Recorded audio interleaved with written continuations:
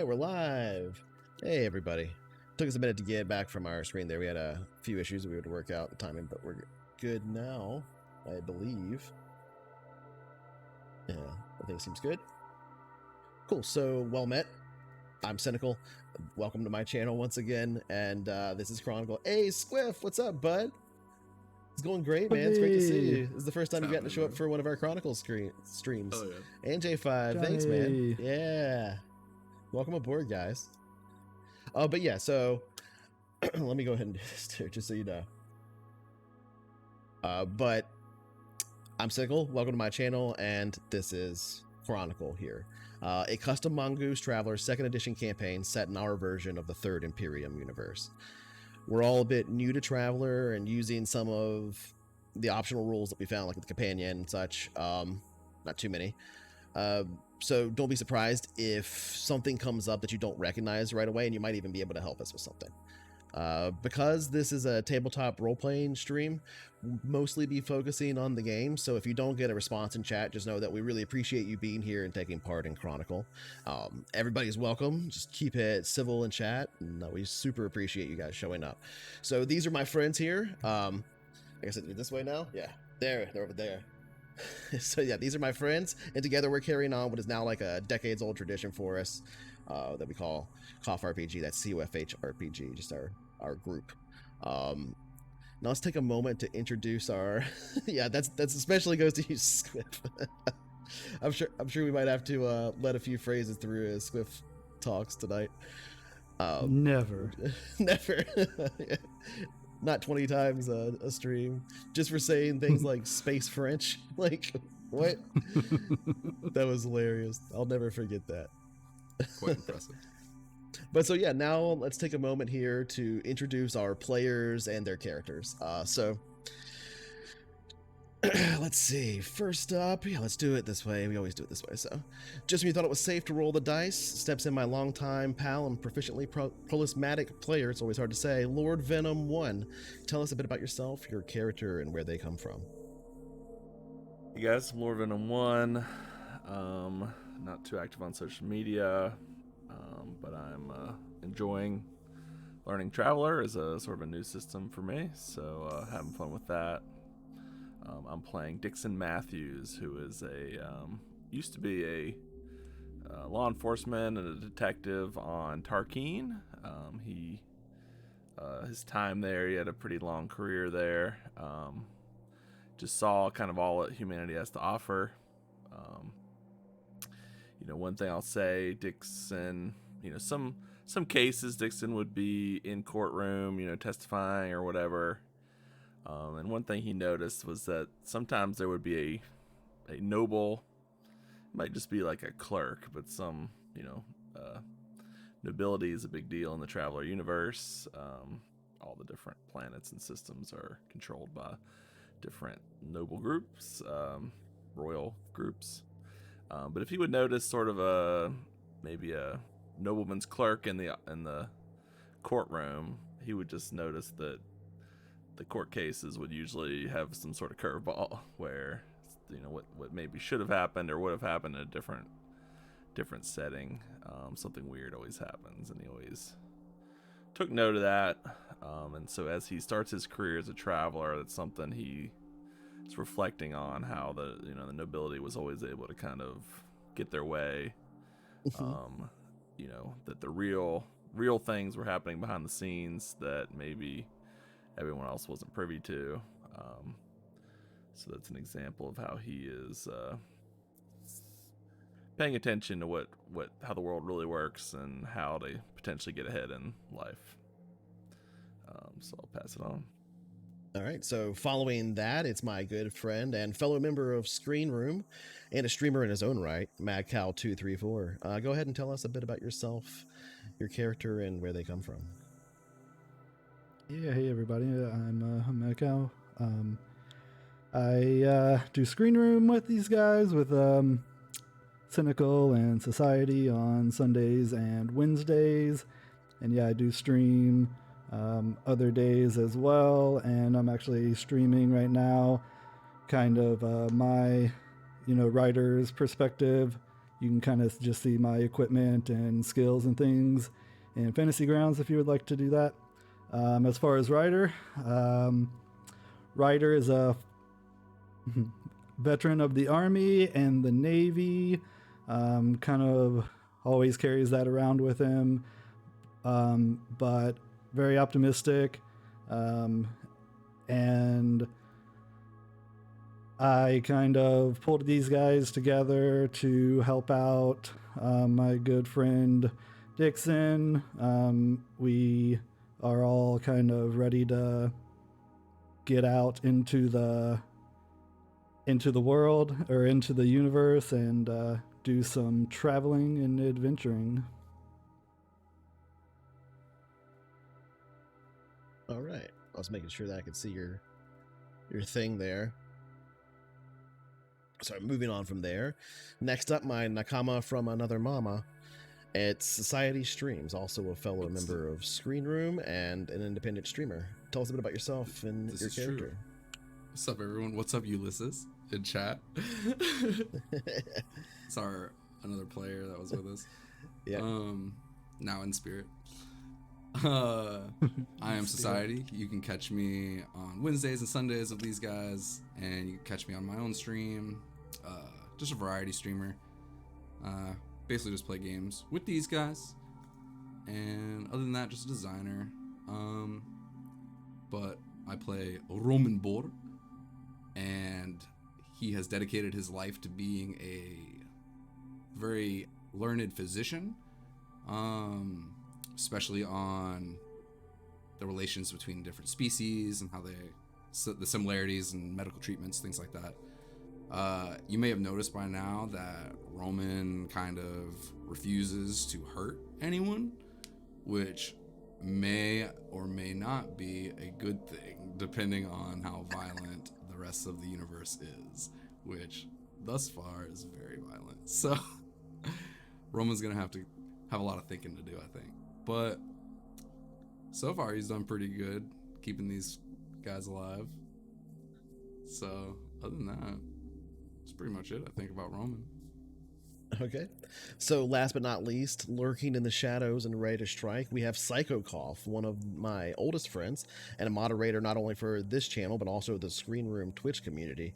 Tell us a bit about yourself, your character, and where they come from. Well, I'm Psycho. Other than the modding, I'm a gamer.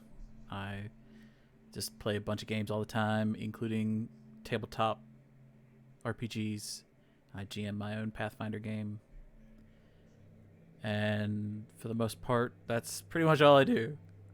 So it's good to actually continue the CoFH RPG tradition and play with these guys here. My character is Steruya, an alien cat-like person known as Aslan. She's considered a runt of her family, even though she's 6 feet tall and about 195 pounds. And I've previously talked about how she lived and worked as a merchant. But in her free time, she does enjoy studying and learning electronics, computers, and engineering, and is looking forward to working on a ship's engine again. That's really cool. I like that. And so if there's nothing else, let's go ahead and just for a moment talk about a little bit of what happened last time, and then we can go ahead and get into it. But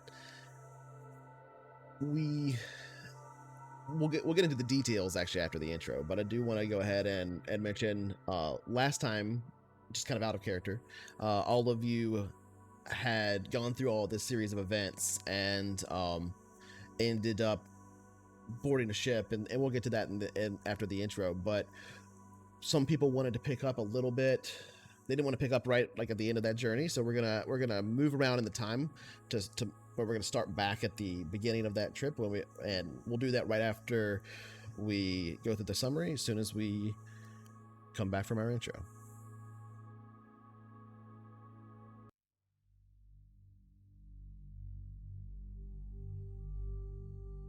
The Descendants of Humanity. Trillions of lives scattered among the stars. Tens of thousands of years ago, humans were transplanted to those stars by an elder species, long since extinct, whose ruins now dot thousands of worlds. In the Terran year of 2088 AD, jump drive was first discovered by scientists in the Sol system. Humans from Earth traveled to the stars and found them crowded with life, both strange and familiar, discovering their ancient brethren transplanted among the sea of stars. 3,526 years later, we stand at the height of the Third Imperium, in what we now call 1105 IC on the Imperial calendar. A feudalistic union claiming thousands of worlds, governed by their local nobility and operating largely free from oversight, restricted by convention and feudal obligation alone. Power and wealth are controlled by feudal lords and megacorporations, titans plotting for control and funding secret wars. Slipping through the cracks, we find the free traders, travelers, and vagabonds, taking what work they can find in order to stay free and keep flying. We follow one such group, trying to get by on the fringes of known space, where life is cheap. A ship will bring you opportunities, and a weapon will help you hold on to them. This is their Chronicle.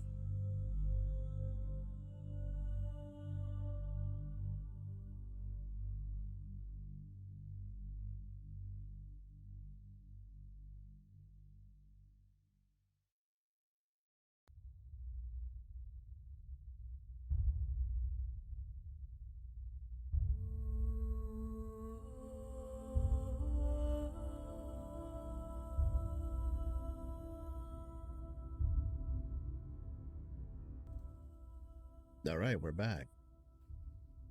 So let's just go ahead and get a little bit into the summary. Oops, I can hear myself for a second. That was weird.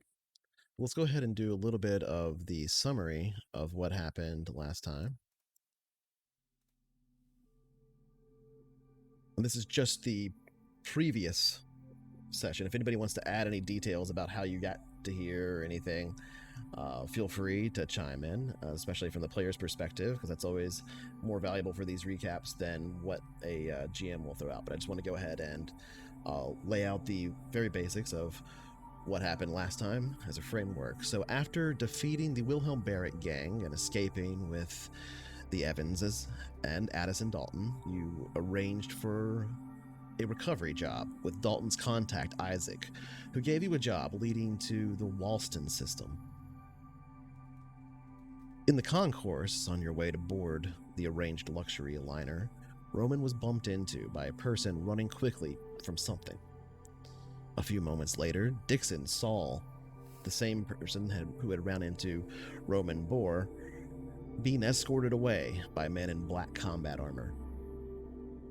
Having arranged for your luggage to be brought aboard the ship, and now boarding the luxury liner itself, named the Autumn Gold, you set off from the high port above Tarsus on your journey to Walston.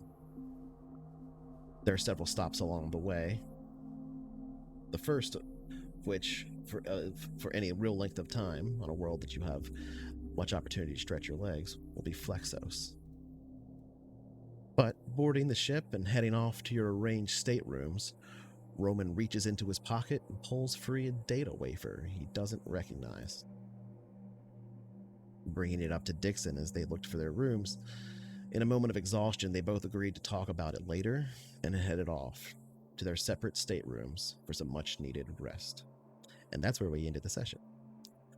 So is there anything that any of the players here would like to add to that in detail?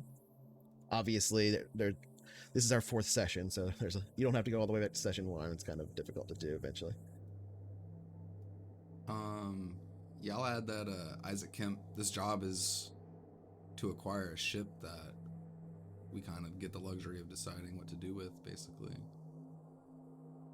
Yeah, there's a recovery job for a ship that was used by Scout Services, kind of on detached assignments.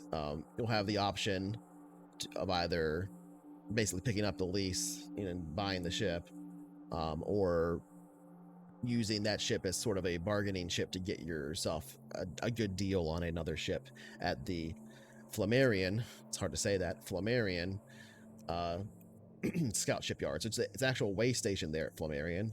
There's a naval base on Flammarion as well, but it is a very small naval base. Not big enough to do anything more than take care of like a destroyer. No capital ships are almost ever seen there in peacetime, but at Flammarion, there is a full way station for the Scouts because it is one of the primary routes on the X-Boat network off into the Five Sisters sub-sector. And so because of that, the Scout Services has a pretty large presence there, and that's why that's one of the options for you to bring the ship back to. Anything else anybody wanted to add? Yeah, since I think we're going to be doing a bit of a time lapse, so just to fill in the gaps. Yeah, as the doctor was bringing up this data, this data chit, Dixon's just too exhausted to really deal with that at that point, so he beelines it back to his stateroom, does just basically collapses on the bed and sleeps for a few hours until he kind of gets jarred awake at that point, and it takes him a minute to realize where he is.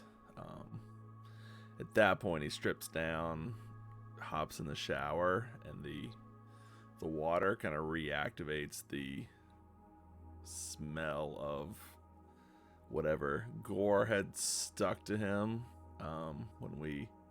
when circumstances sort of forced us into cutting up this body with a machete.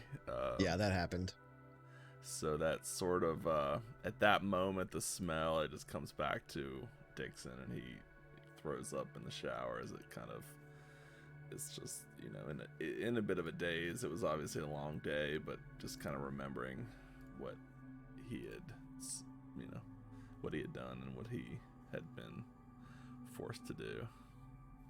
Yeah, to not go into too much detail, but you, in an attempt to help Addison Dalton, had climbed a mountain, retrieved an ancient artifact of some sort, brought it down the mountain to you, having ended up in a few tense situations, tried to trick members of the Wilhelm Barrett gang into thinking that they are ripping off of the crime syndicate, the Saber.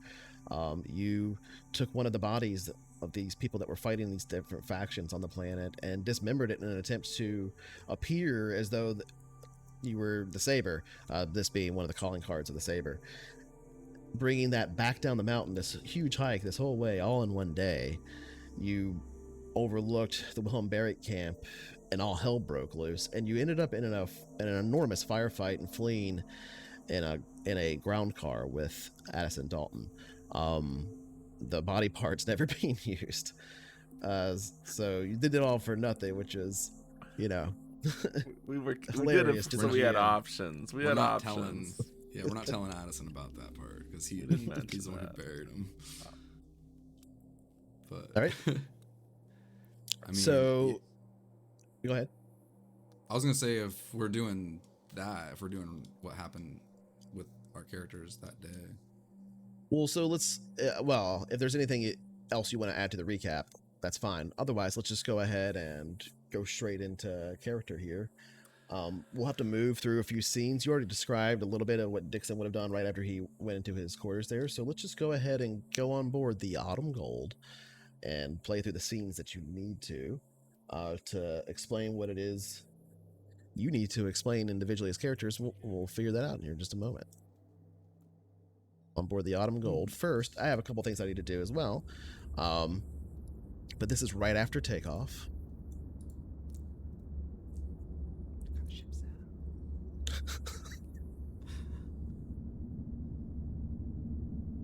That is true. There are ship sounds happening. In our defense, we had already buried and unburied these bodies like 3 times, so full dismemberment is like, what's the difference? But I wouldn't call that a defense. I'll leave that to the viewers. That's between you and the universe. Okay. So Still not telling Addison. I know you guys are going to want to have some individual scenes here, but there is one thing that happens shortly after board 8 and leaving, just even minutes after you've gotten, you're not even like quite into your individual staterooms yet aboard the Autumn Gold. When passing by the common area, you see that there are several individuals sitting around a table playing cards as the ship begins to leave. They're strapped into their seats here, or the seats, the casual seating even has essentially like grab straps and stuff on to keep people secure for takeoff and all of that, which is not a big deal with the grav plating, but they're strapped in and playing a bit of cards. You notice the cards, once they sit them down on the table, seem to stick for some reason. It's quite common for them to have magnetic slivers on them. But on the large screen, the hollow screen there, that's next to the table with these individuals playing cards, they're watching the news, and you can see essentially the local news here at Tarsus, and it's not showing anything of particular note until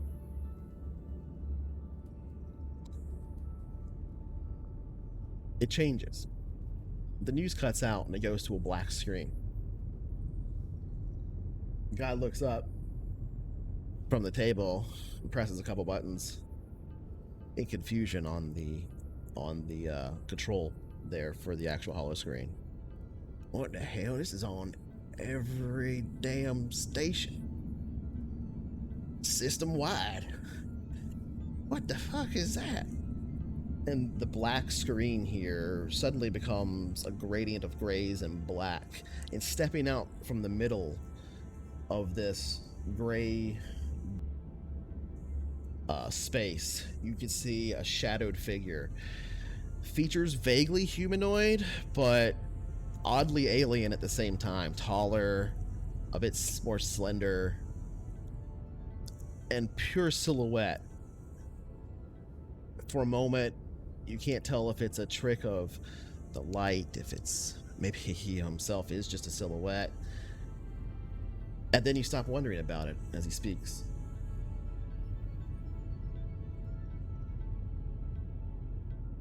Those that have wronged us and dealt with the Wilhelm Barrick gang will be tracked. Know this. The Saber is ever watching, and we are present. And then it cuts straight back to the news. The gentleman that's holding the button there, trying to flip between the station, stops and turns back around and says, "Oh shit, I sure hate to be them." They go back to playing cards.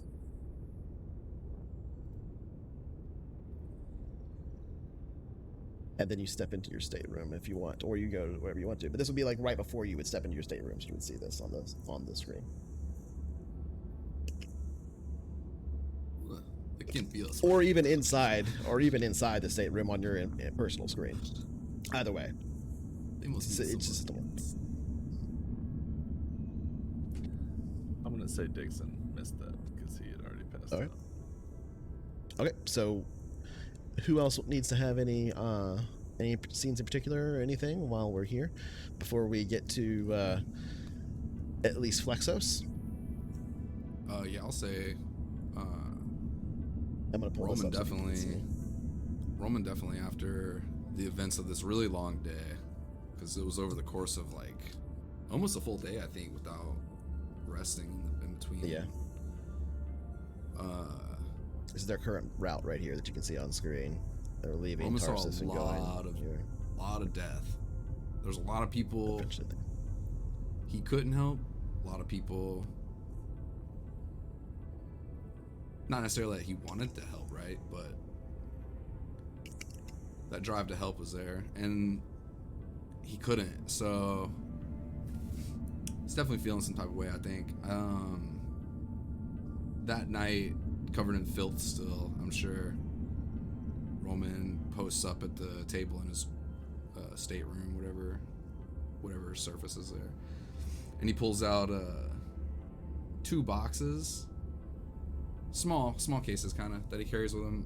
One being the everyone would probably recognize as the bottle of 25, and then another that y'all haven't seen, I don't think, but he's gonna push the 25 to the end of the table, and then he's gonna pull out the other box. It's like just plastic, kind of cheaply made, but he opens it and it's got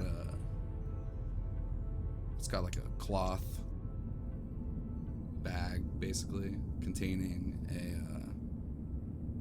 just an unlabeled bottle with a weird colored, not weird colored, but like a dark yellowish, brackish color liquid inside, along with 2 metal shot glasses that rest on top of the bottle.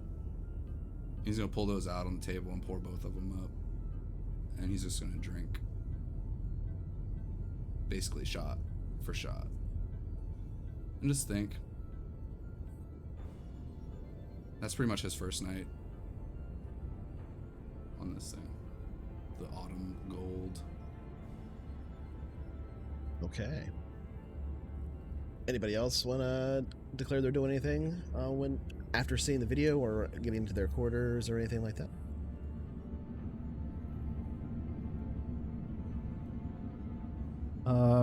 Ryder will as well take a shower and go to bed, but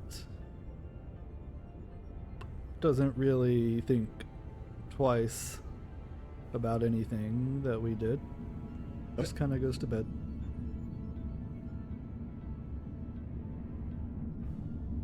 Oh, we couldn't hear you. Nice, confident captain.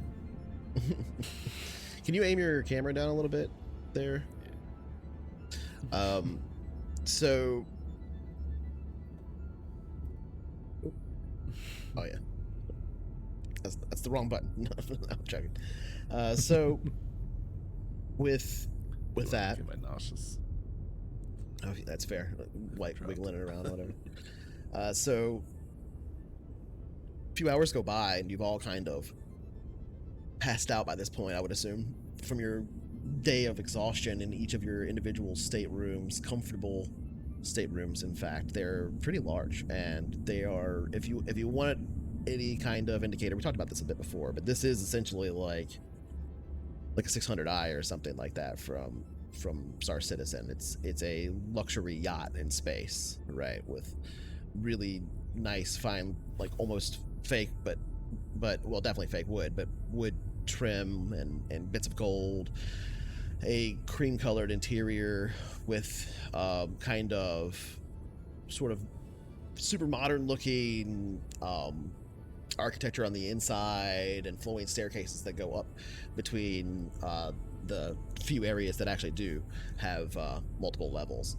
The ship itself, at the very least in the areas that the passengers are at, is like that. The few moments you see where like the crew goes off into their areas and stuff, it's very different. It's finished very differently. It's the whole thing is nice, but it's not like it's in those parts of the ship. It's more like a naval ship in some ways, which is something that Ryder in particular would recognize, having spent a fair amount of time in the Navy. Which was probably something you would even notice as you were getting into your staterooms. And then in the middle of the night, several hours later, I'm going to go ahead and push the calendar a little bit. This would be about 3:45 in the morning as you are trying to sleep after not having had a real night's rest in 48 hours. You each hear the chime on your door. Or not your door, your intercom, I'm sorry.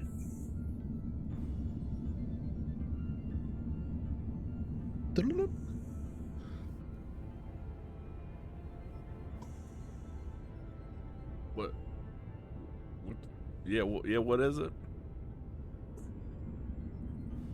There's a personal message for all of you that's boarded recently. I believe it was one Dixon Matthews, one Roman Bull, one Ryder Young, and a Stay Ruya. Would you like me to patch it through to your individual staterooms, or would you like to come watch it in the common area? Better keep it private. Room's fine. All right, sending it now. A few moments go by. If it'll work.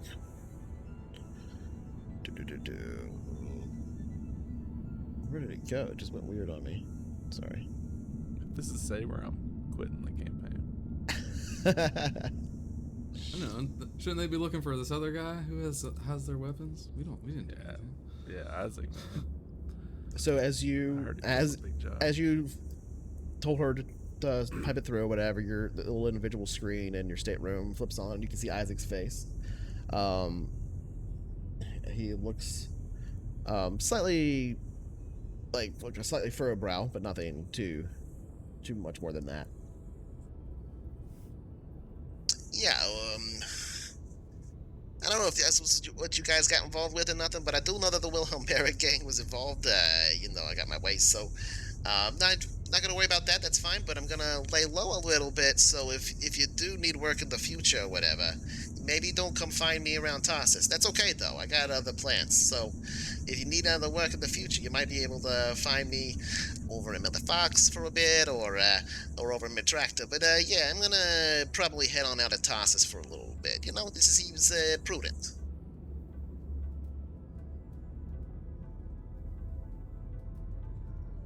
And that's it. That's the message. It's a message, not a call. You can't respond. Well, you can, but it's a message that you would be sending. You wouldn't be talking. Yeah.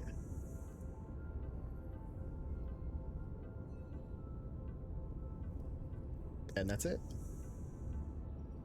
Roman didn't hear it then, but I'm sure he heard it later. Yeah, it's like there for you to hit the button to play it or whatever in your quarters anytime you want. You said Millie Fox, and where was the other place? I didn't catch that. Did anyone else hear that? Something. A tractor. He's going into, basically he's saying he's heading off into like the Glisten subsector is what he's essentially suggesting. Sweet. Which I could show that, I guess. Good luck to him, I guess.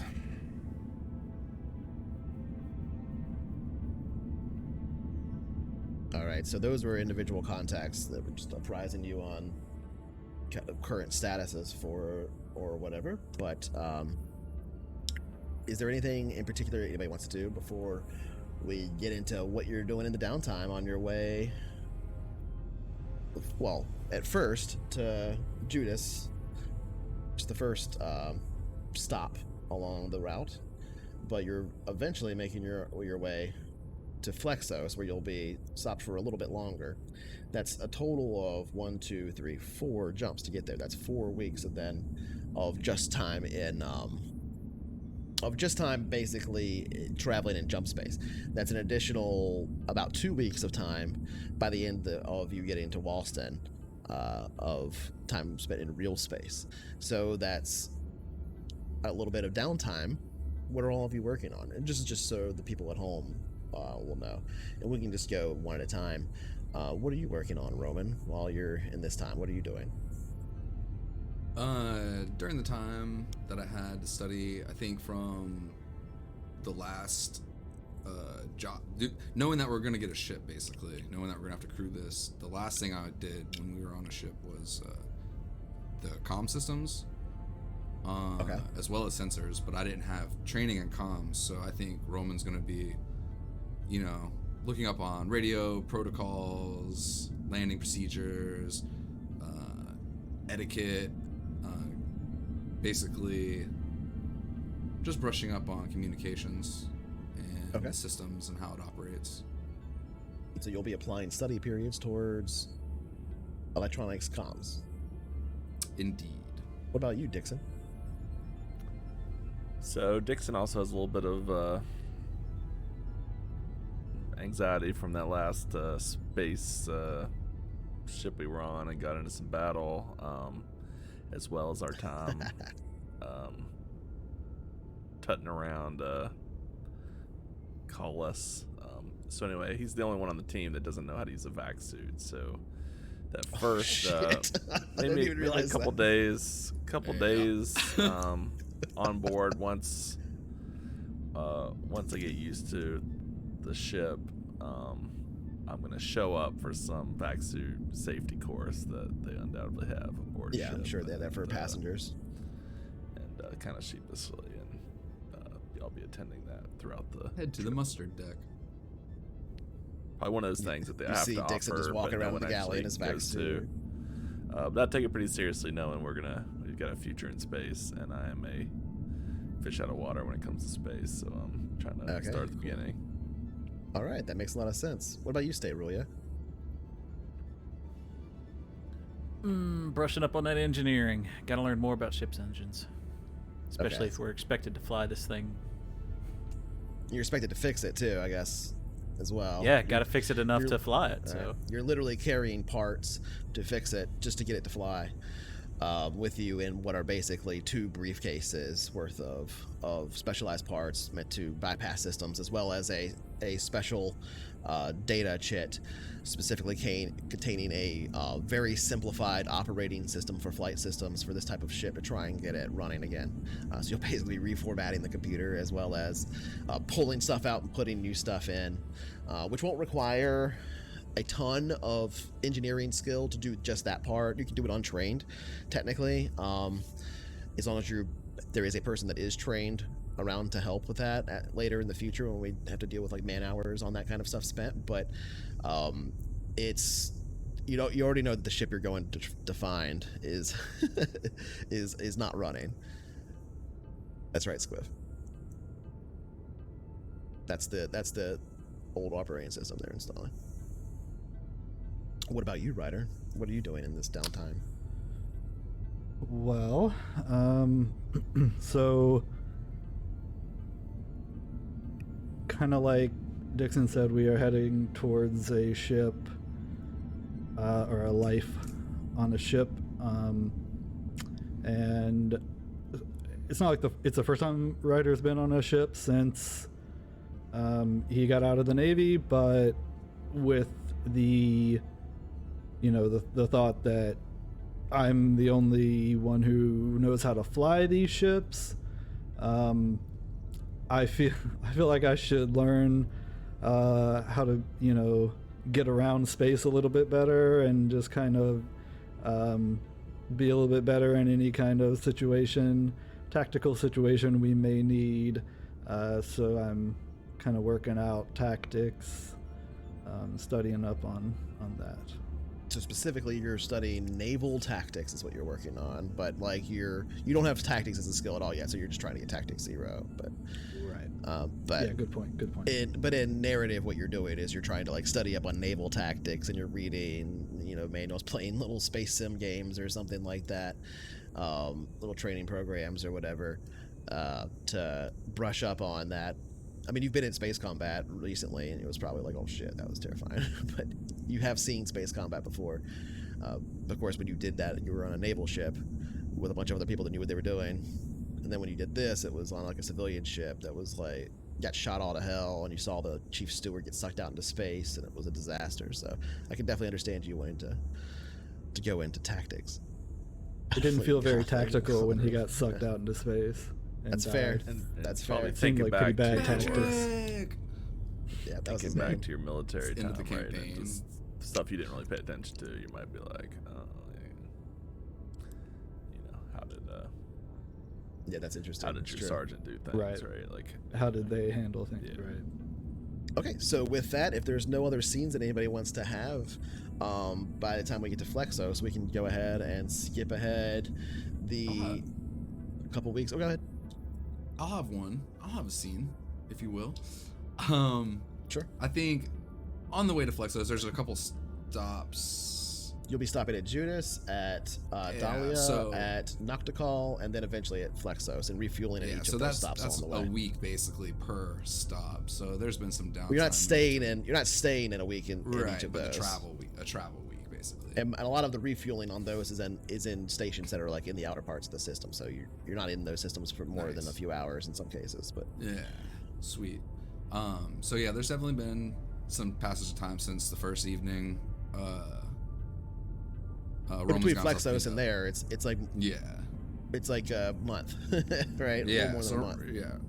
So 5 weeks, during the study breaks and stuff like that, I think Roman's gonna seek out Ryder's stateroom on an evening. I'm gonna Okay, so let's say this is knock on his after door. after your first week spent in jump space now, or do you want it to be while you are in jump space? Yeah, let's be in jump. Okay. So you've already entered jump space, and you are now on your way to your first stop. This is Judas, to refuel. Let's go ahead and transition to jump.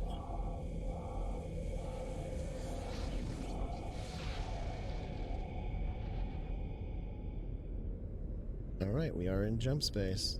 Felt those G's.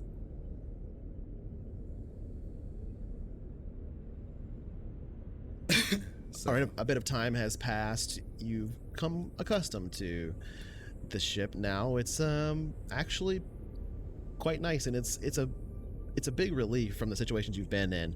You spent a lot of time aboard what was basically a small shuttle for a very long period of time, trying to make this work. After you guys got together, after you eventually got the band together, that didn't work, and now you spent a bit of time, walking around Tarsus, but that was, in some cases, a very intense experience. You were exhausted after that, and the trip in between was on working passage on a pretty large freighter, so you haven't had a lot of downtime, like actual downtime, where you could relax. And being that these accommodations are so nice, for the most part, the first few days here were just sleep, right? It didn't take long before the ship ended up in jump space. You've been in jump space now for probably the better part of about a day and a half. You also find that if you believe this to be true, that your sleep rhythm kind of works differently when you're in jump space and when you're not, now that you've been in it a few times. For those of you that haven't spent a lot of time in it, for somebody like Ryder who spent a lot of time in jump space, I don't think that's something that you would even notice. You're used to it already. But that might mean that you wake up a little bit earlier, a little bit later, or something like that when you're in jump space than you normally would. And because of that, it has resulted in a few situations where you're kind of bumping into people at odd hours in the morning, going into each other's quarters and talking at like what would be late at night. You'd normally be asleep or whatever. And I would say that this would probably be one of those times. So I'll shut up now, and you can go ahead and have your scene. It is now 2 a.m. The lights of the ship are a little bit lower than normal, and you pass through the common area. There's still a couple people in there.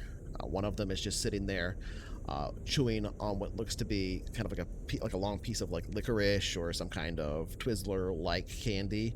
It's slightly purple in color, so you're not really sure what it is. They are about 30 years old from the look of it. They have it's a female. They have long hair that goes down to the small of their back. It's blonde, and they're reading an actual book, not a pad, an actual leather-bound book with real paper pages. They're about halfway through it, and they are wearing casual clothes, like basically like sweatpants and a sweatshirt like you would wear if you're just trying to be really comfortable. That's the only other person in the common room.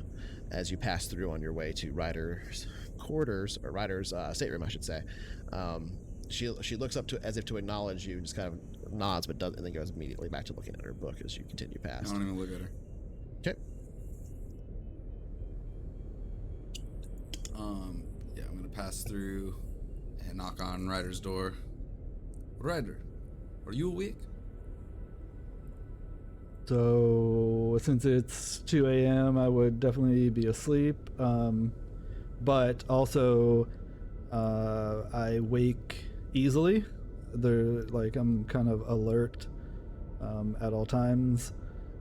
So I would definitely get up, probably just answer the door, open the door up in my boxers, and just be like, "Hey, Roman, you know what time it is? You okay, man?" Not really. I mean, I'm okay. I don't know what time it is, but I sleep weird Late? anyway, and with the jump drive and everything, it just makes it worse. And I have weird hours, so. I understand. You got a minute, man? It's good seeing you. I feel like course, we haven't always. had time to catch up since we Yeah, man. basically got the group together, right? Yeah, I always have time for you. Let's Excellent. I hold up the bottle hang out. 25 as I That's right, Kinda because you. like- make my always way have into the time for room. you too, and I point to the bottle. 25 is a 25-year-old whiskey that's made specifically on Tarsus and one little distillery that they were in, for context. You pull the chair out and put the bottle down in the seat. Oh, you grab it. You can just sit on the bed over there. Start getting. Yeah, I'll definitely walk in and I'll place it down and I'll take my little metal cup and I'll make it detract and put it down. It Do you expands. have your cup? Twist it. Oh It's yeah, like a I'll table. kind of like lean over and rustle through my backpack and pull out the cup. It's in the backpack and shing, Nice. like Roman, and set it on the table. I'll pour some for both of us. So Ryder, it's pretty zashasty. We'll slam the drink, pour another one. We saw a lot of death on our way to this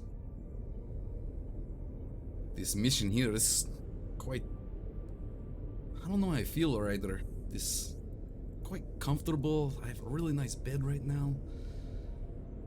A week ago, 2 weeks ago, I don't know how long now, we were digging up bodies, cutting them up. Like a week and a half. I don't know. I feel very fortunate that we made it, right? But at the same time, how many people had to die for us to get here? What are we doing here, Ryder? Unfortunately, sometimes, the means don't always justify the end, but if the end is your life, kind of anything's justified. I can't argue with it. It's good logic. It's hard knowing you can help, but in the same breath knowing that doing the opposite has a better outcome for you. I haven't been faced with some of these decisions in quite some time, Ryder. That's actually a little difficult for me to understand, Roman. I've never really thought about being able to heal people. I help people in different ways most of my life. That's might be a little troubling. It's tough. It's like how do you reconcile the two, Like it's two different lives just to keep your own. I don't know. I'm very fortunate that you reached out to me when you did, Ryder. I needed this. I'm very I'm glad glad that to you've have- come with us. These decisions are hard, and you've always seemed since I've known you, you've dealt with these things differently. I can't really explain your outlook on them, but I admire that, friend. I'm happy to have you to influence me in that regard. I hold up. I want you to know that you influence me as well, Roman. Ever since I met you on that dusty rock and you filled my eye hole with a yes. And that's with what a I fake mean. eye. Like, the way you handled that situation, I've never seen. I've worked on a lot of people. I've seen a lot of death, my friend, and I've seen a lot of pain. And the one thing that always comes with pain is fear, and it seems to eat away the mind and the ability to be sane at a certain point. And I saw you go through a lot, my friend, and you're the same. You have not changed even since that day. And the way that you made jokes, my friend. I had your fake eye in my hand, halfway in your skull, and you're laughing. It was a very strange thing for me to see, and I don't know, Ryder. It means something. I'm glad you reached out. It was a strange thing for me to see too. Someone putting an eye into my head. This is what I mean, my friend. A little bit strange. I'll pour some more shots for us. I think you'll find that Steruya has a lot to offer as well. I've come to know her. And this Dixon of yours, I see why you want to help him. I do. Dixon's an amazing person, and as you will get to know him, I think you will see that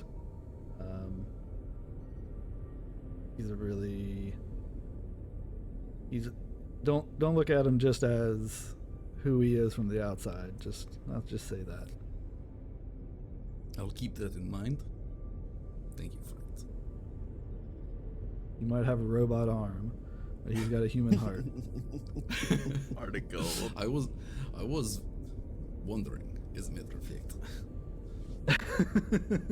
But Suka Blit. I pour another shot for us.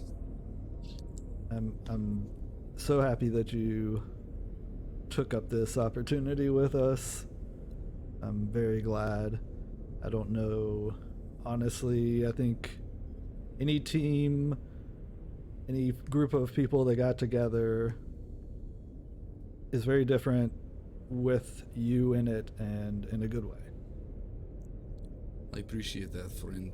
I want you to know that I will follow you. I'm here for you. Whatever your goals are, I'm here for them, Ryder. I want you to know that.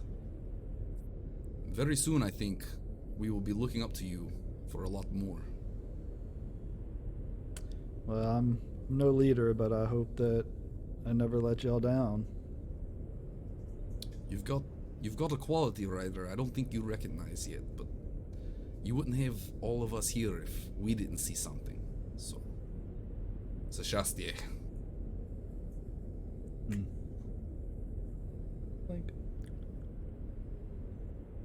Okay. The whiskey's still good. Still tastes great. Whiskey's amazing.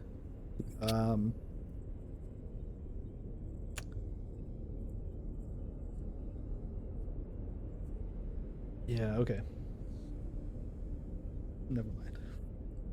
All right, so with that clink, we'll move on to any other later scene that you want. You guys drink a bit into the night and eventually separate and go back to your individual staterooms to try and see if you can get a bit more sleep. You're already in Ryder's stateroom, so you didn't go anywhere. But after you leave, it's probably been like, I don't know, an hour or so. The girl that was in the common area is no longer in there. It is in fact empty, and the little lamp that was next to where she was sitting has turned off, or she probably turned it off. But it's still, there's still lighting in here. It's just like really dim. The rim lighting around the upper ring of the ceiling is just dimmed for nighttime operation. And you find yourself back in your stateroom, Roman. I will say this. Having just spent that time drinking with Ryder and stepping in your room, you come in and set your bottle down and look to the left of it, seeing the little scene that you had set up before where you drank by yourself with 2 glasses. Thinking on that, and you look down and you realize, oh yeah, there's that data wafer sitting there right on the table. Oh, sheet. And that's where we'll go to any other scene that anybody else wants to have before we get to Judas. Otherwise, we're going to go ahead and go there, which is mostly downtime. So that's up to... and anybody can look up anything they want to on the library computers now, too. If they want to look up stuff about Judas or any of the places you're going to stop or anything like that, let me know. But, yeah. Guess I Anybody should... want any of those scenes? Yeah, I guess I should definitely go to Dixon with this thing, because... Okay, so I will say that I genuinely forgot about it until this moment. Like, Roman did it. I mean... Yeah, I would just say, you know, Dixon, he kind of goes through a process. So when he first gets on, thinks he's pretty happy about having this lush stateroom, and he's hitting the buffet, you know, 4 or 5 times a day, and like just kind of living it up. But he pretty quickly is pretty listless. Like it's not really his scene. You know, he's not really used to luxury, and he go to the table and it's like he's not sure how to act, and you know, people are treating him like sir, and you know, it's like it's not really his people. You know, these sort of wealthier people are not, you know, they've always been a little bit annoying when he's trying to do his job and not very helpful. They just want results yesterday. So it's not really his people. He's like, you know, they've got bingo at night and stuff, and it's kind of like, right, you know, it's just kind of not his thing. So and then with the sleep and throwing your sleep schedule off, and he's like overeating, he's just like, he doesn't really know how to handle himself. So he kind of goes through that process that you might expect a newbie to go through. And then I think as the weeks go on, he figures out a routine that works for him. I imagine us sitting around as a group semi-regularly to have some drinks and just... Okay. So do you want to move ahead to after the Judas refueling or in the Judas system or something to have any of those scenes? Give yourself a week to... Well, week and a half or more to acclimate? Yeah, I mean, I don't know. I don't have any specific scene in mind, so we can... I mean, for the scene he's trying to have with you. Yeah, we can go to the data wafer. He gets super into space bingo. Yeah. Playing shuffleboard on the deck. Okay, so we'll go ahead and move ahead to you coming out of jump space now, and you will spend a short period of time in Judas. Judas is it's a wonderful little system. It's beautiful. Its star in particular, but there's really nowhere to stop there. So it is a wilderness refueling that the ship does, and spends... I need to roll. Oh, it only takes 2 hours to refuel at the gas giant there in Judas. And so you're really only in the system, because it's in the outer system, you're really only in the system for about 20 hours total to transit to the place to actually, and then refueling. So not even a full day. So do you want this to be like while you're refueling, or after the next jump? I'll say that the scene that it'll be the next day after maybe I had that scene with the writer, because like that night I basically was like, oh fuck that data shit.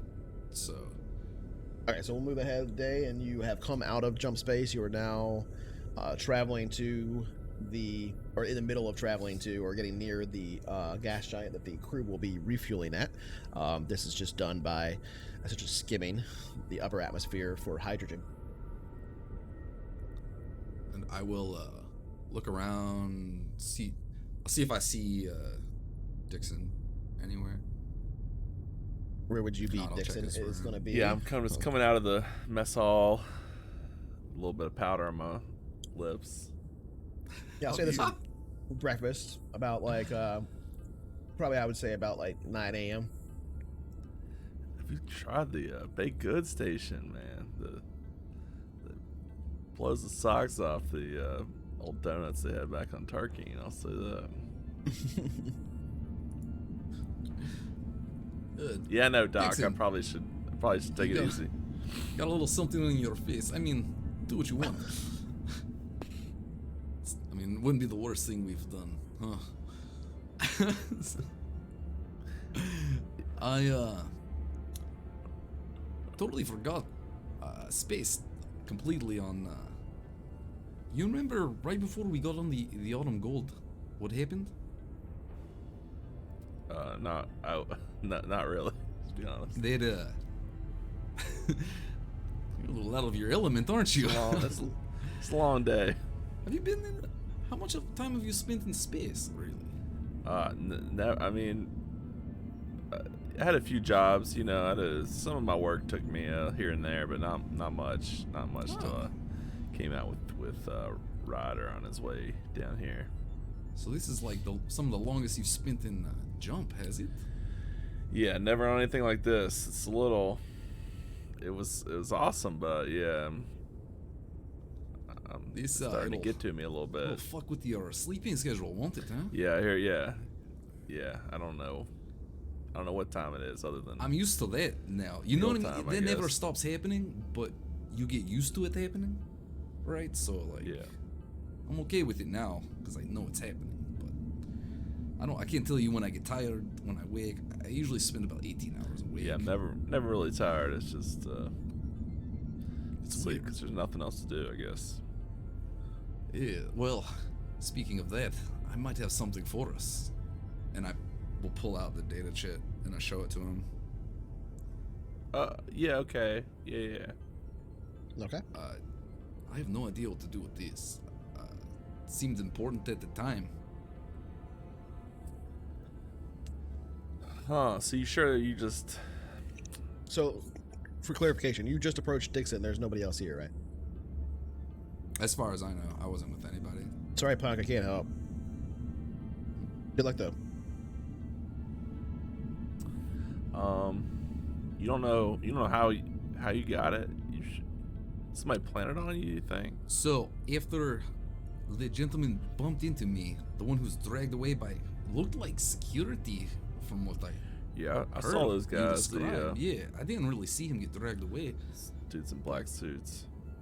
It didn't seem too kosher. I usually check for pickpocket when people touch me in public. So Honestly, yeah, I was thinking the same thing. I was watching for you. I didn't see anything happen. it didn't. It seemed to be a reverse pickpocket. He gave this to me. Sounds like a bad mystery novel, huh? Unless Edison gave it to me, and I just don't know. But do you know what it is? Is it data? Is it money? Is it? Jasteruya, she knows a little something about that kind of thing. So you can tell immediately from looking at it, you know that it's a data wafer, but it's not the same kind that is used for transferring wealth usually. It's not a cred chip.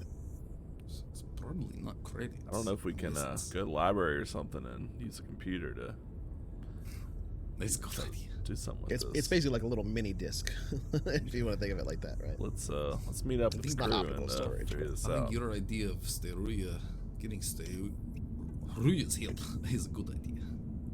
Yeah, let's do that. Okay. Together Well, it's we morning. If can you find guys can head on over to anybody you want to. Yeah. All right.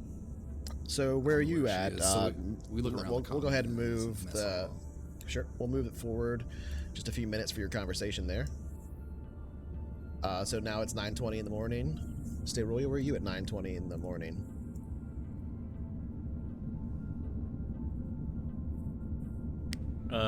Probably in my room. Okay. So that's where we go eventually. All right. You just go get Stay Royal. You're not Stay going to Royal. get Ryder, just to be clear. Just making sure. Yeah, no, I think we would. We'll do Stereo first, but I think we would definitely scoop up the captain.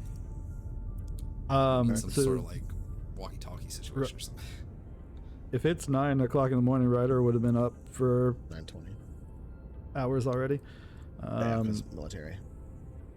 So I would be Yeah, kind of if you just wanna- up doing things around if you the wanna ship. interject You may have yourself at crossed my any point, you path. can. Maybe not. Yeah.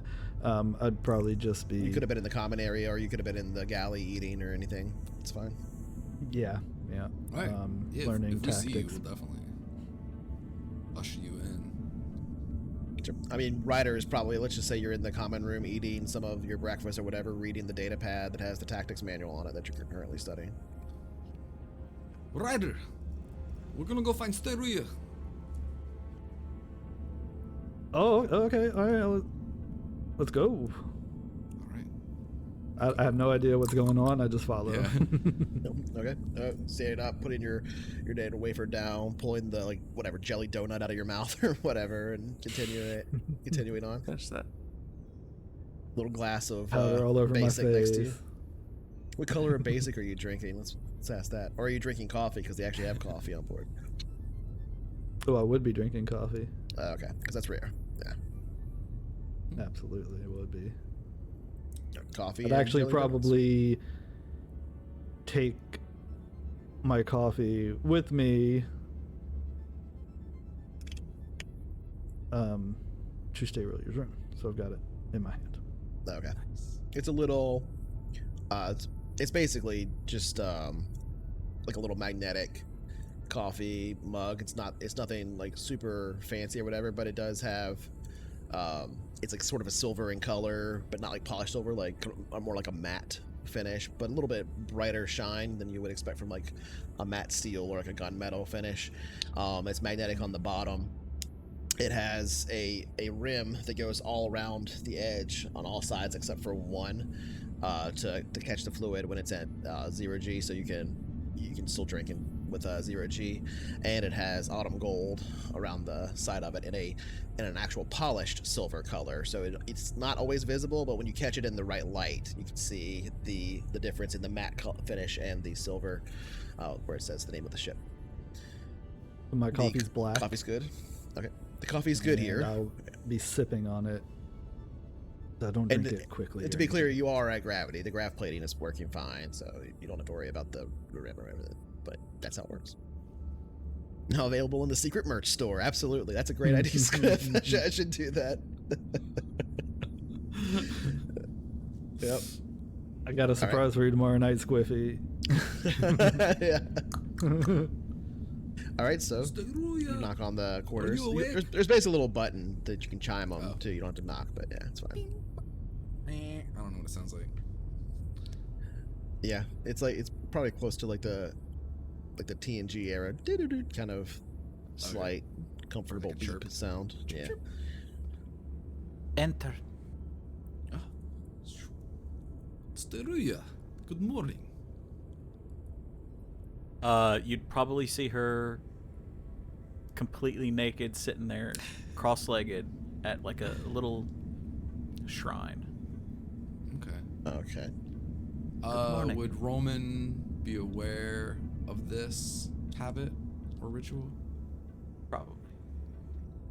Are we interrupting? Okay. Cool. I'll go in first then, and I'll be like, I'll see you, and I'll say, do not be alarmed, everyone. I'll just warn everyone, kind of, basically. Steruia, how are you faring this fine day? Healthy, my friend. Good. That's what I like to hear. Well, we did have a little job for you, maybe, if you can help. I don't know if you remember who that person who bumped into me before we boarded this vessel, but I think he left this in my coat, and I handed her the data sheet.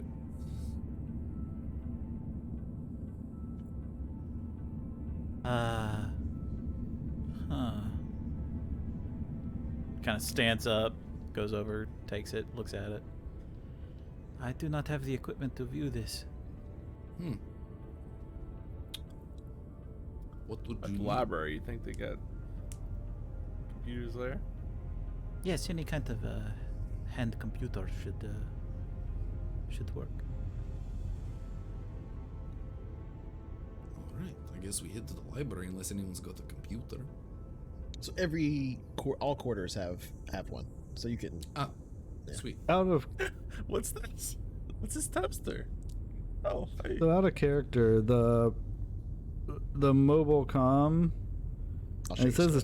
it's telecommunication device / computer / camera. Does that mean it would read this? What now? Oh yeah. Okay. The mobile comm can do some of that stuff. This is a data wafer, so it's not a super uncommon one. I mean, you could definitely read it and stick it in there and see. Hey, yeah, guys, I got a little computer in my room that would read it. Perfect. There she is. We'll say Your, there, I guess. Why don't we use this Swift. one here in case it blows up? Oh, Just a thought. that's a good idea. I don't mind that idea. The honor is yours, Teruya. And I take a step back. Because Dixon mentioned it blowing up. Oh, okay. Take a shot. Well, I guess I'll use the computer and access the wafer. All right. So let's see. Do you have electronics computers? You don't need it to access Sure it do. right away, but okay.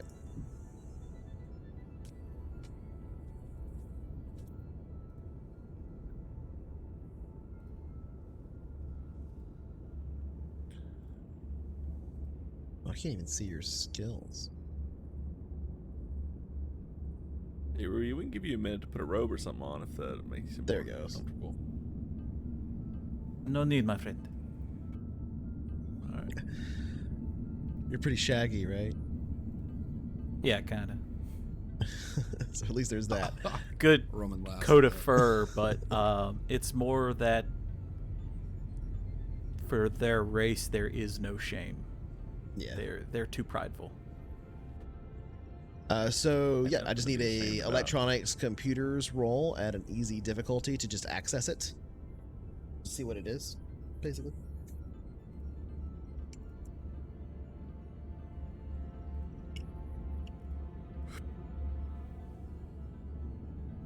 $12. That's a huge effect. Okay. Girl pride.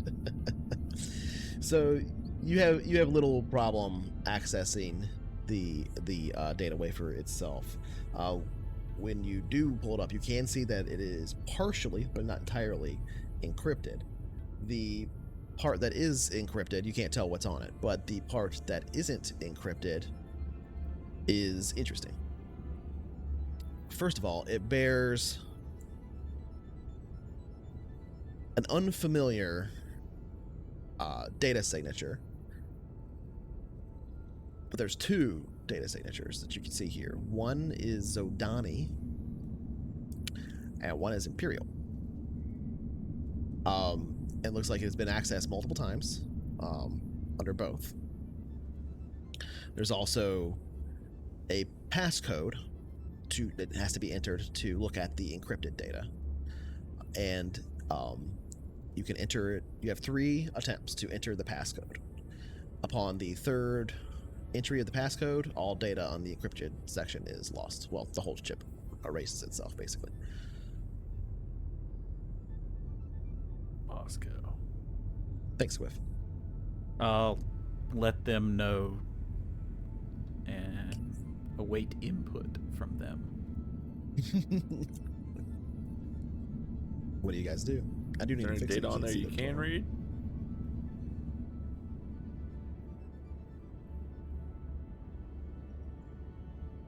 Yes. This is Well, far beyond my What scope. does it say? Let's see if it'll run to. Is there any information I can just read and share? Well, with an effect of 8, because you rolled 8 over the target number, I'll say that you can't get into any of the encrypted data, but the one thing you can tell is it looks like it's maybe like location data, like maps, star charts, planetary maps, things like that. That's all you can get. The rest of it is encrypted.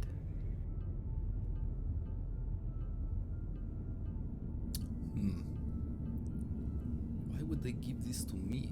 Who would have it? You said it's Zodanian who? Imperial. Oh, shit. Wait, so it's someone in between? Who's got dirt on both sides?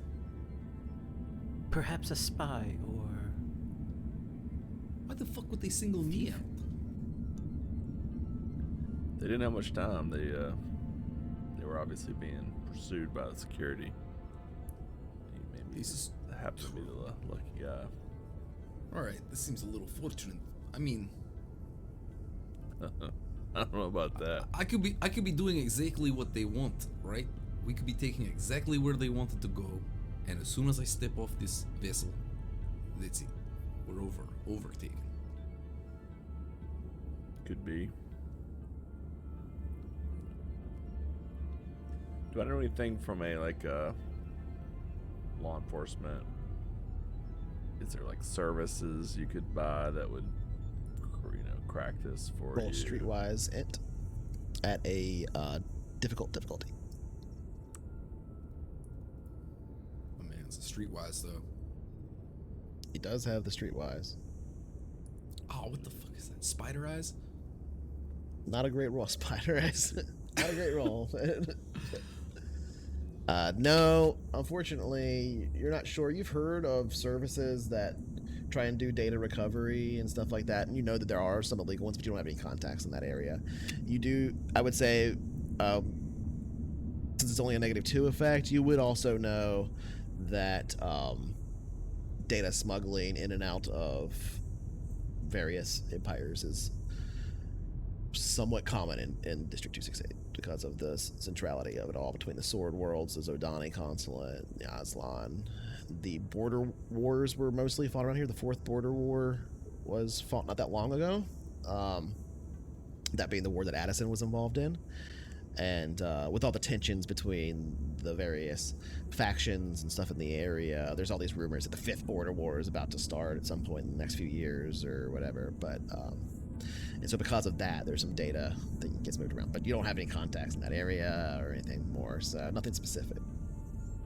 How about a different question? Am I aware of any scams that are of this nature that involve, planting data on somebody and then I would say make accusing a them of streetwise int at stealing it or... average difficulty. Ooh, interesting. Oops. Oh wow. Okay, a +7 effect on that. I do need to fix this. I don't know why. Earlier you could see the whole roll, but now you can't. It's weird. Well, in OBS, but anyway, you can still see it all and see the effect. So with a +7 effect there, you would know that there are absolutely scams where people will occasionally plant a stick on somebody, or even what's more common is they'll take a data wafer and leave it somewhere for somebody to pick up and be like, what's this? And then they'll put it in their machine and run it, and it won't do anything, or it'll pretend like it's doing something else, or like it's a little game, or have some basic data, but what it really is a virus, and usually empties bank accounts, that kind of thing, sends money off. So that's a fairly common scam that happens. It's not usually accompanied by a guy running into somebody and planting it on them, but it's usually leaving a data wafer somewhere. I don't know. It smells a bit, and I don't see how we're gonna crack it. So maybe it's safer to just get rid of it. What do you think, Ryder? Hey, lunatic. might be worth a penny. Yeah, I don't know.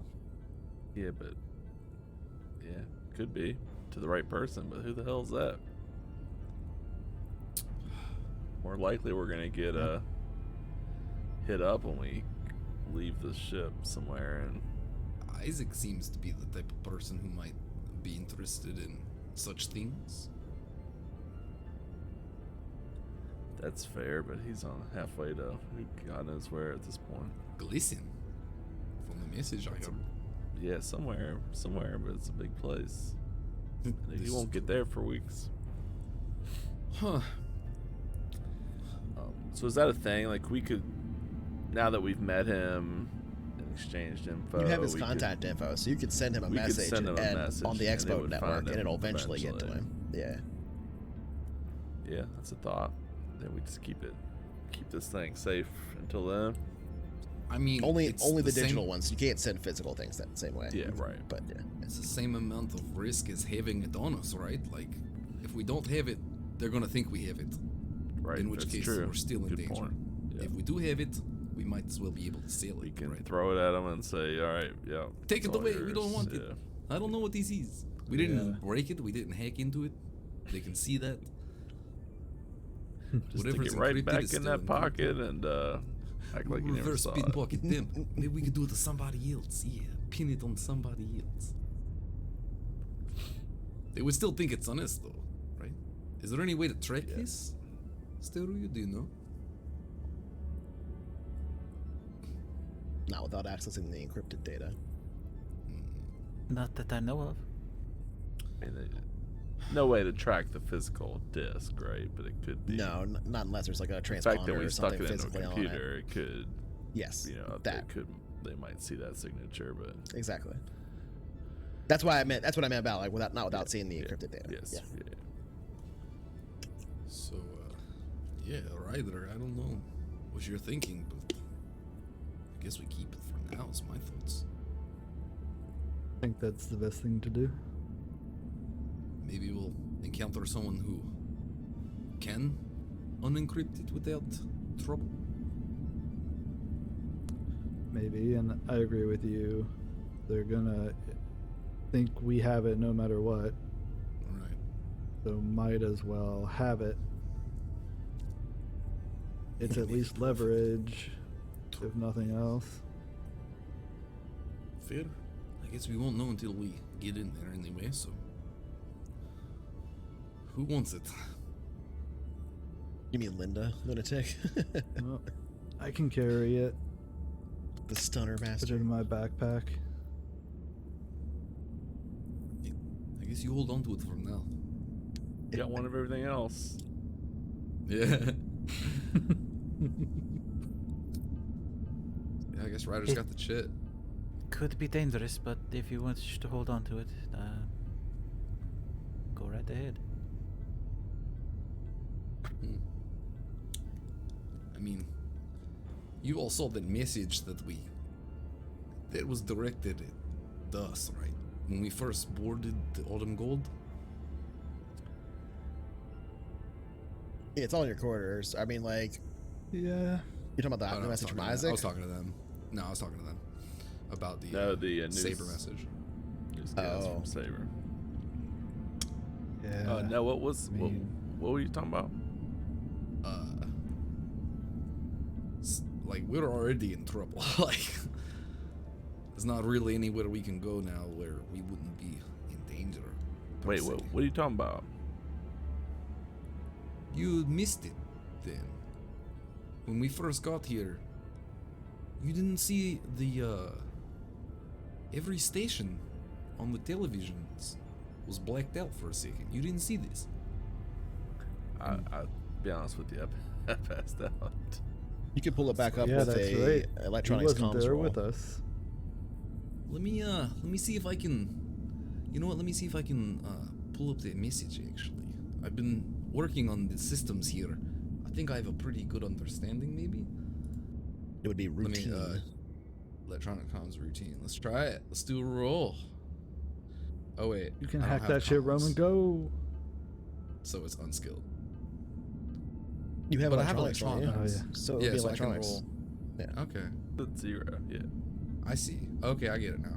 Yeah. All right, I'm gonna fiddle with it.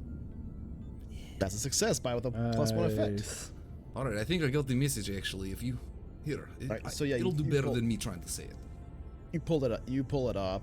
I'm not gonna bother repeating it now, but yes, it's cast exposition here, and yeah, you saw the message now. So yes, the Saber definitely knows some people fuck with him. I know Isaac's in trouble.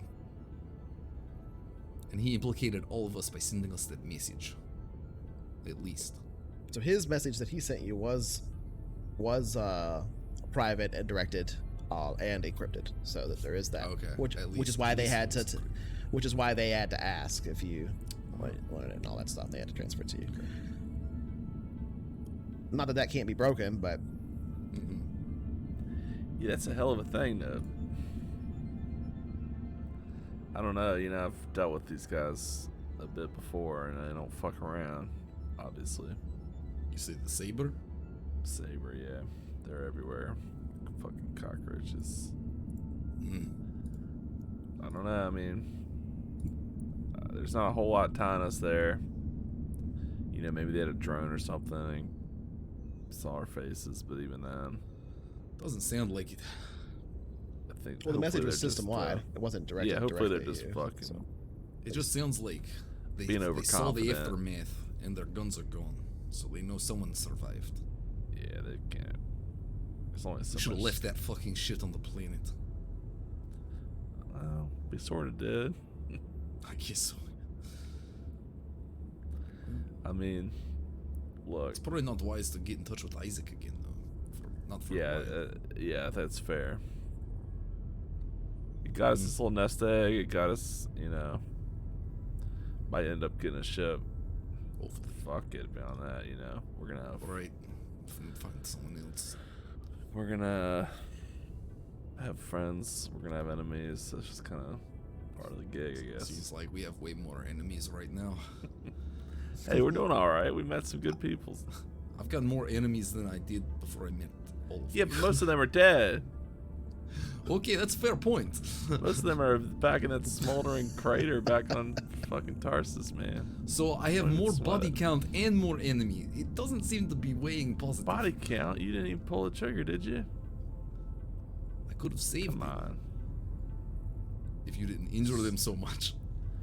Whoa, Yeah, I didn't people shoot aren't anybody shooting either. In and out.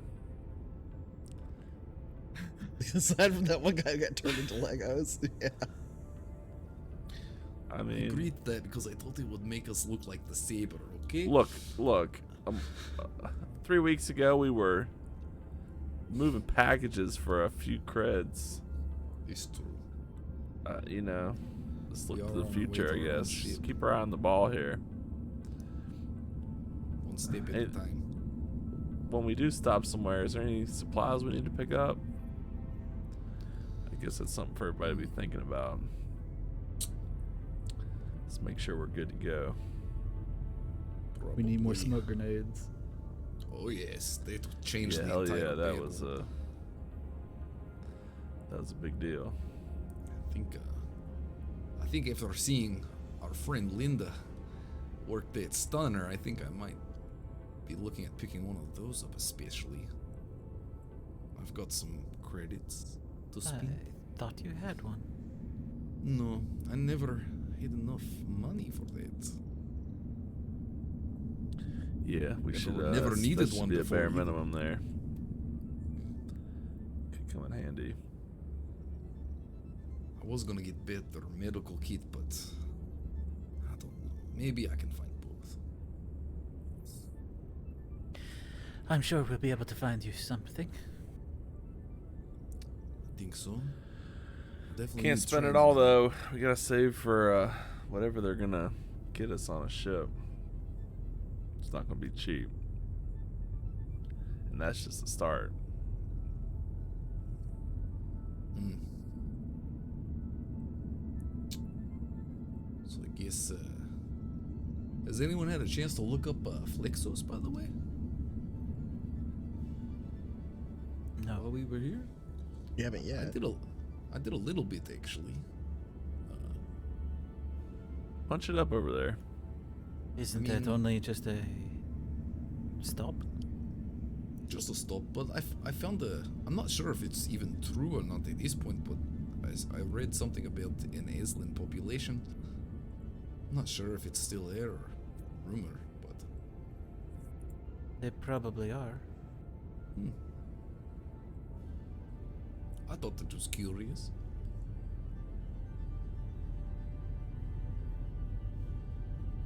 I would advise against being too friendly with them. Really? Well, they not all like you. Well, no. Interesting. I am clanless. I have no family. That's why I'm out here seeking one.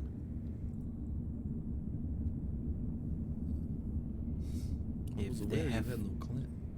if they have population here, then they may not be so friendly to outsiders. Ah, that makes sense.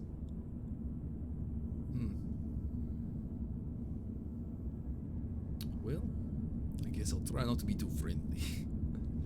I'm glad I met you, though. Same. Nice.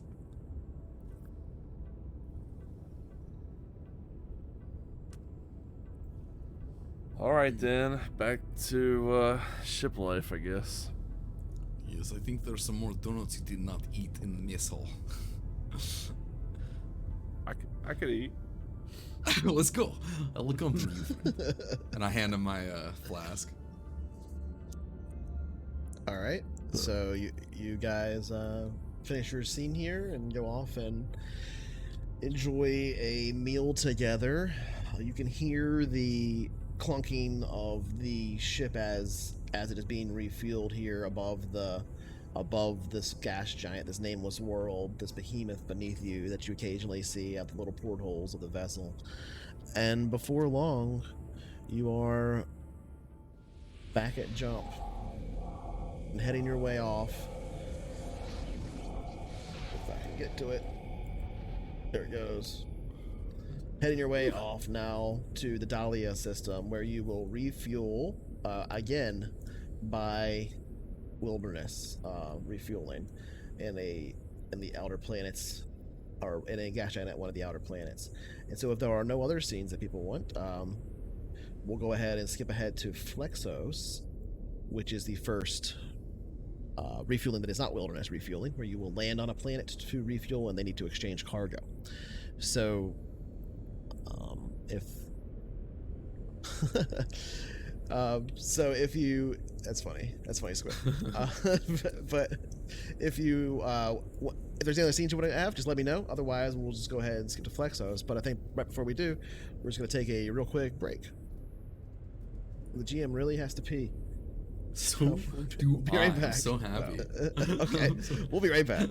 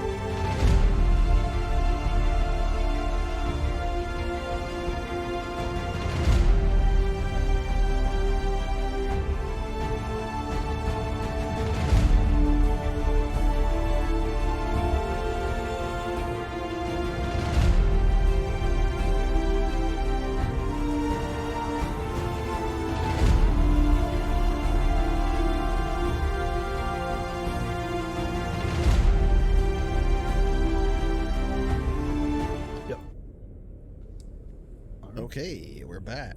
Or we should be, assuming everything is working properly. It looks like it is. So yeah, we were just leaving off here as the ship was refueling and heading off on its way from Judas to Dahlia to Noctical, hard one to say, and over to Flexos, where it won't be refueling by a well, to be clear, at Judas it did what's called wilderness refueling at a gas giant. At Dahlia it was an actual little like way station and out in the outskirts of the system that it refueled at. At Dahlia. And at Noctical it was another wilderness refueling at a gas giant. Several weeks have passed. I could go for a cup out, yeah. Several weeks have passed, and you find yourself now transitioning into the Flexos system. Flexos is a pretty small backwater world with a population of around 60,000 people. Mostly human, though not entirely. If you're interested, you would know, I think in particular, Stable, you would know that, or have looked up, that there is a significant population of Aslan as well as Darians on this planet, though the total population of the world is only around 60,000, making it a pretty small backwater. As you essentially get to the system, this is all stuff that you could have looked up while you're in the system, on your way to the world itself, because in this world you actually literally are landing on the planet itself, getting an opportunity to stretch your legs. No, they're not cowgirls.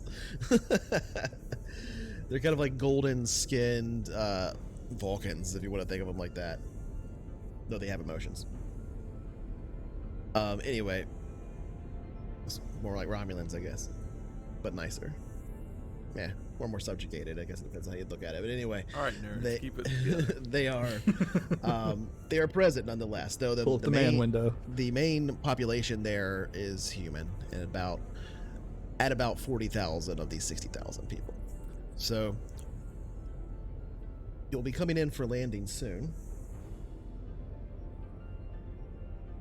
If this would go to where I want it to go. I don't know why this doesn't work now. It changed. I need to rearrange it. It's okay. But over the intercom,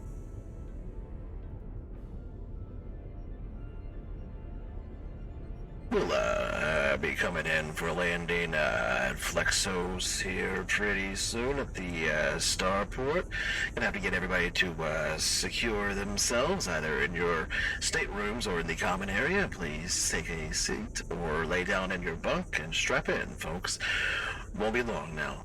We'll be spending a total of 9.5 hours on the surface of the planet to refuel, as we aren't first in line, and our refueling takes a while to crack the water into hydrogen here. We thank you for riding aboard the Autumn Gold. If you are disembarking here, we hope that you ride with us again. If you are a returning passenger, please return at least 1 hour before we depart. That'll be all. you can hear the sort of hissing of atmosphere on the hull of the ship as it makes its descent towards the planet below. The color of this world out your portholes slightly as you're strapped into your seats, you're looking off to the side, is very different than it was on Tarsus. This world is, while not what I would call lush, much greener than Tarsus was. There are forests here, strange forests of pinks and greens. There are these oceans that you can see, but they're very small compared to an ocean on Earth. It's mostly land. You pass over a frozen landscape, fields and fields of strangely adapted vegetation covered with frost, a bit of animal life here and there, but otherwise a pretty unpopulated world. In fact, from this Space Cleveland, from this perspective, you wouldn't even know that humans lived here at all. Eventually, getting closer and closer to the starport itself, though, you can make out the pinpoint lights in the darkness around beyond the curve of the planet itself of civilization, of a few settlements here and there. A total of 60,000 people on the world means that they haven't spread out very far from the starport. Here on the eastern side of the main continent on this world, in a frozen landscape jutting up against a similarly frozen but still flowing ocean that's small and teeming with strange alien whale-like life. You land. The starport here is not much more than a concrete slab on the ground with equipment scattered around, covered in frost. And as soon as you touch down, you can hear, well, within minutes of you touching down, you can hear tubes and various implements, umbilicals being connected to the ship as the refueling process begins. And a minute more goes by, 2, 3, and then in your cabin or in the common area, the light changes now, removing the seatbelt sign, essentially, telling you can now stand and walk freely. And before too long after that, the captain's voice comes over the comm once more. We've touched down on Flexos now, so if anybody wishes to disembark, remember what I said before, or we'll be leaving you behind. No, I'm just kidding, but really we will leave you behind. So please come back to the ship at least 1 hour more before departure. We'll be here for a total of 9.5 hours now. Thank you. This is your captain speaking, and if you have anything more, please direct it to our head steward. All right.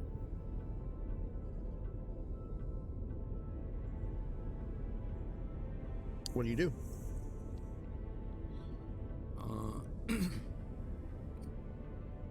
Roman's gonna look in that bag that he had earlier. He's gonna check the levels of the liquid. And Which I'm gonna one? find Steruia. The one in the plastic box with the 2 glasses. Oh, okay. Didn't have no idea what you're talking about. So I was like, what? I'm gonna find Steruia. Okay. I'm moving the calendar forward. We have you said 9 hours? 9.5 hours until they depart, but he wants you here an hour before they would depart. Okay. Where would I find you, Steruia? In your room still, probably? I'll go and chime your chirp your door. Enter. Steruia, how are you? I'm fine. Just reading Good over this engineering manual. Learning a new trade, I see, or expanding your knowledge, I see. That's good. I know before you mentioned, not really to get too friendly with the Aslands or anything else here. But as a trader, do you think you could help me find something, maybe? Or I don't know. Oh, sure. This is weird. Have you been around a lot of this is kind of like a backwater place, right? Like, this is like, they don't really have a lot of amenities and things. The people that live here, it's tough life. They make do with what they can, right? So you've been in places similar, right? Yes, absolutely. Travels. You know how they make alcohol in some of these places that have not really much other option, like a real shitty. You've tasted it, I'm sure, right? Do you know anywhere here, perhaps, where I can start looking?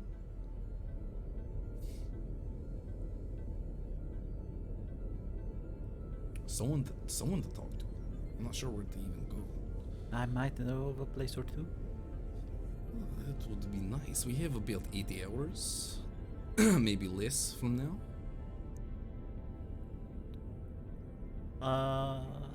Honestly, I planned on reading, but if you wish for me to help, I can. I feel like it will be necessary before I need to find it again. So this would be helpful, I think.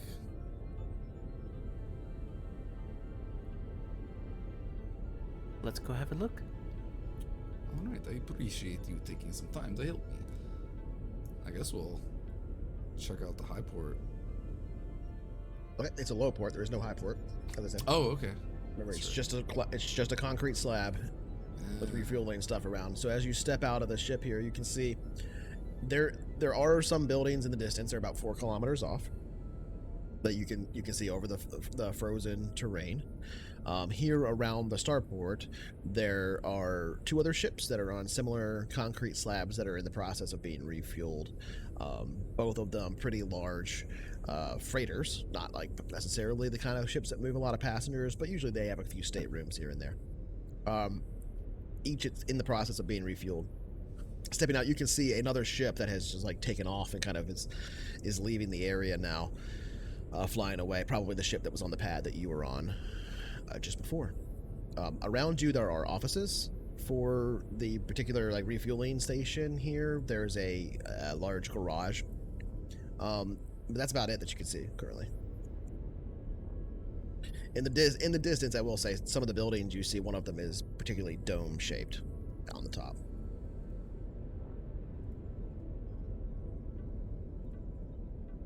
Would I know of any places to go and get a drink?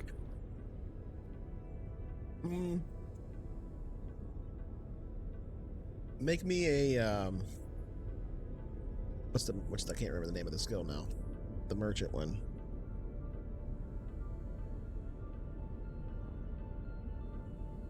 The trade skill, what's it called? Broker. Yeah, broker. You're looking to buy alcohol, right, Roman? Like, yeah, not like I'm sure pub, that, but like I'm sure I could find it like at a pub, like at a place like a this. bottle. You're not or trying to get a glass of crate of whiskey. bottle. You're trying to Right, like, yeah. buy crates or something of it. Okay. Yeah. So it might be like a convenience store shit. even, or like Damn. All right. Well, that would have been difficulty 8, but still. Yeah, shit. So that was a plus 7 effect then. So yeah, you would know that like a backwater place like this probably doesn't have a lot in the way of like selling it as an export or anything like that, though there's probably a few stills here and there that are being run, and they probably themselves buy it.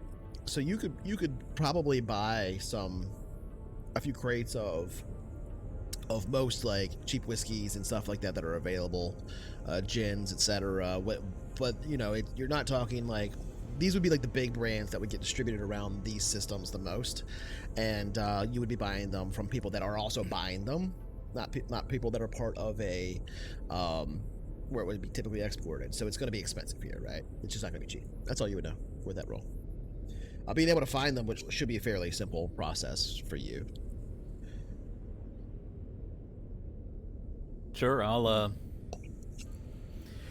lead Roman towards probably a local distillery, something or other, small operation. How much are you looking to buy?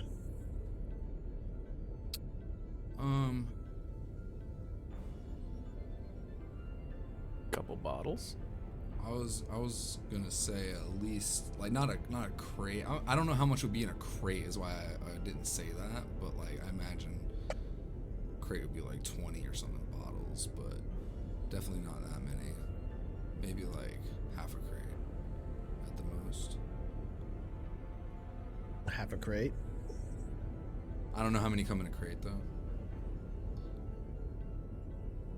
All right. Well, so for example, it would be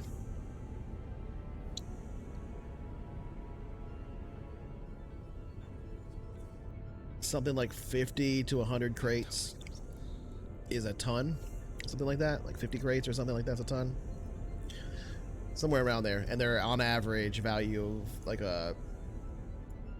around 200,000 a ton or something like that, depending on variability. So if you want like a half crate of what kind of quality spirits are you looking for here? Bottom of the barrel. Okay. So you could do a crate of 50 bottles, or a half crate of 50 bottles, let's say. So 25 bottles or 50 bottles? 100 bottles in a crate? 100 bottles in a crate, 50 Okay. bottles being half crate would be like 3,000 Credits? credits, yeah. Okay. Definitely not that. Depends on how much you want to drink. Great, we picked I'm gonna look Everybody around. pay their share. I mean, if you want to buy less than that, that, you can buy less than that. It's just how much it costs for that much. Is there anybody, any belters nearby that work on the slab that we've landed on? I mean, there's workers here. You're not in you're not in an asteroid belt, so they wouldn't be belters. Yeah, I don't know how. That's like some locals. There's dock workers, locals. yeah. Yeah, let me. And that's kind of what you've been dealing with. A Sterulius broker role would essentially be him wheeling and dealing, talking to people and finding the best deals to get like bulk purchases of the alcohol. Okay. So through all of this endeavor, 5 hectoliters. Seeing Sterulia do her thing, I'm gonna say these might.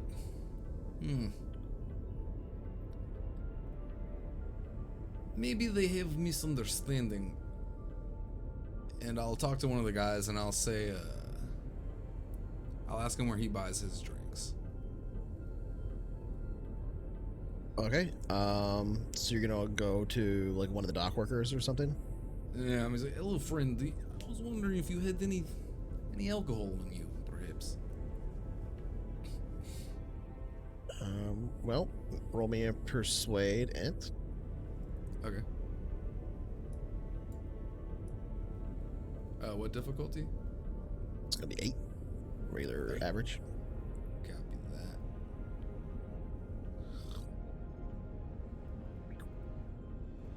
Oh, gross. Snake eyes. Oh, I didn't move over to the thing. That's fine. He rolled 2 1s. Yeah, y'all don't need to see that. So he steps up to you. I don't got none on myself, no. He's he's working some kind of job. Yeah, he's working something. You're not sure what, but it has to do with the refueling process, certainly. I don't mean to impose, friend. I'm looking for. Do you happen to know where do you get a drink here? Where do you drink, friend? There's sometimes I head on down to Empty Cylinder. It's a bar a lot of the workers go to. Where is this? How far away? About 5 kilometers that way. Oh, Jesus Christ.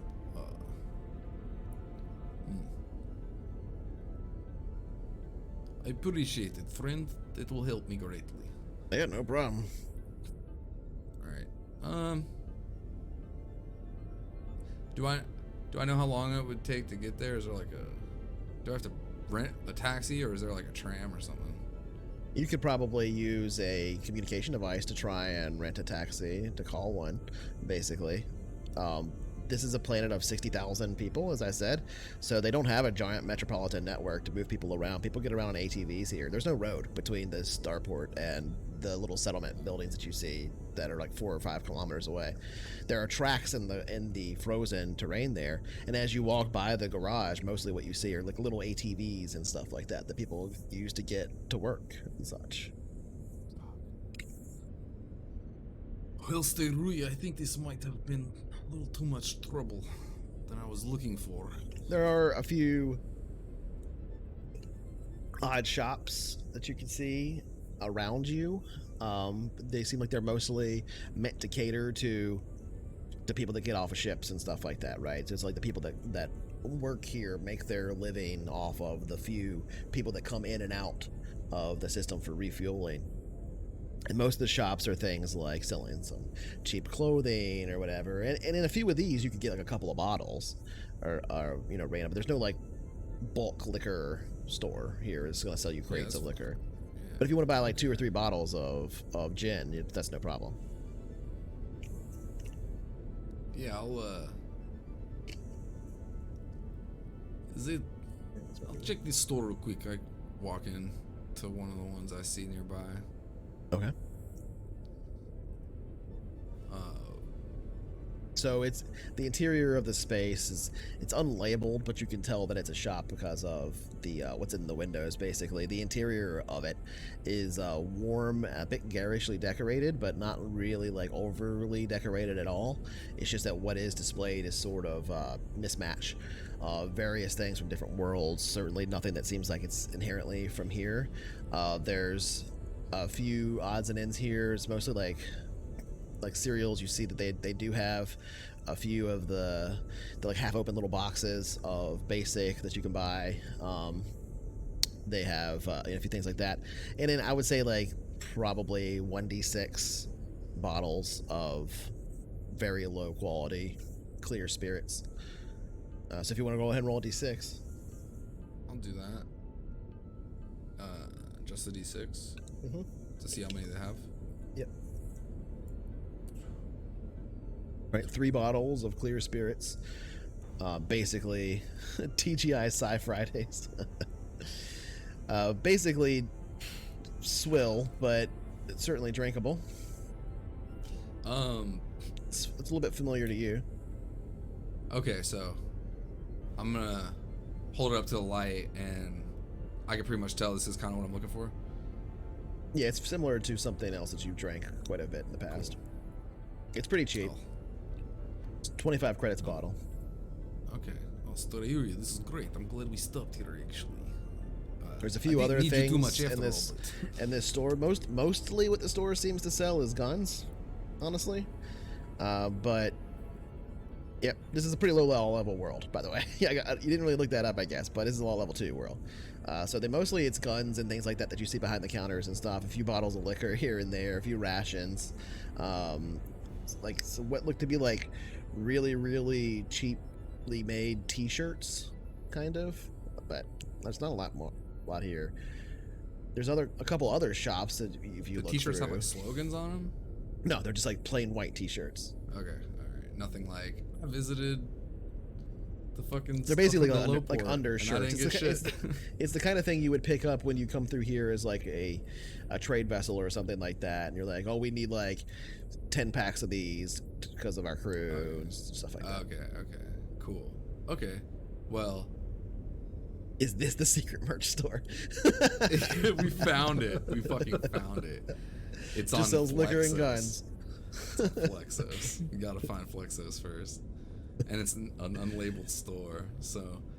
Unlabeled store. Are they at the Florida gas station? Yeah, it does sound like home. I'm not gonna lie. I was like, oh, liquor and guns, cool. All right, so they do have a section. They do have a section that sells guns and stuff. You can see above it, it is referred to specifically as Best Blast. Where's the geek squad? You are the geek squad, bud. All right, I shared it to you. That's the actual shop. Shit. Stay real. Look at this. Oh shit! Looks like we found a lot of... let it be visible on stream here to see if people can see it. So this is an actual shop plug-in that I got working. Stay real. They got Stunner. I was looking for one of these. They can buy things by moving them into a cart and then purchase them. You have to use this one at a time, basically. So I'm gonna get to that. Okay. So if you grenades. If you step into the space, better. They're thermal. They block IR as well. So if you step into the space, you can see that this guy who's wearing, he looks like a gas station attendant. He's got like a full like onesie on, right? Like a work like a work jumper, basically, yeah. And it's got like a baseball cap. It's pulled down to one side. It's really frayed around like the edges and stuff. It's made of a sort of a denim material. He's pretty tall, about 6.5 feet tall. Has really bright red hair and a little goatee that goes down to about like the middle of his neck. You can see it literally just says Earl on his name tag, and he looks over at you. Hey, looking to buy some of our finest spirits there?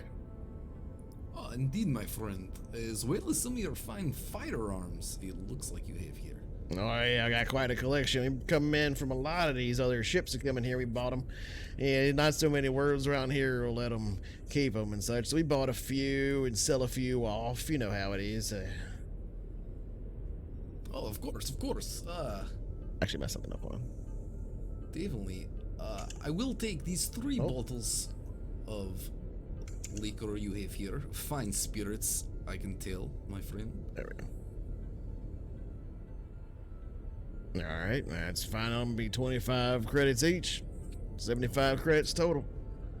If you throw in an extra credit or 2, I'll give you a piece of candy. I'm just kidding, I don't got any candy. Oh, son of a bitch. Alright. You got my hopes up here. I was really looking forward to some candy for a second, but I think maybe we can work something else instead. I was also looking, I noticed you have what looks like a stunner for sale. Now, dude, let me look through what we got here. Shotgun, smoke grenade, snub pistol, stun grenade. Oh, there we are, stunner. Yep, we got 3 of them, it looks like, right here. 1, 2, 3. Pushes them aside, sits them each on the counter, looks at them. I don't think none of them's been fired. Alright, I do the Clint Eastwood thing, and I'll start taking all 3 of them apart, and I'll put all the best parts into one. I'm just kidding, I don't do that. Y'all sure you know what you're doing? Yeah, actually, no. I shouldn't have done this, huh? It looks like I'm the proud owner of 3 stun grenade or stunner pieces.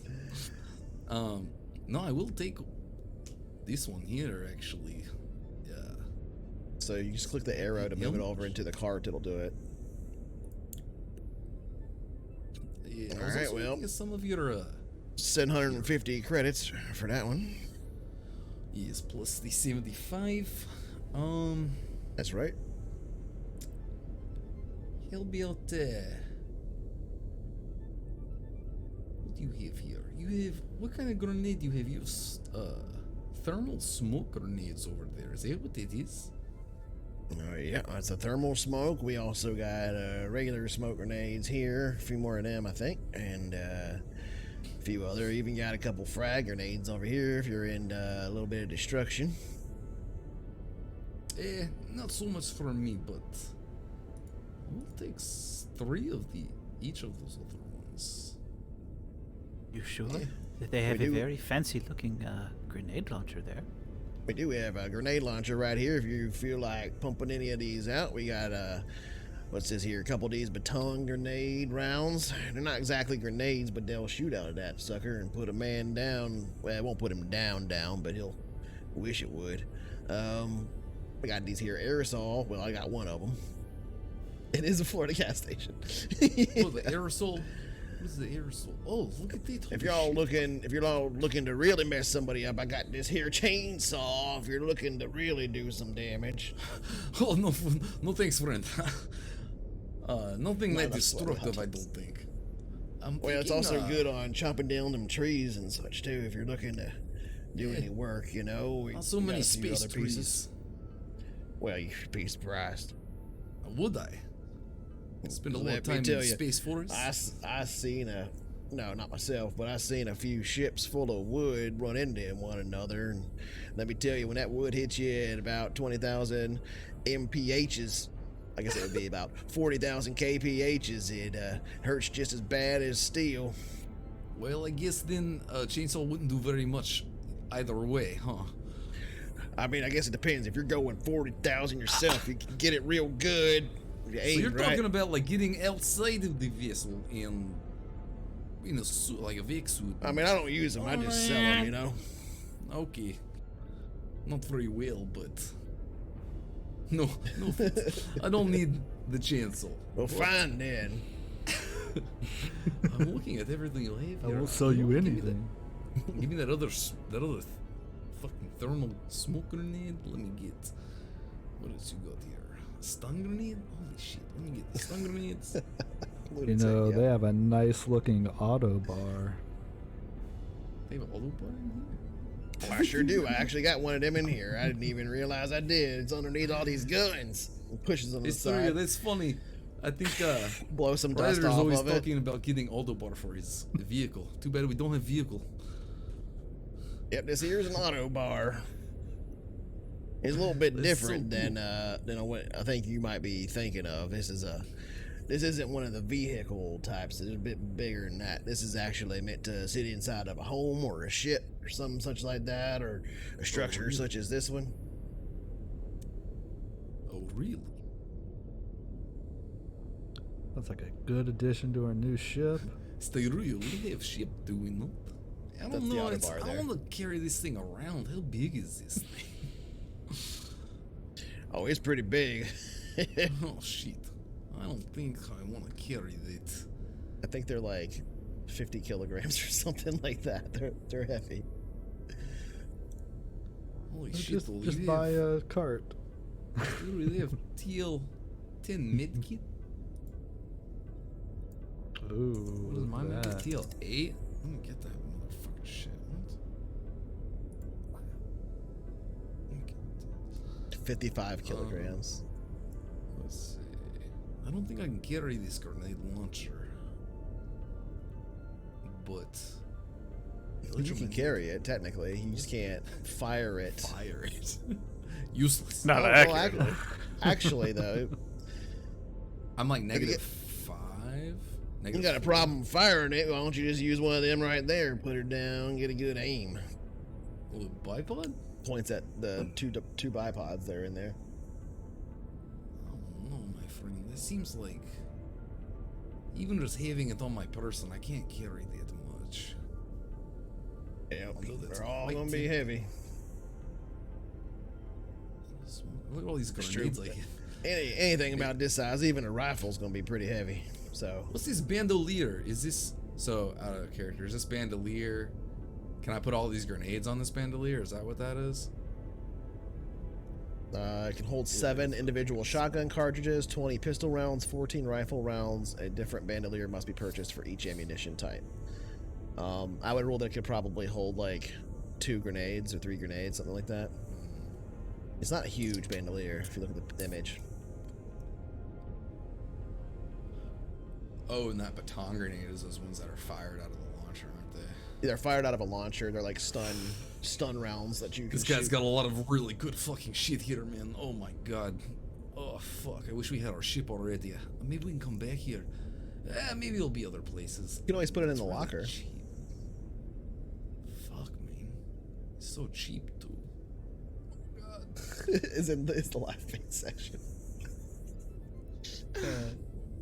Yeah, if you need some worms for fishing, we got them too underneath the auto pistols. Holy shit. You know what? I do think we need a vacation. Go fishing a little bit. No. The frozen ocean over there is pretty good at it. Fuck, man. 600 credits for that grenade launcher? I feel like this is like really cheap. I feel like this is It's a bit pricey, but really honestly, It's not that bad. not bad. It's 1.5 markup, so it's but that's gonna change depending on which world you're on and however. You're almost never gonna get a 1.0 markup place anywhere on the frontier ever. So it's actually not that bad a price. Ice fishing. Oh my god. I like You know what's Swift here. stable? Don't cheap out on getting a grenade launcher. I know. Fucking A. Give me that fucking thing. It'll pay for can the grenade itself. launcher shoot? Can the grenade launcher shoot those other grenades that I already got, or can It can shoot only all grenade types. Ooh, Oh my yeah. god, dude, give me these fucking batons. The grenade. It's You're not a like, just ram. give me all That's of not a your ram inventory. launcher. That's a regular grenade launcher. So instead of shoot, so it can't shoot. It can't do the thing where it shoots 3 at once. It can only shoot 1 at once, and it holds But I 6. can't shoot those. But I can shoot those I think it holds batons. Yeah, it can shoot those, and it can it shoots 100. It shoots 100 meters instead of 250 meters like the ram launchers do. But he doesn't have a ram launcher here. Those are higher attack. Okay, that's fucking lit. Okay, let's see. Where's it at? I was trying to pull up the thing. There it is. Y'all are gonna laugh so hard when Roman comes back. The pacifist comes back with a grenade launcher, like bandolier. An empty cred I think chip. you had a good point about cutting down on any sort of damage. What Oh man! Yeah, all y'all are switching to my side for a second. Like, I come back. Fucking Rambo'd out. Oh man! Oh, that's funny. Yeah, I'm just like, yeah, get the stunner. You come out with a grenade launcher. Well, Everybody's Steruya, I think I pacifist till went a their little first over budget. but firefight. I got my liquor bolt. Oh, can we add the There you go. Now the I'll stream just can see the manually whole subtract the see the whole 75. store. Okay, I'm gonna buy it. Here we go, my friend. Thank you so much. Can you take some money off for not having the candy? No, but since you're buying so much, I'll tell you what. I'll take one of these here, and he reaches underneath the table and sits down a half bottle of the same swill that you're buying. I'll throw that in Aw. for free. It's already been like half drank. My friend, Slobber all I can over. tell this is yours. I appreciate it. And I hand him my flask to tell him to take a drink of it. I won't let him drink well, the thing he just hey. gave me. He looks around left and right for a minute. And he takes it and takes a quick snort and Nice. gives it back to you. I appreciate you. friends. All right, that's a lot better than what we got. Just warning you. Sorry, say that again? Oh, nothing. Don't worry about it. Fuck, I was like trying to figure out the inventory shit. He's What basically is- saying you're buying swill. Oh. Yes, friend. What was in the, it was nicer stuff, I know. Enjoy. Oh, I did. Well, if there's nothing else, any of your friends on board that big ship out there getting gassed up need to buy something? I'll find out, actually. Again, thank you, friend. How about you, miss? You're in there too, right, Steruya? How are you, ma'am? I'm fine. I don't need anything. Thank you, though. Well, if you're sure, I got some mighty fine survival kits here. I mean, this shotgun's polished all to hell. If you guys are in the market for buying grenades, I got a nice, what do you call it, electromagnetic one. I even got a boomerang if you're into that kind of thing. Oh, shit.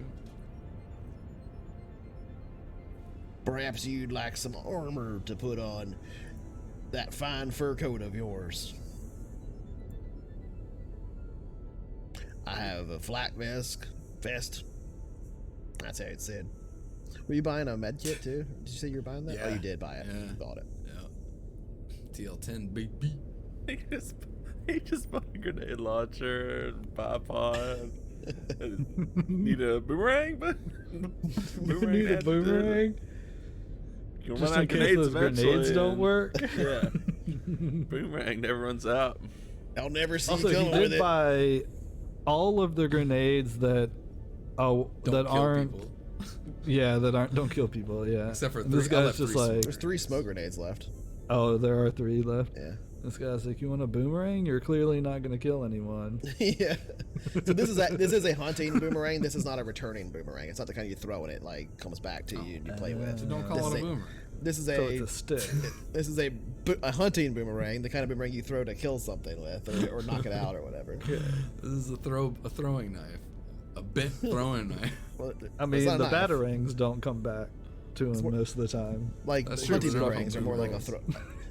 Right, but only boomerangs that return are like the ceremonial ones, boomerang. right? Boomerang. Okay, boomerang. Nice. Okay. Nice.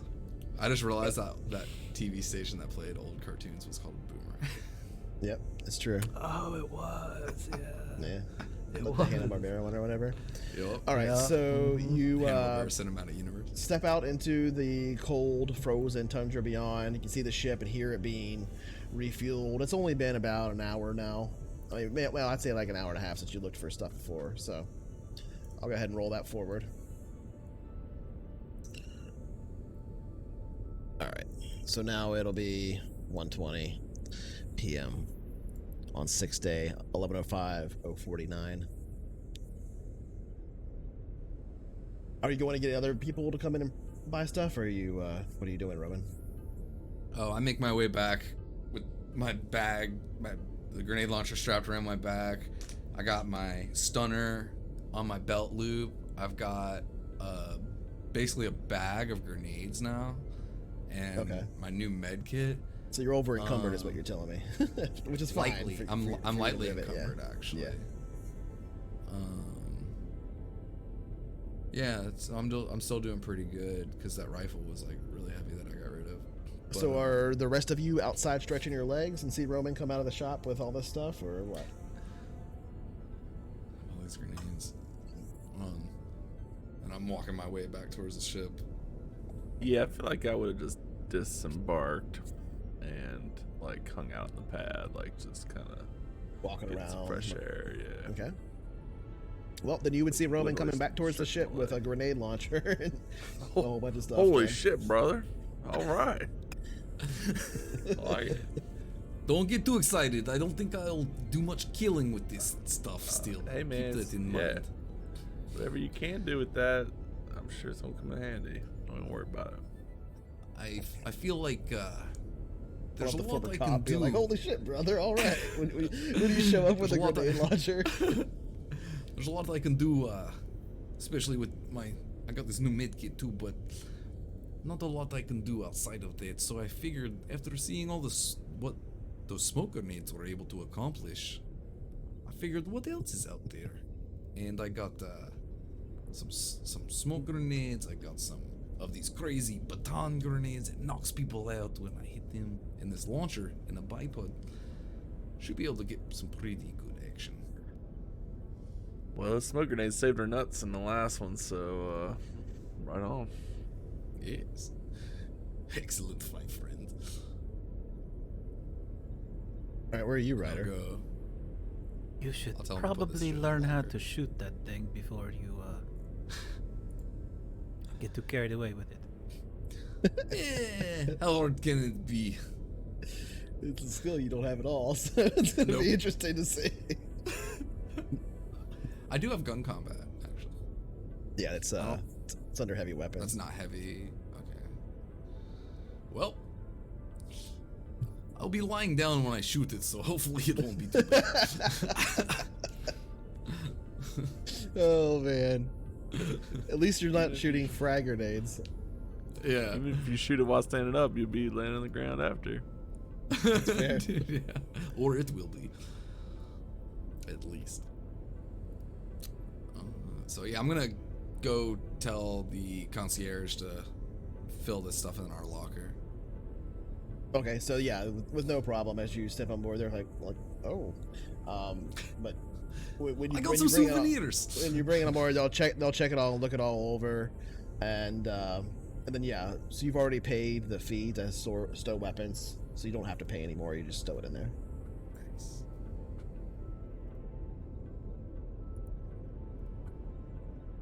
Oh, I missed this. Hey, thanks for the follow, Dreamcatcher Pappy. Nice.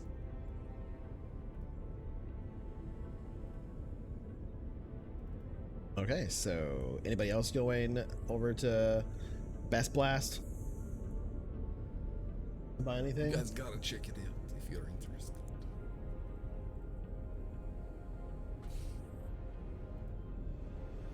I'll take that as Only an if they have an auto bar.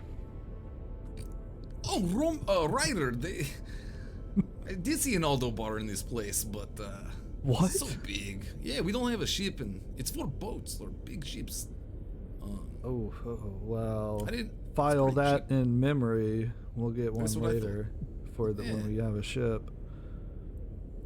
Yes. Duh. Roman, can you even shoot that thing? Fuck if I know. I've never tried. They're not I guess easy. We'll figure it out. You fired before. I yes, I have. Maybe you can help me. Help me figure it out then, huh? Can help you figure it out for sure. Excellent. I'm proficient. Sounds nice. Hell yes. Are you? I'm quite proficient. I have heavy weapons and Oh, I have you one are? man portable. Yeah, you have heavy weapons and heavy weapons man portable. Yeah. How do you have like everything that always you need? Like, Yeah. Swiss Army captain. yeah. Mad the captain's always one step ahead of you. Game master. No, it's great. Master. Okay, so if nobody else wants to go shopping or whatever, then we can go ahead and move on a few hours, or if there's anything else you want to do. You're here for, as I said, they're landing on the planet surface for 9.5 hours. It's been about an hour and a half now, and you need to be back an hour before that 9.5. So you got like 7 hours left. And you can feel free to go back to your stateroom, and we can just skip ahead to you taking off. Or if there's anything specific you want to do here or shop, that's totally fine. It's up to you guys. We could eat a nice meal or. You got 7 hours, so I mean, for a while. This shithole. Nice raccoon burger, I guess. But Nice raccoon. Yeah. ice fishing with a grenade launcher. delicious. That's right. True. I mean, I feel like, yeah, I mean, I feel like I would sit for a good while, a few hours, and then probably head back to ship's routine. All right. Yeah, I'd go back to my comm studies, Okay, so with setting that, aside then, the launcher for later. for later. Ryder would kind of walk around. Well, it would be like, stowed in the locker. Or Oh, that's whatever, right, so, yeah. yeah. That's right. Ryder's gonna walk around and kind of like gonna go to people, like up towards people, to be like, oh, let's go out somewhere, but then kind of see everybody like reading or like doing something off on their own. Okay, so I just kind of wander around, but I looked around. I was gonna take people out, but I kind of was like, oof. All right, maybe they want to have a little time. All right. Just positioning the map so people on the stream can see where we are going and where we're at. I got so many grenades. Oh, shit. Y'all are lucky. I got you now. So we'll skip ahead a few hours to the ship is readying to take off now and leave system. The refueling process finally completed. It took a little while, several hours to get in here and for the actual refueling process to get done in earnest. But once you take off, it's not long until the captain gets back on the intercom. All right, ladies and gentlemen, if you would just strap back into your G seats, we'll have you back up in the sky here in just a few moments. We'll be taking off. The trip to Walston shouldn't be too long. It lies on the most commonly used route through the Bow and Arm and the Spinward Main here that we're currently traveling on, as well as possesses one of the best ports in the immediate area. Unfortunately, the immediate area has very few ports that are worth much, so that doesn't say much. But we won't be there for long. There's enough time to refuel and exchange cargo. If this is your final destination with us on the Autumn Gold, we would like to ask you to fly with us again sometime. For now, just strap in and we'll have you on to Walston within a week. Well, a little bit more than a week. All right. So you take back off. Before long, you are deep in the system itself, in Flexos, out past the binary star system, far enough away from all the gravitational bodies to once again transition to jump space.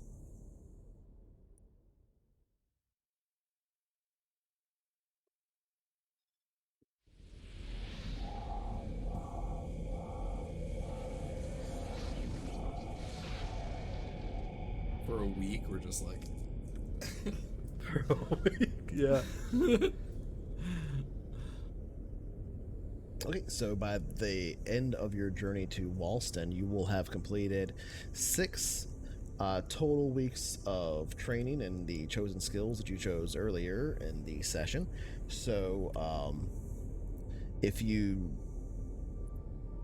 Well, it wouldn't matter for 2 more weeks. So you're getting close to 8. It takes 8 total weeks for people at home. It takes 8 total weeks to get what's called a study period, and once a study period is completed, they roll an education roll, and once they roll that education roll, that determines whether or not they actually got the benefit from that study period or not, which can do things like give you a new skill at level 0, or potentially add a level to a skill. In order for a skill to raise, it requires a number of study periods equal to the number that the skill is going up to, in case you're wondering how the system works. But it's not long now until here at Jump, so I just want to give you a time, this time, to do anything that you want to before you get to Walston, like look up the information on it, or talk about your plans once you get here, or any of that. But currently you're in jump space. It's been about a day and a half since you left the planet of Flexos with your new purchases, and what are you doing aboard ship on your last week here? Education montage. Yeah, basically. That's basically what the downtime is. Yeah. You know you're gonna need a montage. So is anybody doing anything specific? Go ahead. I won't take up more role-playing time, but I think at some point I would sit down with Ryder and let him know that I'm struggling a little bit, and get on board with his probably more military routine of maybe we work out in the mornings or something to get on a better schedule. Okay, so do we want to establish that you start waking up with Ryder in the morning? You guys go into do an exercise routine? Is that cool with you, Ryder? Yeah. Yeah, absolutely. Okay. It's not a big ship, but it does have its own. It's a luxury liner. It's not like an enormous capital ship, so you can't run around the perimeter and get much exercise in that way. But it does have a small room it's basically like a gym with little treadmills and things like that, as well as cable poles for weightlifting that you guys can hit up in the morning. All right. So with that, then, we come out of jump space, I should say, a week later, entering the Walston system.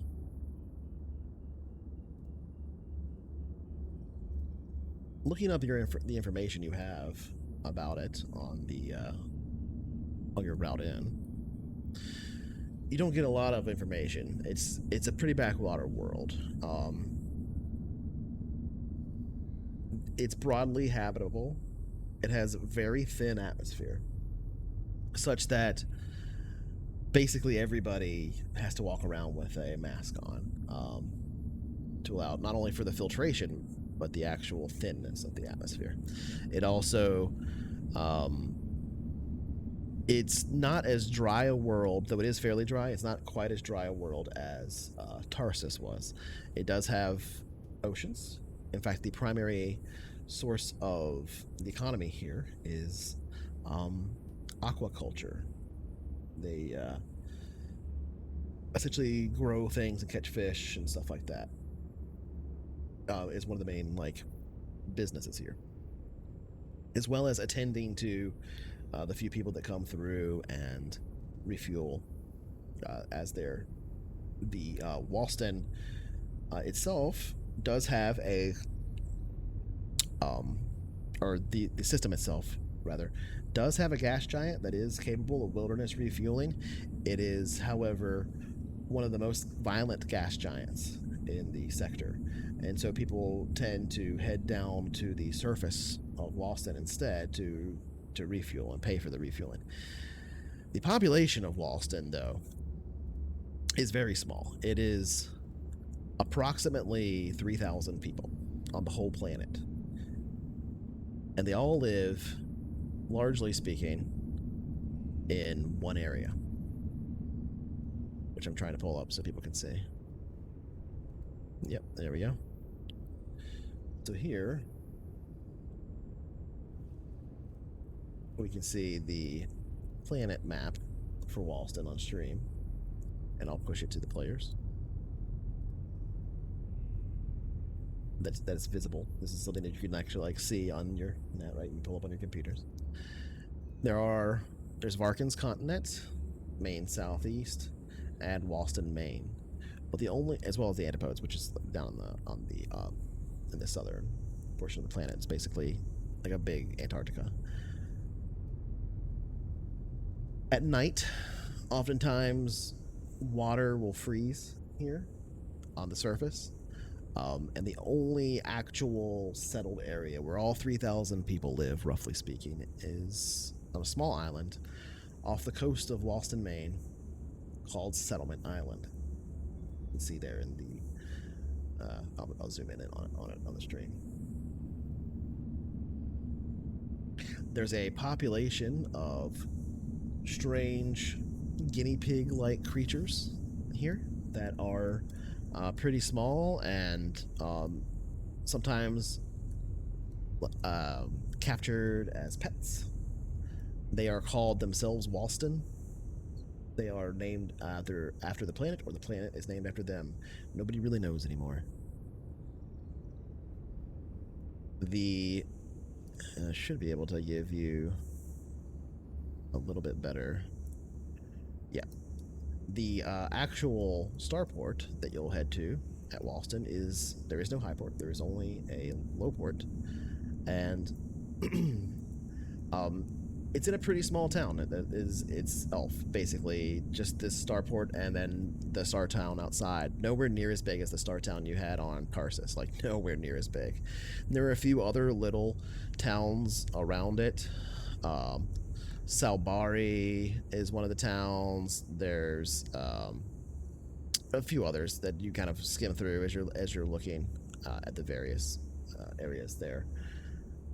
They're just slightly scattered around. There is an area called Central Lake, rather, that is one of the main towns there. That is sort of a hub for a railway network, and it's really not much more than a locomotive. It's basically electric powered, but it is essentially a train that is of our tech level. The planet itself is around tech level 7, with a few bits of technology that have come in that are slightly higher than that. But keep in mind, it has a very, very, very low population for the world, so there's not a lot going on there, really. Right, at each of the landing areas that you can see at the starport itself are, in fact, just similar to the place you were just at. Concrete slabs. Only here, they're not even that. They are areas where the soil was scraped away to reveal essentially bedrock that you can neatly sit down on top of. That's been polished and sanded. So it's not even quite concrete. Welcome to Walston. This is all the information you have as you approach the planet itself, and you begin to hear the roar of the atmosphere on the hull of the ship once more, this time a bit less than the last world, due to how thin the atmosphere is here, even at sea level. Looking out your porthole here, as you approach Settlement Island and you get closer and closer to the world at hand, you begin to see what is a beautiful world with greens and blues. It's a bit cold, a bit dry, but there is an ocean here, and it's apparently enough to be fished with a few resources.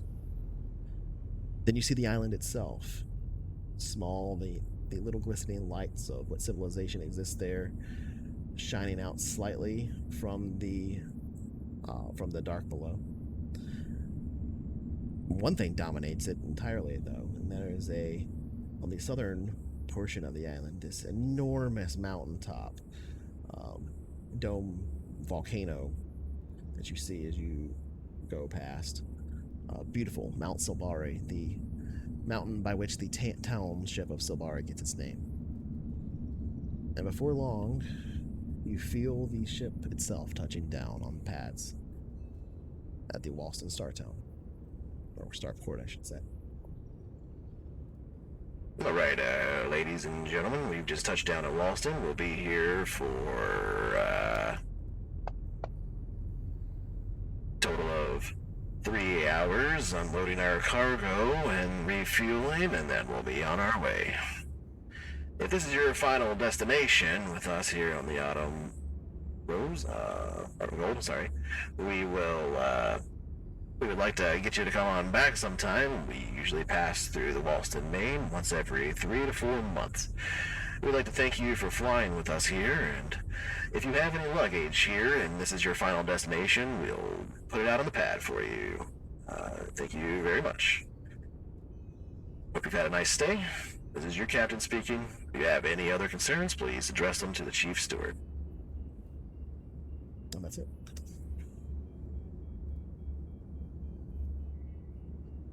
How well do they deep fry?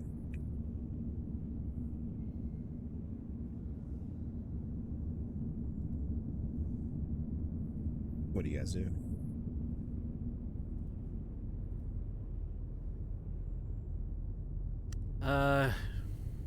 Try and look up where exactly the ship we're supposed to fix is.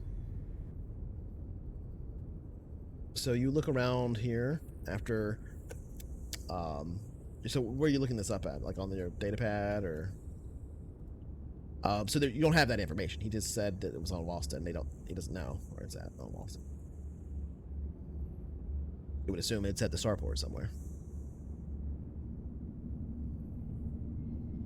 Oh, okay. So we don't know exactly where it is. No, I mean you never did. That was one of the things Isaac. So we start with Dogmaster. I guess they have to be keeping it somewhat, all right? Sounds like a good place to start.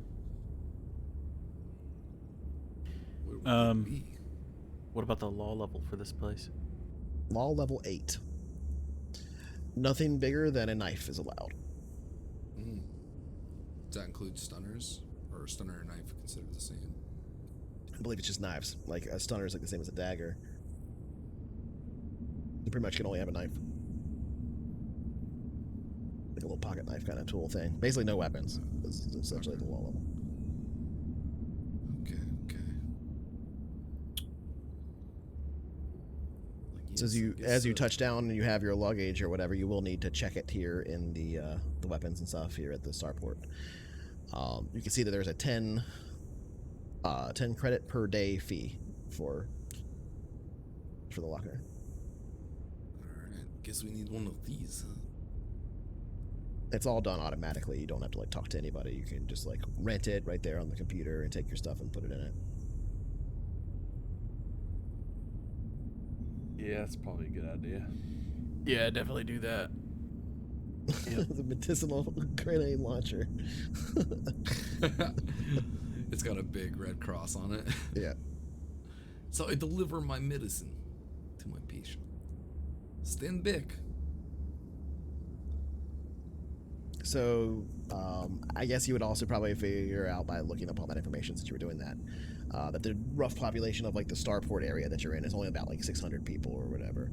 And it basically, as you step out here now off the ramp of the ship as it's being refueled, picking up your luggage and moving it off to these lockers, you see the buildings here are interesting. They're all like, there's nothing past 1 story tall, but you can see almost all the entrances go down a level, like the entrance is like a basement, like a ramp that goes down, or these stairs that go down here, even further past the starport beyond. It seems that way, even past the starport fence that is really just a fence, and there's these 3 pads that sit there, and on the pads there is no ship other than the one you came on.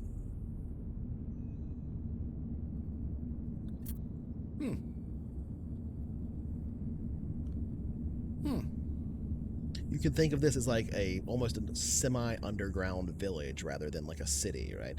It is, however, as you know from looking it up, one of the world's 3 main and largest settlements. You look around for the elbow room at the starport, but yeah, it is not there.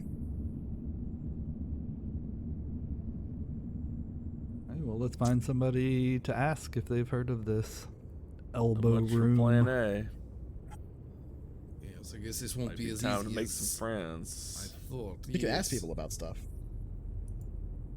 No, turn around. We're going home. Hit up the Port Authority like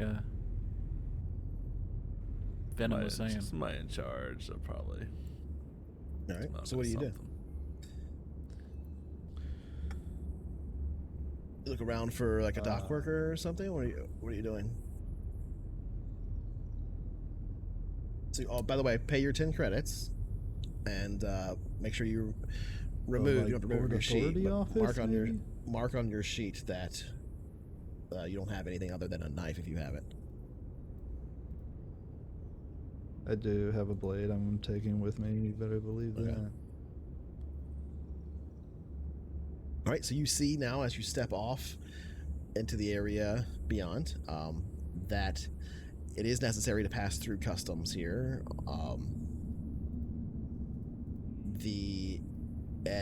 The weapon scanners themselves are certainly higher tech than the rest of the tech around. It looks like this is one of the pieces of imported tech that they have brought in from another world.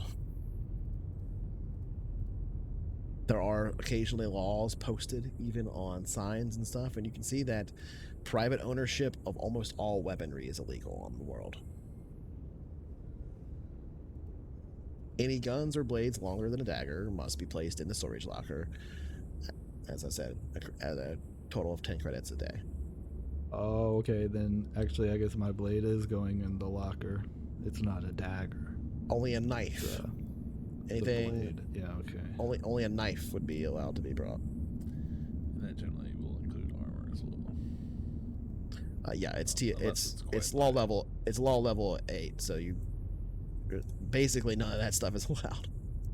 It's a pretty authoritarian government. There are some undertones of strangeness that you read, but you don't get a lot of information when you read the library about it. One thing that you can discern is that the population is 90% Vargar, 10% human, and Vargar don't have the right to vote.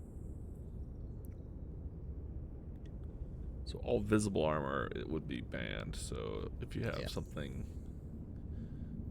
subtle, it's not banned. Like as long as it's not, if it's like an undershirt that's armored, you're fine. Like a Diplo vest. Yeah, sort of that thing. would be perfectly legal and okay to wear generally.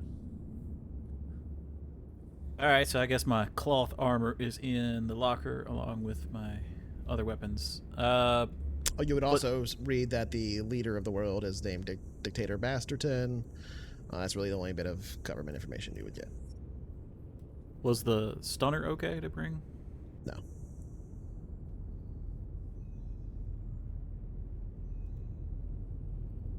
All right, put that in the locker too. There is a starport shop beyond. As I said, most of the buildings here, as you can see beyond, they're like built down instead of up. Most of the people you see walking around, almost like literally like 85%, let's say, of the people you see walking around are wearing kilts. Not quite with like a perfect plaid on it, strange materials, but that seems to be like a pretty common fashion, if not a bit of custom here. There are mostly Vargr being the crazy dog people here, and they seem to be most of the workforce. There's occasionally an Aslan that walks by, but pretty rare compared to everything else. The exterior of the world itself is very brown here. Once you get down to the surface at this point, past the actual oceans and stuff itself that you saw from above, you can think of it as drab and dusty with browns, but nowhere near the like amber bright red colors you had on Tarsus that made it somewhat difficult to see even during the day. Though the extremely thin atmosphere immediately begins to wear on you as you step out and find that you are having difficulty. Even at this point, you will eventually have to roll to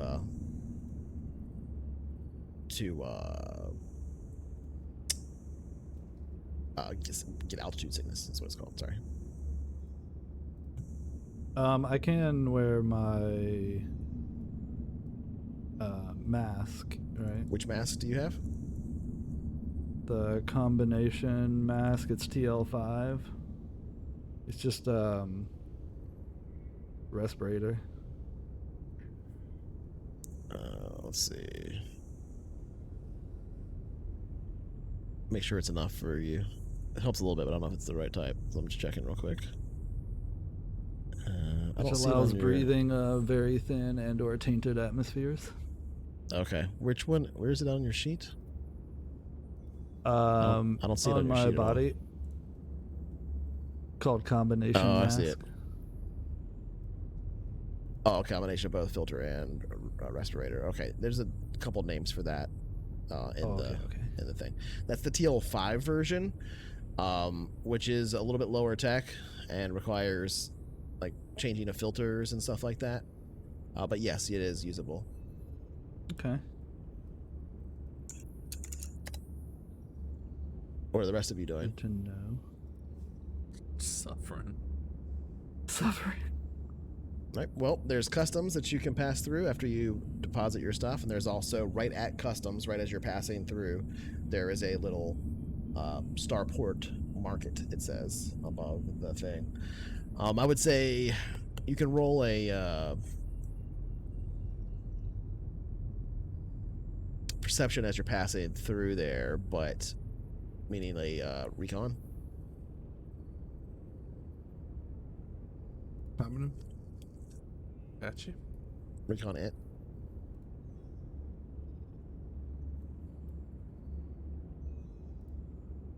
Okay.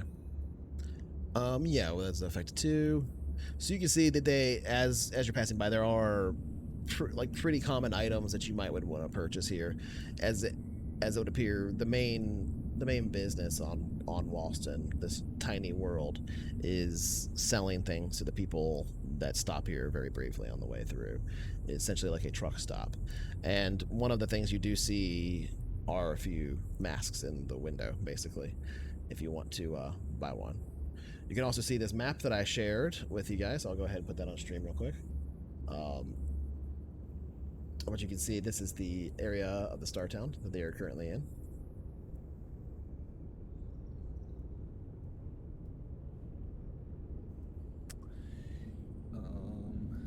Yeah, we'll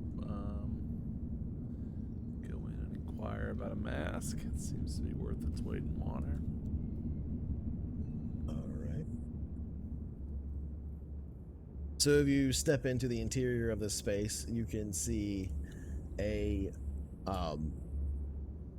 pretty tall guy who's got what looks to be black hair pulled back in a ponytail. He's wearing a clean white shirt. The interior of the space is covered with all these very colorful fabrics. It's a stark contrast to the drabness that you saw outside as you step into this space. He himself is wearing a full kilt, like the kind that goes all the way from the shoulder all the way down past his knees. It's made of what looks to be a material that is sort of like a dark blue and a black patterned in a strange, almost fractal design. He looks up at you. Hiya, you looking to do any shopping? Yeah, just want to have a take a look around. Welcome to the market. Thank you.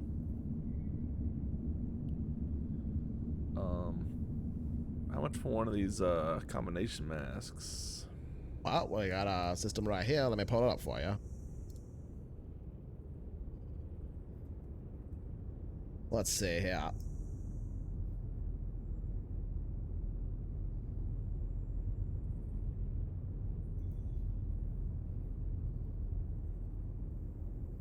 Oh, here's everything in our inventory. Let me know what you're interested in looking at. All right, well. And since you have stepped off of the planet, or off of the ship now, let me do this real quick.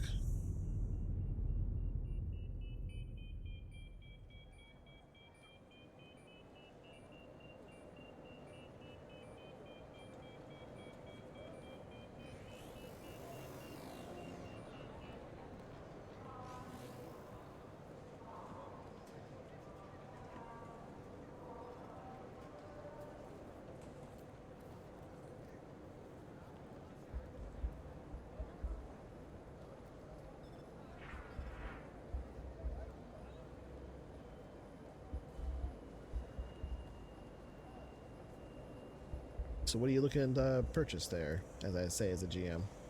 We got plenty here if you're looking to buy anything. If you're looking to get some of our local products, we've got plenty of fish and even a bit of the seaweed here we pulled up. A bit of seeds if you're looking to engage in a bit of agriculture.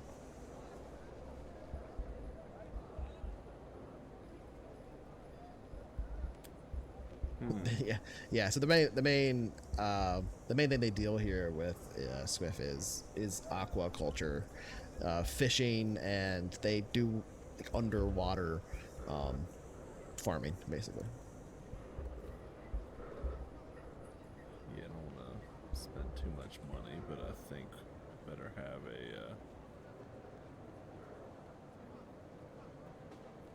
You're hauling with you, by the way, the briefcases with the parts and stuff, having put all your weapons and stuff away.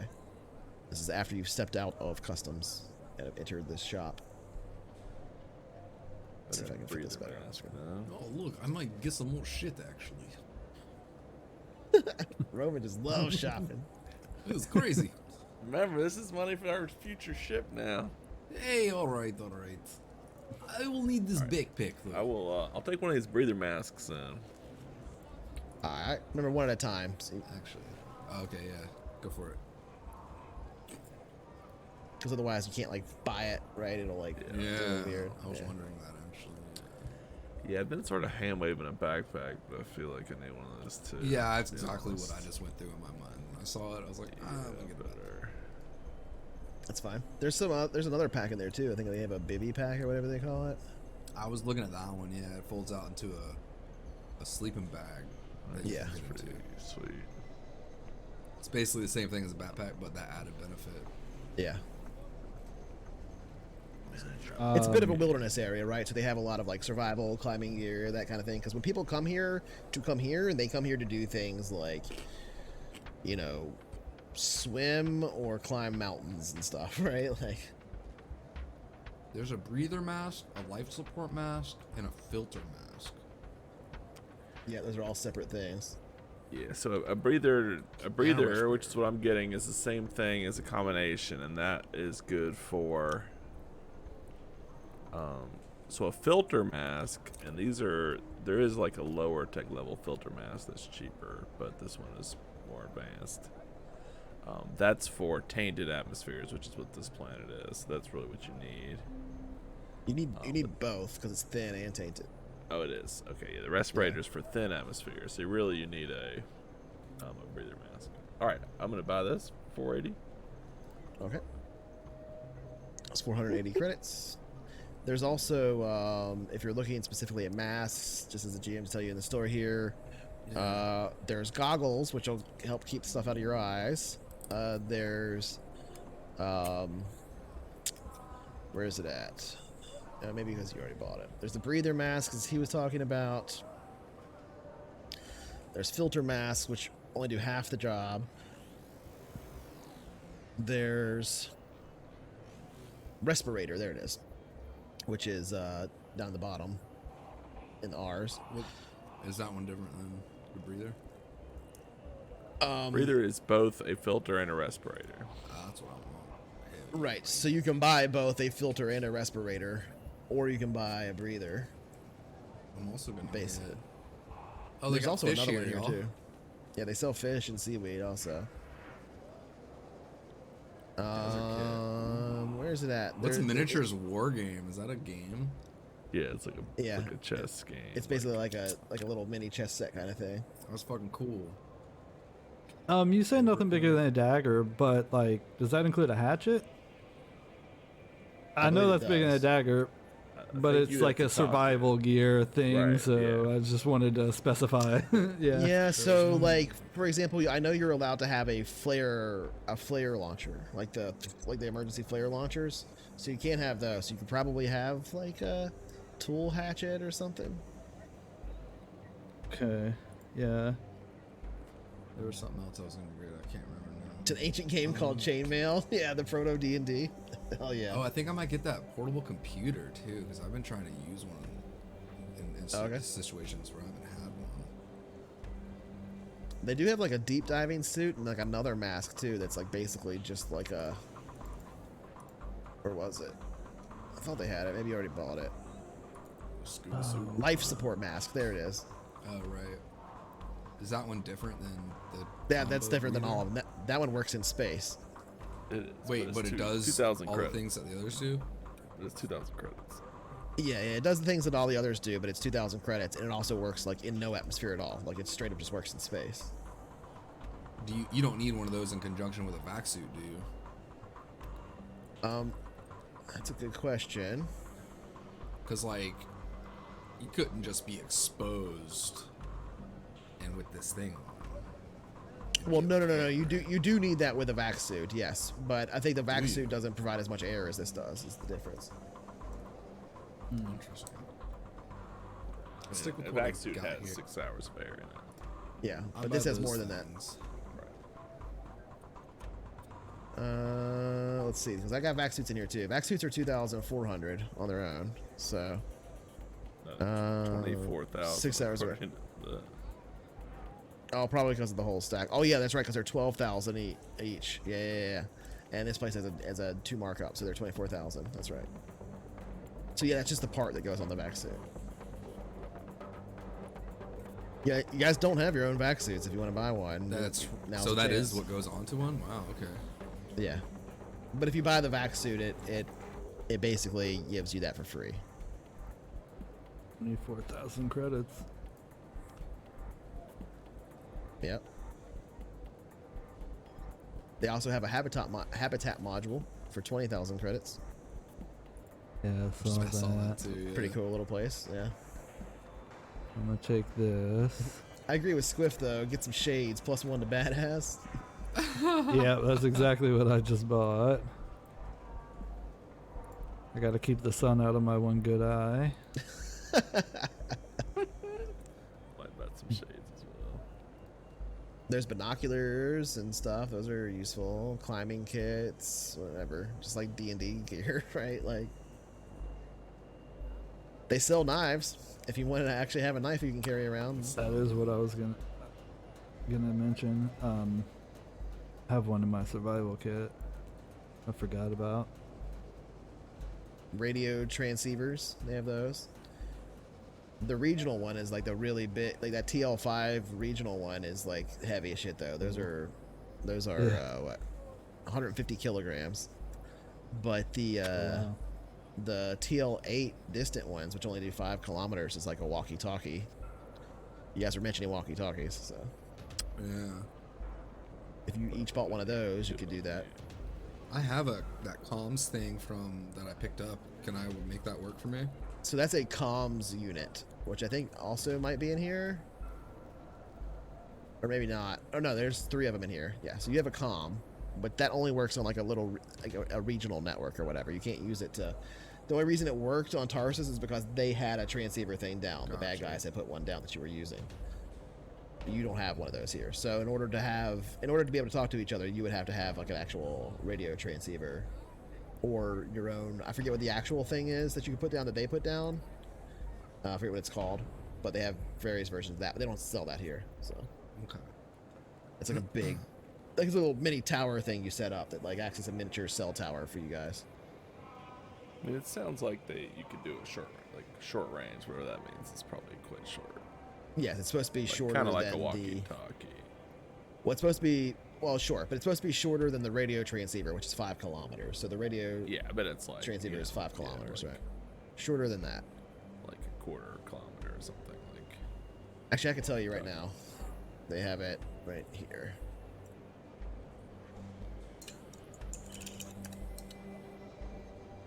Transceiver...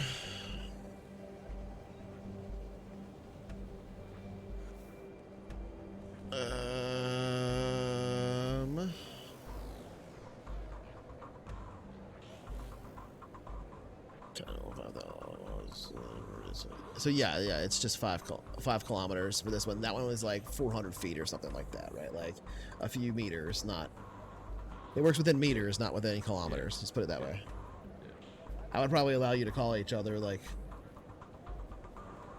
on the ship with it, you know, that kind of thing.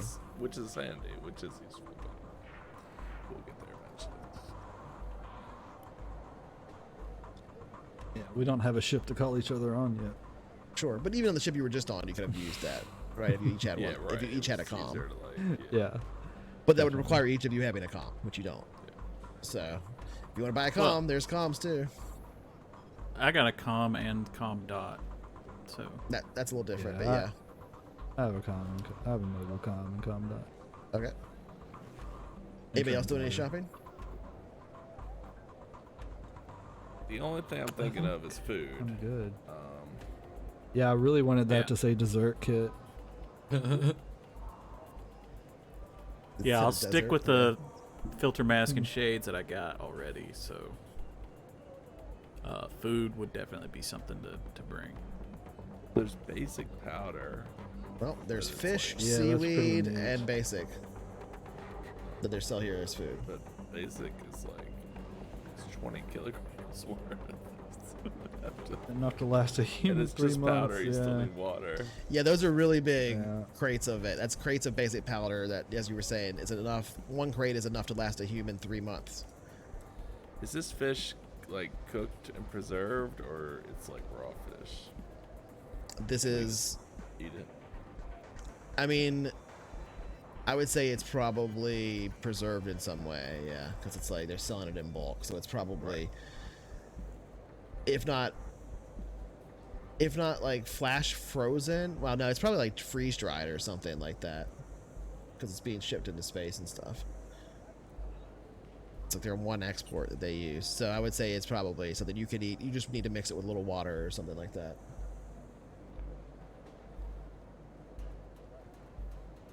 And do we Between know that if and the this seaweed, planet's- that's a lot of This food. planet's like an ocean planet, right?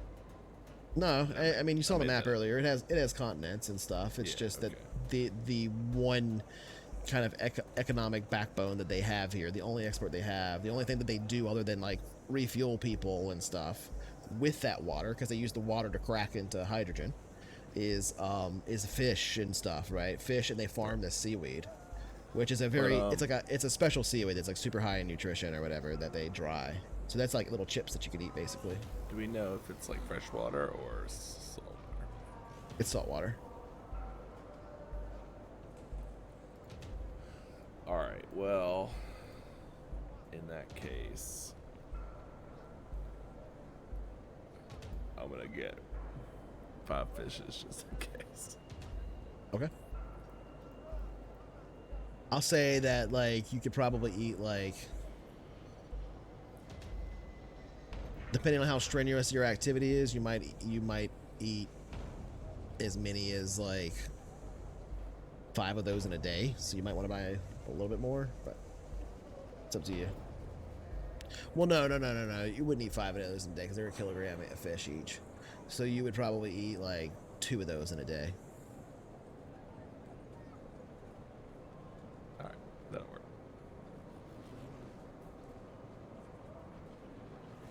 All right, anybody else buy anything? Food, basic, Fish. whatever. All right, go right ahead. Yeah, I'm gonna get some fish.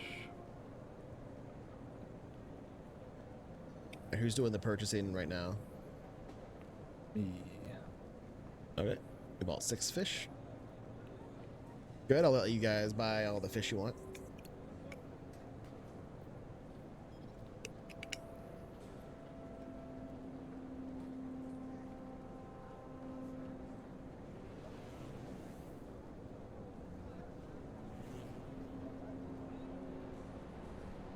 Oh, my cat's been laying on me.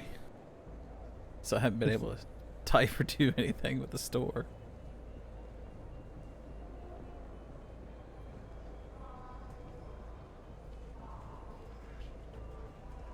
Any more purchases? Thanks for the follow, NBA for life.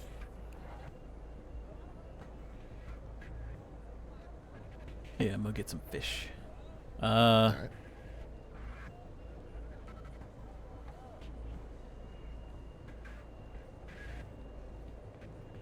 Oh, good gracious. 2 kilograms each? 1.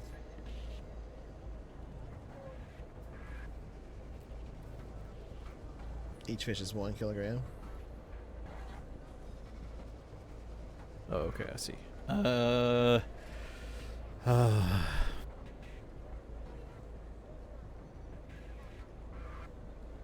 If you unequipped, if you marked not carry on all your weapons and armor, though, you probably have plenty of encumbrance, I would say.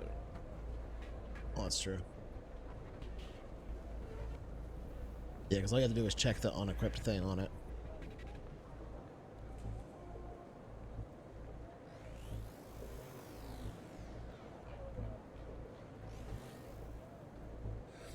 But you can't carry your cloth armor around, for example, either, so you should take that off. All that kind of stuff.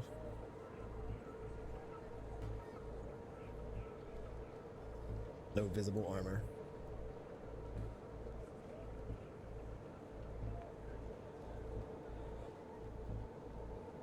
So if you check that off. Well, I had a note that it was in the locker. You didn't have to remove it. I didn't remove it. It's just a check there, you see? Whether it's carried, not carried, or Oh, equipped. there, I see. Oops. And that will update your And that's how yeah, that affects your encumbrance. I'll show the character sheet here so people can see it. Yeah, here you can take the thing next to it and be like, I have this laser sniper rifle, for example, that he has here. And you can check that and say it's carried. You can check that and say it's equipped. Or you can check that and just say it's like stowed somewhere, right?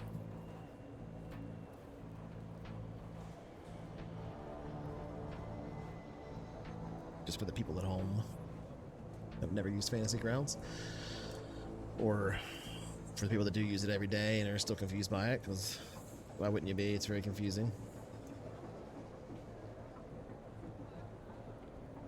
Adding fish isn't adding cost.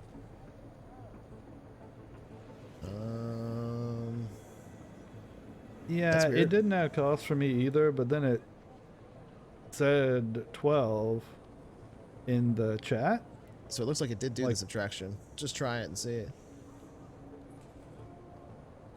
Infinite fish glitch. Infinite fish glitch. Well, it's still subtracting the fish, so 500 fish glitch. and it charged you the 18 credits for it, so it's working. It just didn't, for some reason, show in the total price section. I don't know. I don't write the plugin. 500 fish bug. Maybe it's a bug for if you're buying something that's below 10 credits or something. It doesn't show in there.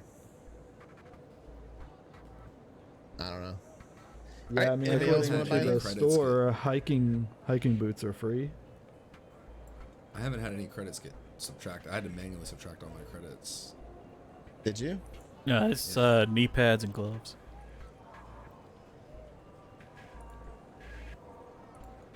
Oh, it is the says- knee pads and gloves that are free. When you click yeah. the buy button, it didn't subtract the credits for you? Neither time I've bought anything did it. Like, it says it in the left, but I had to manually subtract it from the cash on hand. Okay. So, well, if you have to manually subtract it, go ahead and do that. Oh yeah, that is what I had, huh? 67,348. Okay. Yeah, I see that. It's probably because it's tuned for the D&D character sheets.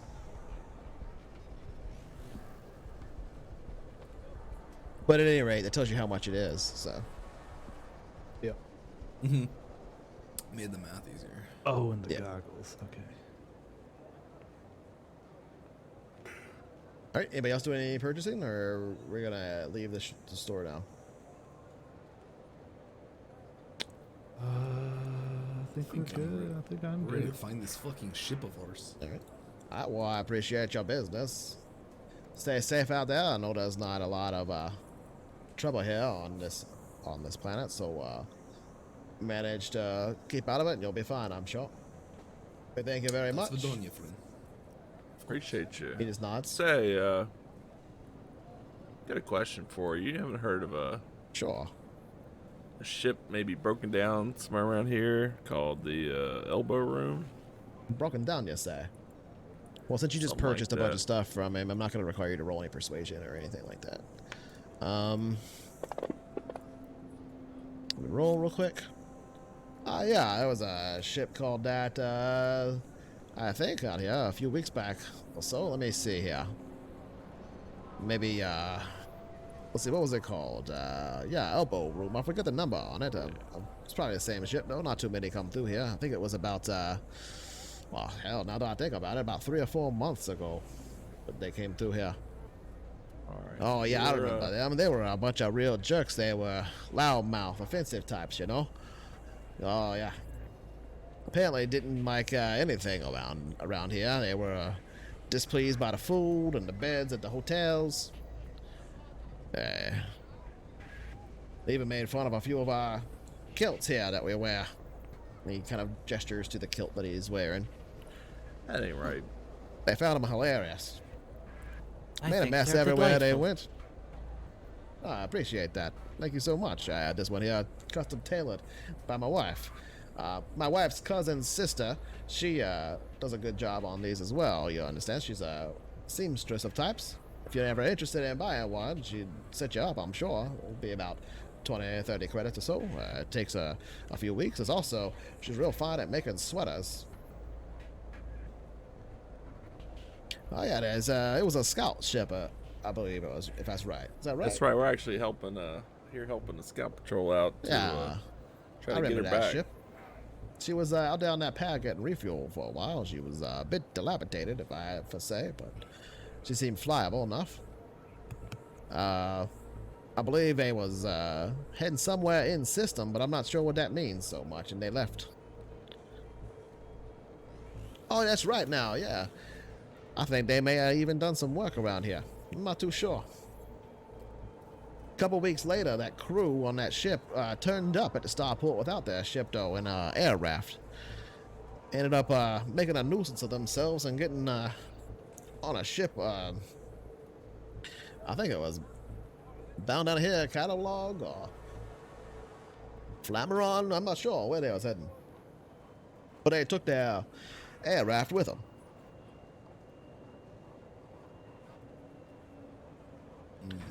I can help you Cool. look it up That's if you want. I don't have, most of our information like this is kept private. We got laws about that sort of thing around here, so I can't get too much information. But since you purchased, I'll see what I have here on my registry as they was coming through, if they bought anything.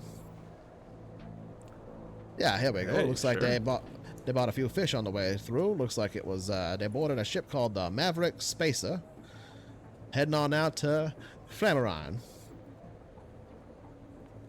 Flammarion is the system. I'm trying to say it weird for him. On purpose this time. Yeah, aboard that vessel. Subsequent destination unknown. And they took that aircraft with them, like I said.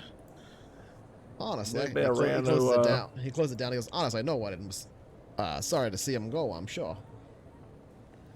Yeah, we kind of heard that too. Anybody around that might have done business with or might know more? Well, I believe they might have had some work with the government, according to this here, but you're not going to find out too much here. You'll have to head on over to Central Lake for that, I suppose.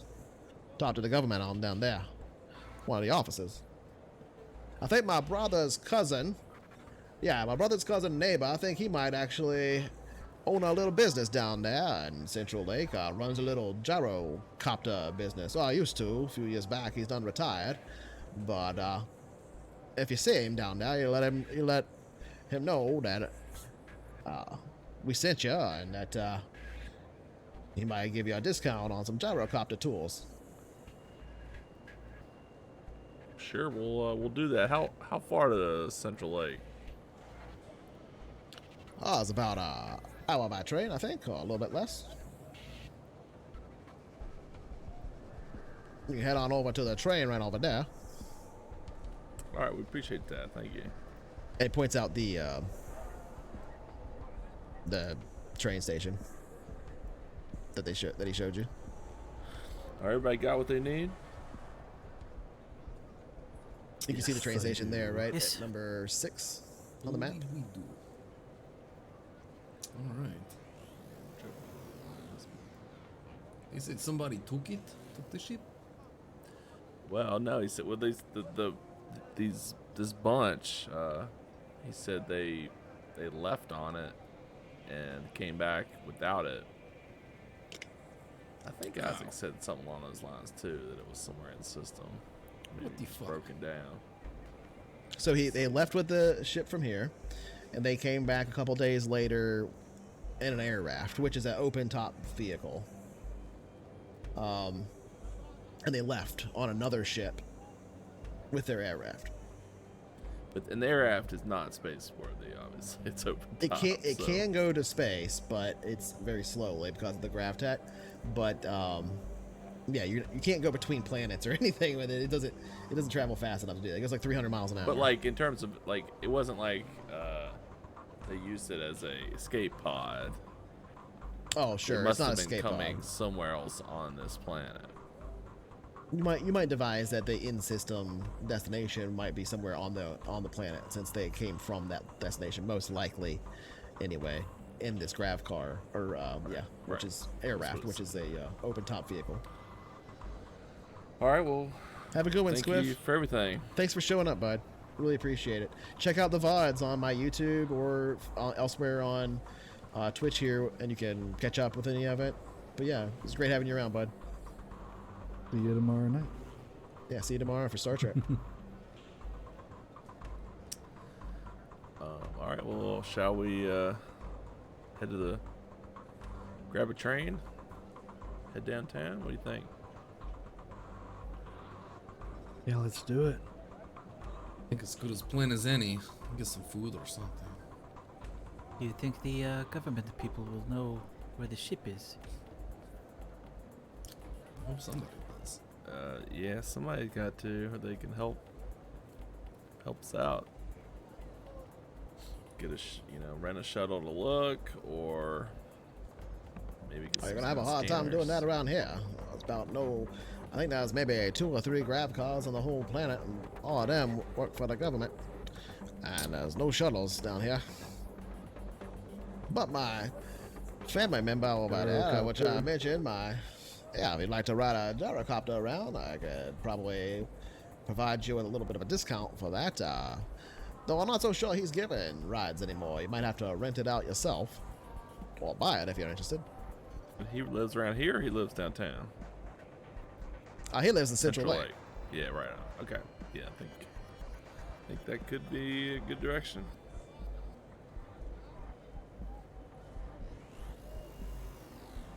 Yeah.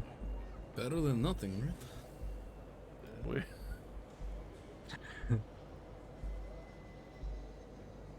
Let's do it. Let's head to the train station.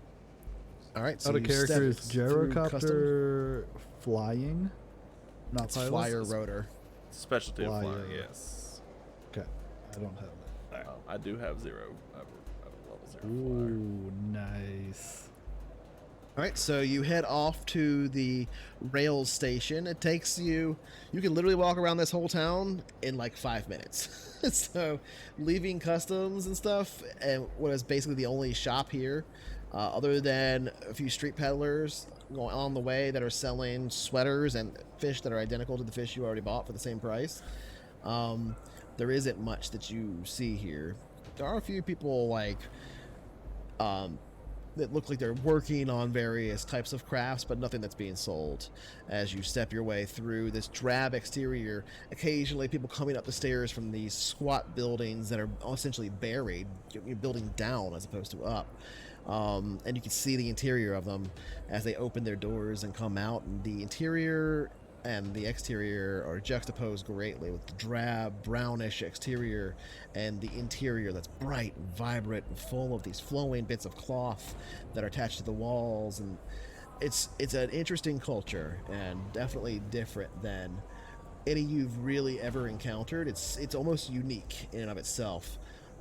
It's a bit strange. As I said, mostly you're seeing Vargr. The population is about 90% Vargr here. And as I said previously, that you noted in your thing, they don't have the right to vote. It's a strange thing. You would expect maybe there to be some protests or something like that, but they seem mostly complacent in their station as they mill around and do the hard jobs here. So far, the folks that you have talked to or seen in power ordering have all been human. As you board the rail station, that is no different. There are a number of Vargr waiting to board the station itself, and a number of humans as well. The humans are made to board the train first as it pulls into station, and go into a separate car than the Vargr, who have to wait several minutes to get in. As you approach the cars to get on, a human gentleman, and what looks to be a pretty simple little nightstick on his belt, and is wearing a uniform that would suggest he's either station security, meaning train station security, or what passes for law in this town, and to some degree, or for one of them, and steps up to you and puts his hand out for a moment. Oh, y'all got visitors around here? Y'all need Yes. tickets down to Central Lake. That's no problem. Yeah, it's just a few cred chips. How many of you are there? Sorry, I'm a chief conductor and primary security officer, as well as head of the specifics here at the Star Town in terms of fish distribution. Well, nice to meet you. Nice to meet you as well. Привет. I think it's just the 4 of us, right? Yes. Three of you, and then this one. Yeah, that's right. The 4 of us, yes. All right. And then looks to Dixon. So that'll be just a credit each. Looks to Dixon once again. Holds out a little Right, I'll, panel to put your cred shit in. Alright, I'll give him the 4. Are you 3 can board this way? The 4 of us. That's right. You 3 can board this way.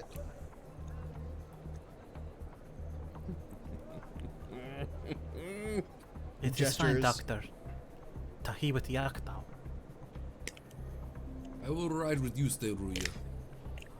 No need, friend. No offense, but you're holding up the train here, so if you don't mind getting on board. Thank you so All much, right. though. I'll just go with with Ryder and Dixon.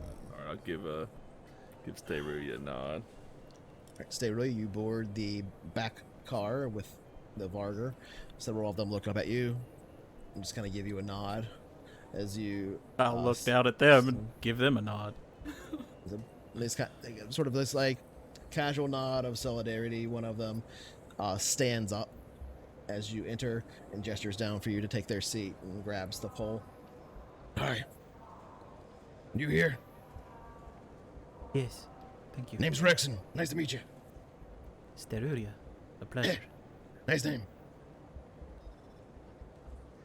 And you three step into the human car ahead. It's pretty empty. There's not very many people in here. There's a lady who seems to be doing some kind of knitting, sitting down at one of the chairs that are up against the wall, and another gentleman in there who just seems to be reading. He looks up. Nice to meet you. He continues reading. The doors. Please tell me this train Close. is pulled by Varger. And then the Vargers start running. Team Varger. The train slowly begins to take off. It's fairly everyone that comfortable was in here, the other car. but it's yeah, it's Flintstone style to the floor breaks up. But the train takes off. And it takes a little while to pick up speed, but it is an electric train, and it's not particularly modern by the sense that you're in, but for us today, it's about the equivalent of what you would expect of like an Amtrak or something like that, and or just like riding the subway in DC or something, right? It definitely starts moving after a while, and before too long, the brownish countryside is zipping away, and you can see the parallax of the large volcano moving in the distance, and occasionally catch glimpses of the beautiful ocean and the strange algae-filled waves that wash through it, and you are on your way to Central Lake. And that's where we take a really, really quick break. Not like the kind of break we just took, but a much shorter one, because I do have to pee again, because I've been drinking the hell out of this stuff. So I'll be right back. Yay!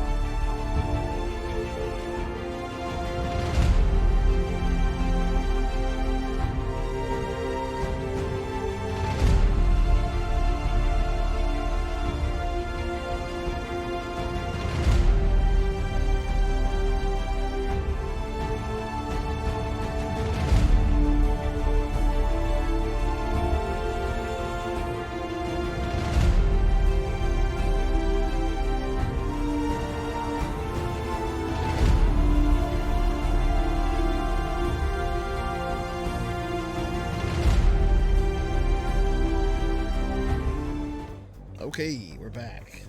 Took us a second there. Had to pee real bad, I guess. But that's okay. That checked. All right, so as we left off, you were boarding the train in the Star Town here on Walston and beginning to speed off along Settlement Island towards Central. Well, Central Lake, but towards Central. This is what people call the station. So it's not a very long trip. It's about, once you get going, it's a little more than a half hour to get there, a little less than an hour. So I would ask if there's anything in particular you're doing aboard the train on your way there.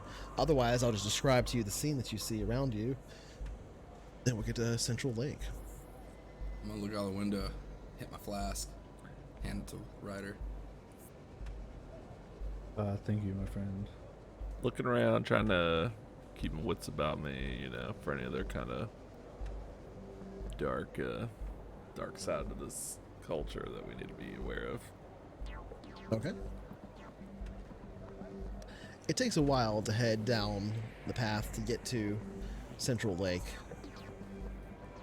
Named because it is indeed adjacent to the Central Lake on the island of fresh water that is often used for other types of fishing as well as recreation.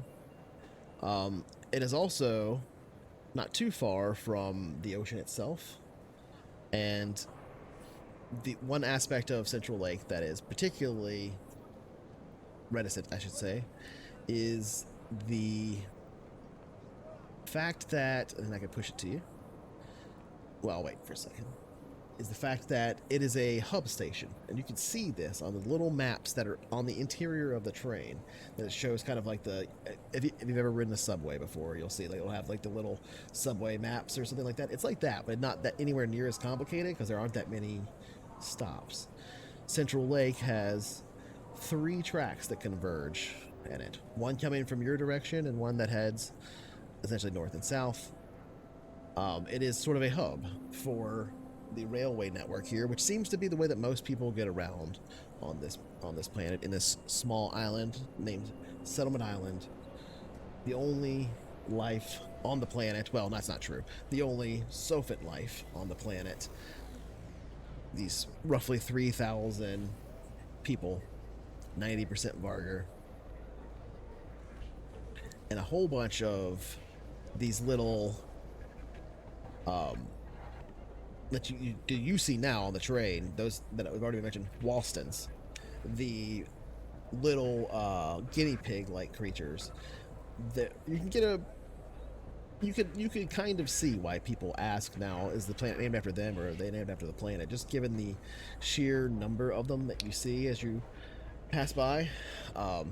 They're everywhere, but nowhere near the settlements. They seem to stay away, and they seem to give the train itself a pretty wide berth, but you can see them rolling over the mountains and eating the occasional bit of dried brush and this bit of green vegetation that pops up here.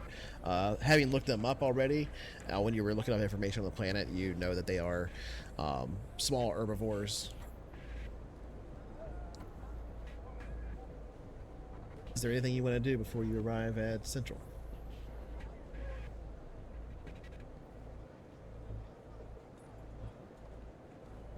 I'll take that as a no. Sooner off this place, the better.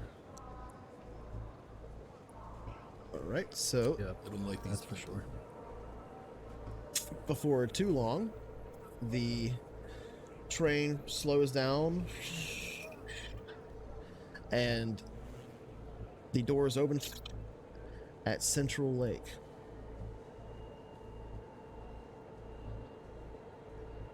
As you step out here, you can see the town is indeed, once again, mostly Vargar. Most of the people here are Vargar. You step out into the street beyond.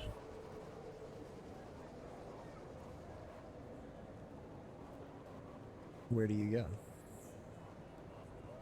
The town itself is dusty and drab. The buildings squat, rising just barely out of the ground itself. Again, building down the same style. You can see these ramps and stairs that head down into the earth, opening up. Hey, what's up? What do you do? They, you all good? Yes, I'm fine. Good. The Vargard that were with you, Starulia, in the cabin, I'll say, do head off into. Oh wow, things just went weird for me for a second.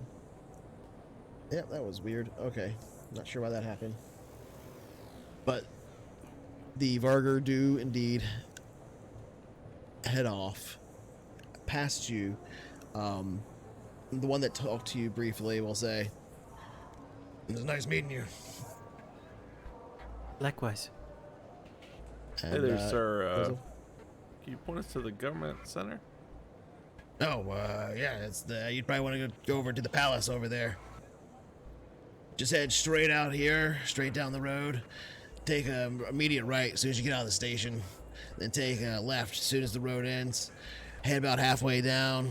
It'll be on your right. You can't miss it. Small town, like all of them, right? Thank you, friend. Right. Spasibo. Yep. Thank you. Say, where you guys from? You know, we don't get a lot of, you travelers?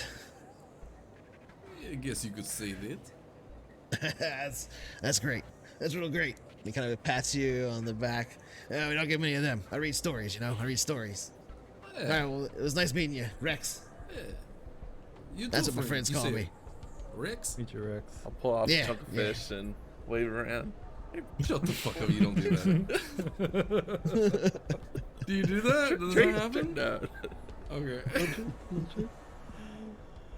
It's good meeting All right, we you. will follow his directions as best we can. I like this place. No. You have a nice day. You could stay. You too. You too. And he Yeah, walks on hopefully. down the ramp and heads off wonder why they towards make 'em- towards the left. Why do you think they put them in different cars?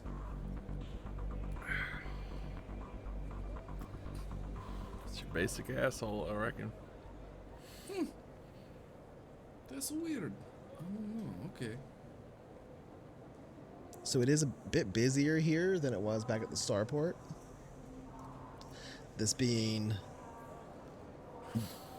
essentially the largest city, air quotes, Metropolis. that you're gonna get here. So there are people wandering around, doing a little bit of shopping here and there. It's mostly the same kind of crap that you've seen at the starport. The tech level here is not particularly high. You do see that you could basically walk around this whole town in like 10 minutes instead of 5, right? It is indeed a tiny town next to a lake. There's a dock off to the side of the lake. You can see that there are a few boats out in the water there. As you pass by sections of the ocean, you saw that they even had a few ships out there. The main business here being this aquaculture. So there was a fair bit of that. As you walk your way through and past the train station itself, you can actually see several of the businesses here look to be like they are either mechanic shops, other such things that probably service the train. There's a few garages. You can see the sign that says Gyrocopter Tours in Anglic on one of the little houses as you walk past. And the sign itself is like kind of fallen down and covered in dust and stuff. And it's next to what looks to be a small garage. You pass down, heading towards the north, a ways down the road, and turning. There's no roll to navigate your way around this place. Like I said, it's a tiny town, so it's pretty hard to miss the palace. But the palace itself doesn't really look that different than any of the other buildings. It looks to be like a palace is a figurative term and doesn't necessarily mean like an actual like beautiful palace, right? It's just often what the government building is called in a place. But it's pretty small. It's literally one of these one-story looking buildings that is, again, built down, no taller than any of the others, a bit wider. One thing you do notice as you come out of the train station, though, is that these buildings here are often connected just slightly underground by these little tunnels. The people here tend to build down very literally. So you step out of the side of the road and off towards the palace area and head inside. Is there anything, or begin to head inside? Is there anything that you would like to do before getting on in there? The houses do or don't look like giant dog houses. They do not look like dog houses. They're squat, like rectangular structures with rounded corners that are mostly brown, the same color of the How like of the ground. segregated is everything looking around? Like, You see because it's 90% Vargar, you mostly just see Vargar, right? Right. Most people are Vargar, but you see humans walking freely among them or whatever, and both happening. so weird. I guess we head in and try to find somebody to talk to. Yeah, who the fuck? This is the palace, huh? I mean, there are clear like signs, like basically It's a leading you weird from name the for train this station. place. Okay, It's a small planet, man. I guess that makes sense. They're doing alright for themselves, I guess. I'm not from much better, but we didn't try to glamorize any of it. But Yeah. These I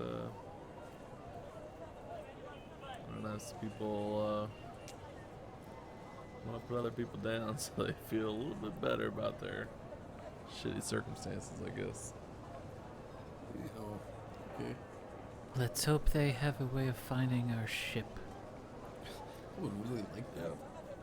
Elbow room. I could use some of that about now. I'd say I'd hate to be he'd end up stranded in the shithole for more than a day or two. That's what it looks like is happening, huh?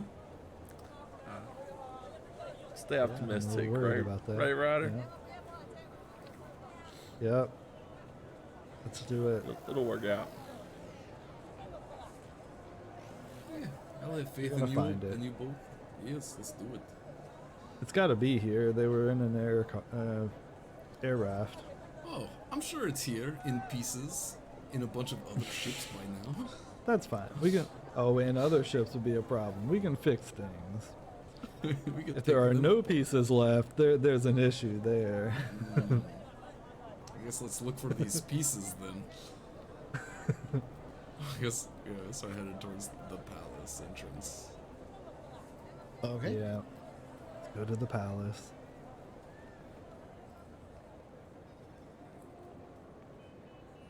Bit of the pooch. So you step inside what is a garishly decorated, but in some ways quite beautiful building. It's not much larger than most of the others. It's separated off into several offices. There is a reception desk that you see straight ahead of you. No one at it at the moment.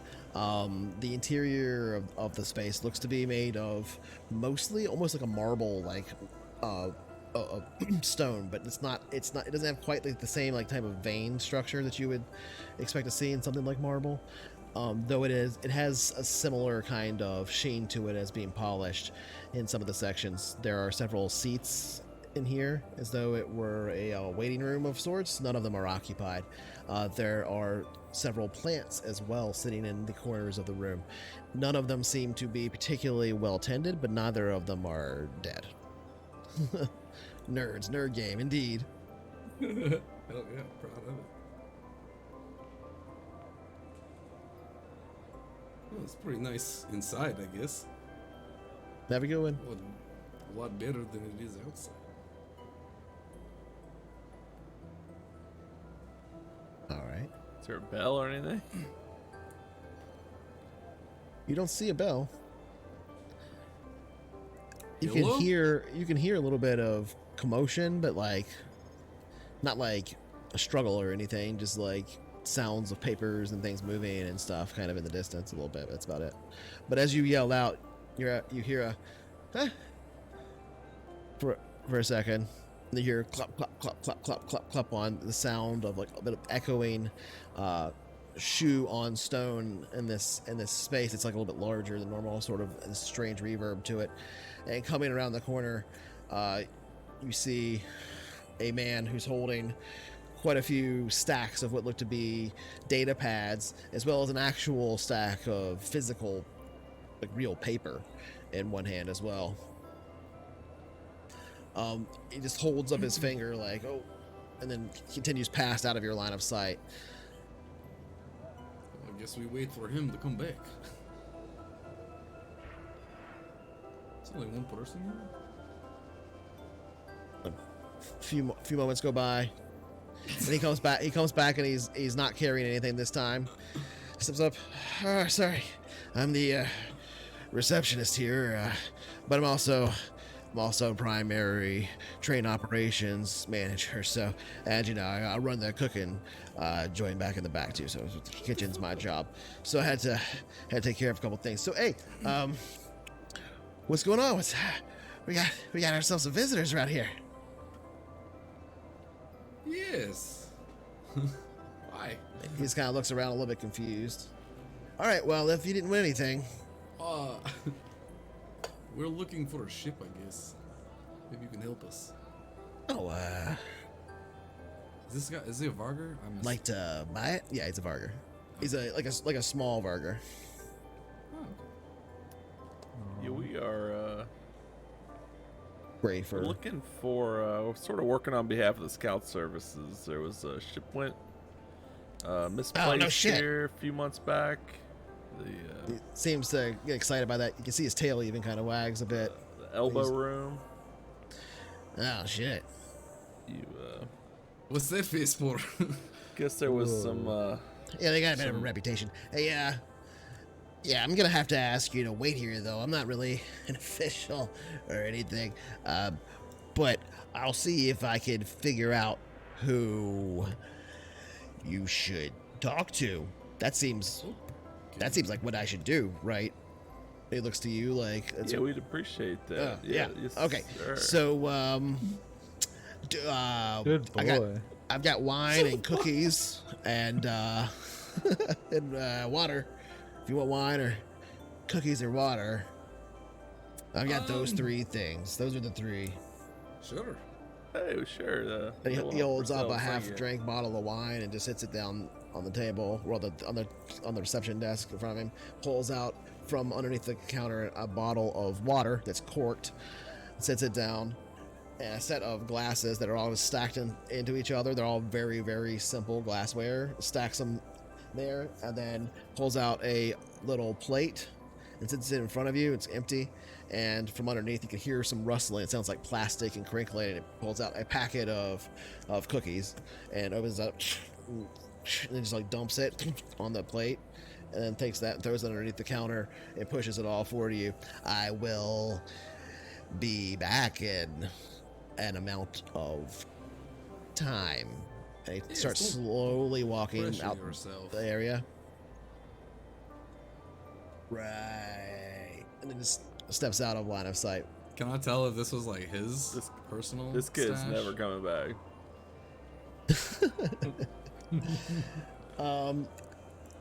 Let's see. You could roll a. What would you roll for something like that? Maybe a. Etiquette or Yeah, that would be a good one, wouldn't it? set of skill. Advocate is, yes. I have that. It's sort of like the Not lawyer sure. skill, but it's also kind of good at like reading people. Knowledge of common legal codes and practices, especially interstellar law. It also gives travel Yeah. experience in oratory, debate, and public speaking. That's what I'm talking about. The experience with oratory, public debate, and speaking. I have diplomat. No, this is clearly like a breaking case to visitor, like It's an inside check. government package. Yeah, I would say this is probably just going to be something like a diplomat or a persuade roll. Int. I have both of those. Well, choose whichever one you Yeah, want to well- use. Actually, you know what? I think diplomat is more So, Yeah, I like diplomat. appropriate because of the official diplomat. capacity that you're currently in, because it's a government building. Okay. Everything you're working with government. Yeah. Okay, yeah, that makes sense. I would have seen this practice before otherwise. I would say it would probably be. I was gonna say it should be like routine difficulty too, so that would have actually succeeded, but just barely. Success. I- About that side of it. That's fine. But anyway, so you would suspect you can't quite tell, but you would suspect that he probably has several packs of cookies down there, and he probably does eat them, but they probably are supposed to be distributed to people that come visit. They just don't ever have people that come visit, right? So it's just because it's so rare, and you guys are like official, and you mentioned Scout Services, and where he kind of like wagged his tail and freaked out a little bit when you said that. He's like, oh shit, this is an actual thing. I'm doing this. This job's real now, right? Is sort of what you got. You read He from learned it. it I on dig like in. orientation I on the dig in. first day, and he's like never done it. And he's like, Yeah, "Shit, exactly. that's that thing." Basically. That's I almost dig it. literally what is actually true. But yeah, he's about Regulation 46. he's about a foot and a half like shorter than you. He's pretty short, with gray fur. Okay. He's unfortunately never coming back, so I don't have to worry Yeah, about I how know. it looks. What do you guys do? I have some of the wine. Well, All right, it's guess we wait. fine, cheap wine. It's nothing like special about it. You can pour it in one of the Pour glasses. some wine and eat some cookies. It's It's all the free, it's bottles are special glass. enough for us. Look, glass bottles. It looks like Yeah, it's a we're bottle that's been playing. filled, but the wine doesn't taste like special or anything. It's like nice. poison. I'll stick with my own basic. All right. The cookies, if you eat any of those, are all right. Okay. Eh, What kind are they? tastes like There's- church. Kind of a generic pseudo vanilla flavor, but not Okay. quite vanilla. You know, Somewhere near vanilla is one of the vanilla. most complex flavors. It is. It's vanilla. It's vanilla adjacent. It's like if you tried to fake vanilla and got it like a quarter right. Oh, okay. I think I've had things taste like this, like that vanilla pudding. But it's sweet. I drink the water. I'm gonna reach into my jacket and pull out a pastry from the ship and munch on that. Oh, One of the jelly wow. donuts. I told you guys to. Of course, we Stock took a up. donut. Okay. So you wait around. You Nah. wait. From Always Sunny with donut. the trash bag full of burritos. What are you talking about? This luxury liner we are on. That's the best food you're likely to have for the rest of the campaign. Like, if you weren't like you got off the ship and like let's get some food, and I'm like, what the fuck, dude? We're about If you to. didn't- We're if gonna you own didn't a ship like ravage that in no buffet time. Right before we left, then you're no traveler on my squad. Oh shit. That's gonna be a shuttle for our ship. All right. So he steps back into the room a few minutes later, and looks back at you, and just sits down, and pulls out a glass and pours him some water, and just starts drinking it. The Varg. Yeah, the same Varger.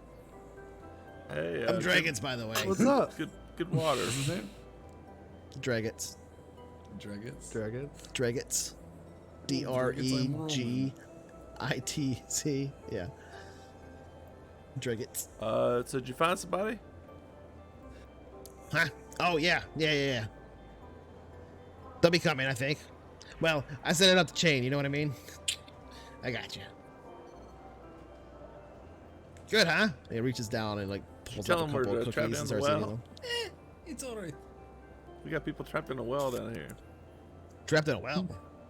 Shut the fuck up. We even have wells. Oh no, sorry. No, I was joking. What'd you say your name was, Gravity well. Lassie? We got a ship caught in the gravity well. So, Gravity well. a few more moments go by, and it turns into like an hour. He's just sitting there. Yeah, I'll be back. Stands up, you said there was walks someone away again. coming here? So I thought, yeah, we were waiting for someone. He leaves the room. Okay. This is the palace, right? One What time is of it? the universe's great mysteries. Bureaucracy. About 30 minutes go by with him gone.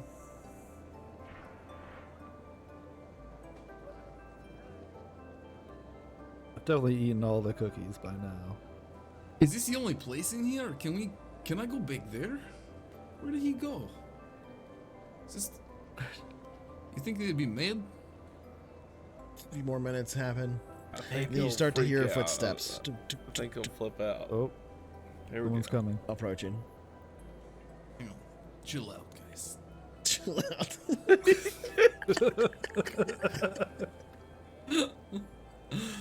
Oh shit. So after a little bit more time passes and you hear the footsteps walking and stopping, and then they kind of go further away, and you hear some conversation. Yeah, like scouts. Yeah. And then you hear another voice, and then both Dragons and another individual, a human, step outside and towards you, and you can see Dragons point at you, and then the human goes, looks down at him. I guess you're right. All right. Well, good job, Drag. So yeah, don't forget to stop by. Excuse me. Don't forget to stop by the house for dinner tonight. My wife's making meatloaf. I know you love the meatloaf. And Dragons goes, yeah. I'm gonna go. Not be here. I'm gonna go over there. And steps back. Behind kind of where they were from, or where they came from, down the hall. The human male who sits before you looks back at him. Yeah, so if that's fine with you, you can go ahead and all right, yeah, that's fine. All right, he left. You can hear a door closing. Hello. Hold on a second, I'm getting to his thing. That's nice to meet you. Drake said you're from Scout Services or some such. Name's Alan Greener. And he reaches over to shake your hand. Put Hey on my there, yeah, hand and just shake it. working for him to be clear. All right, well, I'm hoping you're gonna complete that contract we signed in How's that? for that survey. Excuse me, I'm sorry. We got a bit ahead of ourselves. I'm the Minister of Off-World Affairs, Public Relations, and Fisheries. It's nice to meet you. Quite. Great to meet you. Nice. Yeah, we are here, coming after a ship that the Scout Services misplaced. The Elbow Room, maybe a few I months thought back. that was right. That's right. All right, so that is you then.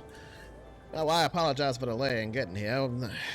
It's a lot of baggage to carry, you understand, so to speak. So you're talking about that ship who came in here and we paid him to do the survey. Well, we paid him half. Well, yeah, we understand some maybe less than hospitable folks were running the show there. And Well, step it's into my something- office here. Let's not have this conversation out here. Yeah, sure. We don't want anyone to overhear. And you look around, it's I just an top empty off my room. wine. All right, that's fine. Everyone Put some hears cookies in my pocket.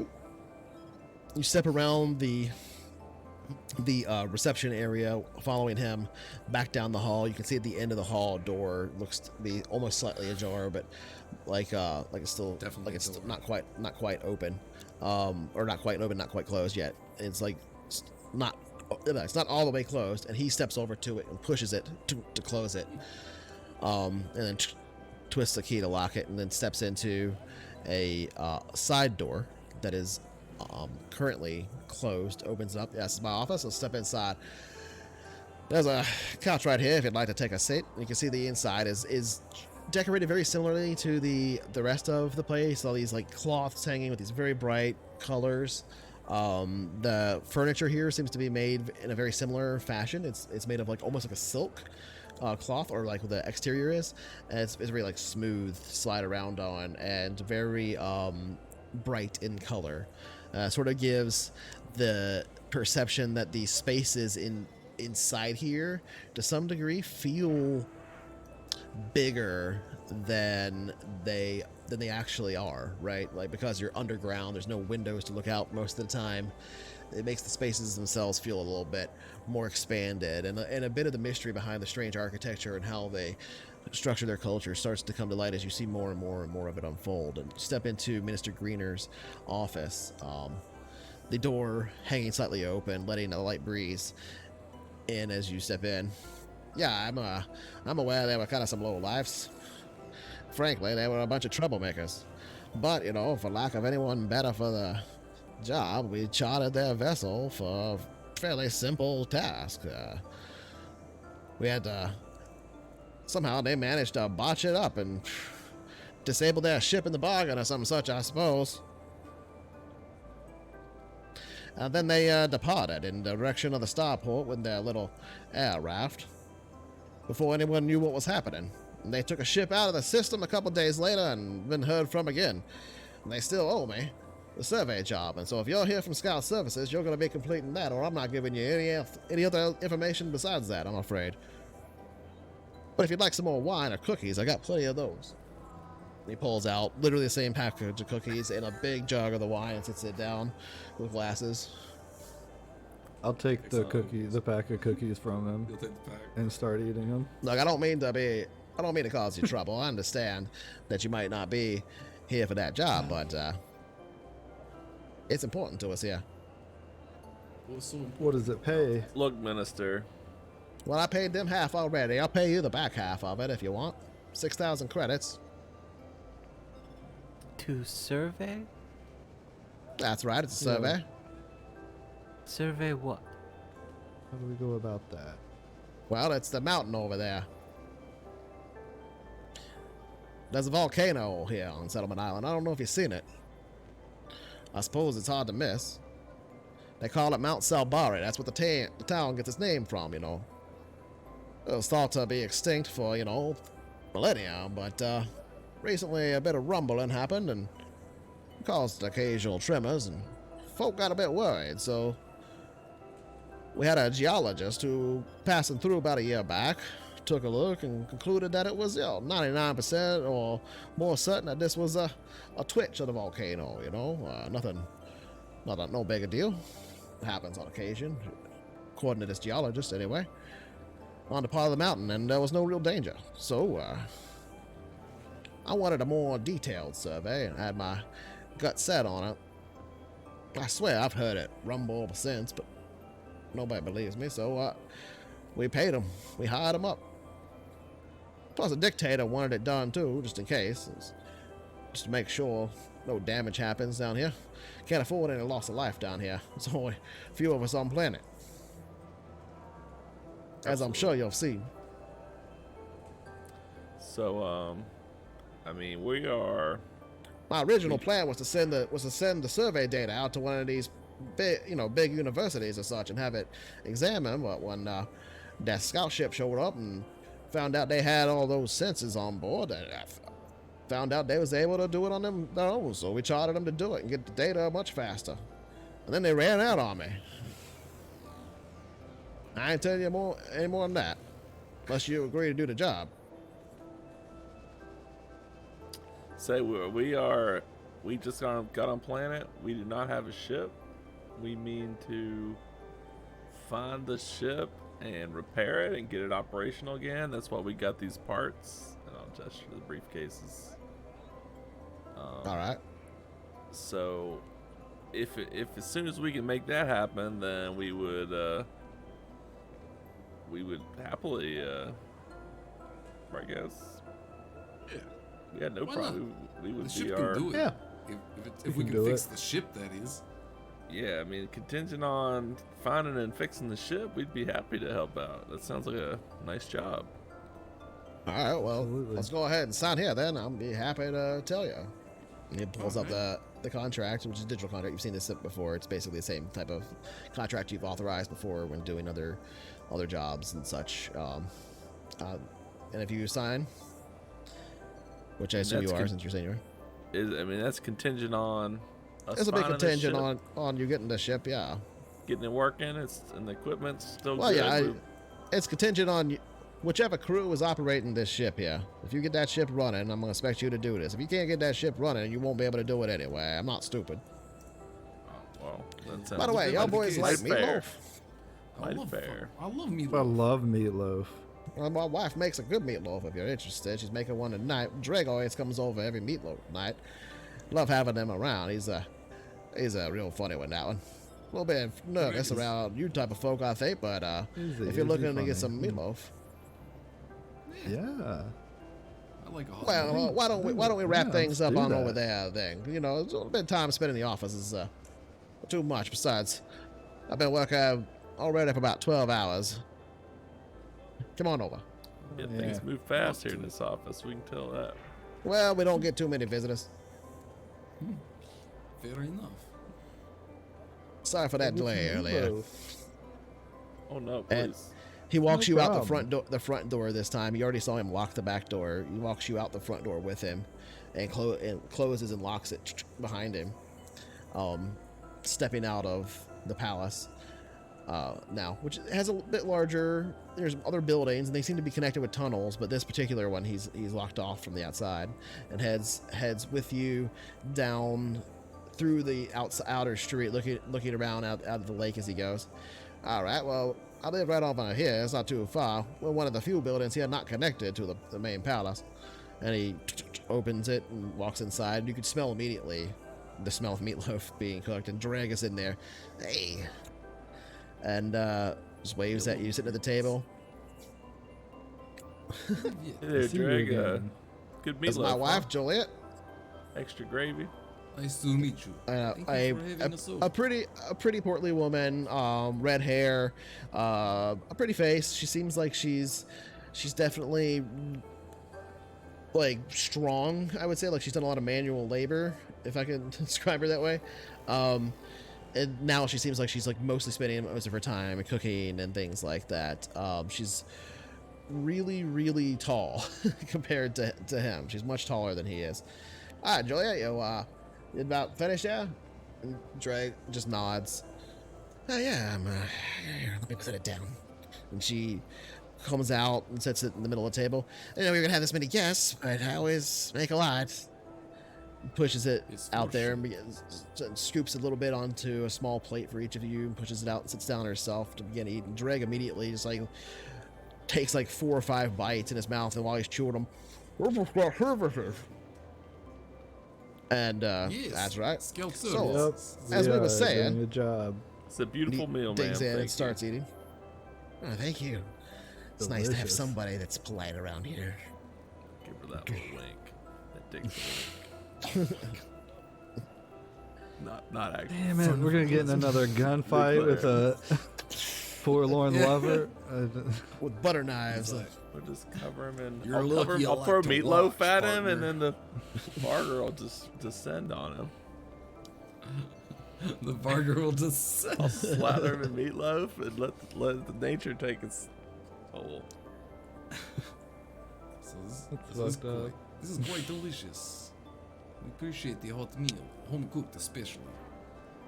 So, if you're interested in taking this job, and if you signed this contract here, it says you are, I suppose I might as well tell you, but there's no point in doing it on an empty stomach, as I say.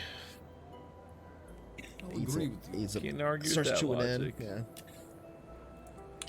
So that ship, it was a scout courier. It was specially kitted, had all kinds of sensors, and it wasn't in the best shape, I know, but still had them. Most advanced spaceship around here. Don't got too many. Figured it'd be able to do the job, and you would have even drones and such. I don't know. It did a lot of work. I would have thought. Well, yeah, they backed out on us. So if you're doing it, and you get this ship a working, mind that you stay Well, just be careful. Up there. That's parked up there in that crater on that volcano. Any idea what happened to her? Yeah, why'd they leave it To there? the ship? Yeah. I'm not so sure. They just up and left. I suppose they couldn't get it running. I mean, as I said, it didn't look too good, but maybe they just didn't take good care of it, or maybe they messed it up there somehow. I'm not too sure. And they just Yeah, we left were, completely? I just know they were up there doing the survey, because that's where they said they was heading and that they were doing. And then they up and left and came back over there, went to the starport with the air raft and left. Just seems like an easy On the job next to ship out. abandon. Yeah. We hear they were cutting corners on parts, and maybe that has something to do with it. Is that true? Well, that makes sense given the That's look what of the we're thing. told. So, any suggestions as to Hell how of a we thing. might Went to get catch her? up to you up there, but sorry, what was that there? Stuffs his face with meatloaf. Any suggestion how we might get up to the top of the mountain? Well, it's a hell of a climb up there. I'd say make sure any of you got your masks on. If you're heading up that way. It's going to be dangerous if you're going on foot. I'm not too sure. You could probably get part of the way up there in a car. I could give you a commission. Pretty much any of the cars in town would drive you about the first 500 meters or so. As far as I understand, it's about 1,500 meters or so. What about that one? Straight up, I was, mean. That's not too bad. Gyrocopter.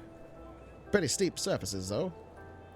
Yeah, we Yeah, heard of the, a gyrocopter business. So it's around about a here. 6,000 foot high mountain, roughly speaking, and it's a pretty rough climb. Yeah, the What was that about a shopkeep- gyrocopter? Shopkeep at the Tell us. the port said he his cousin's brother's uncle's neighbor ran this gyro shop here. Oh, Well, Joliet, I think you know them. Them gyrocopter folk over there. Yeah, we She looks saw over. the place. Yep. Looked Yeah, like that's it might have my closed up. sister's neighbor over there too. Yeah, yeah, her. yeah. Yeah.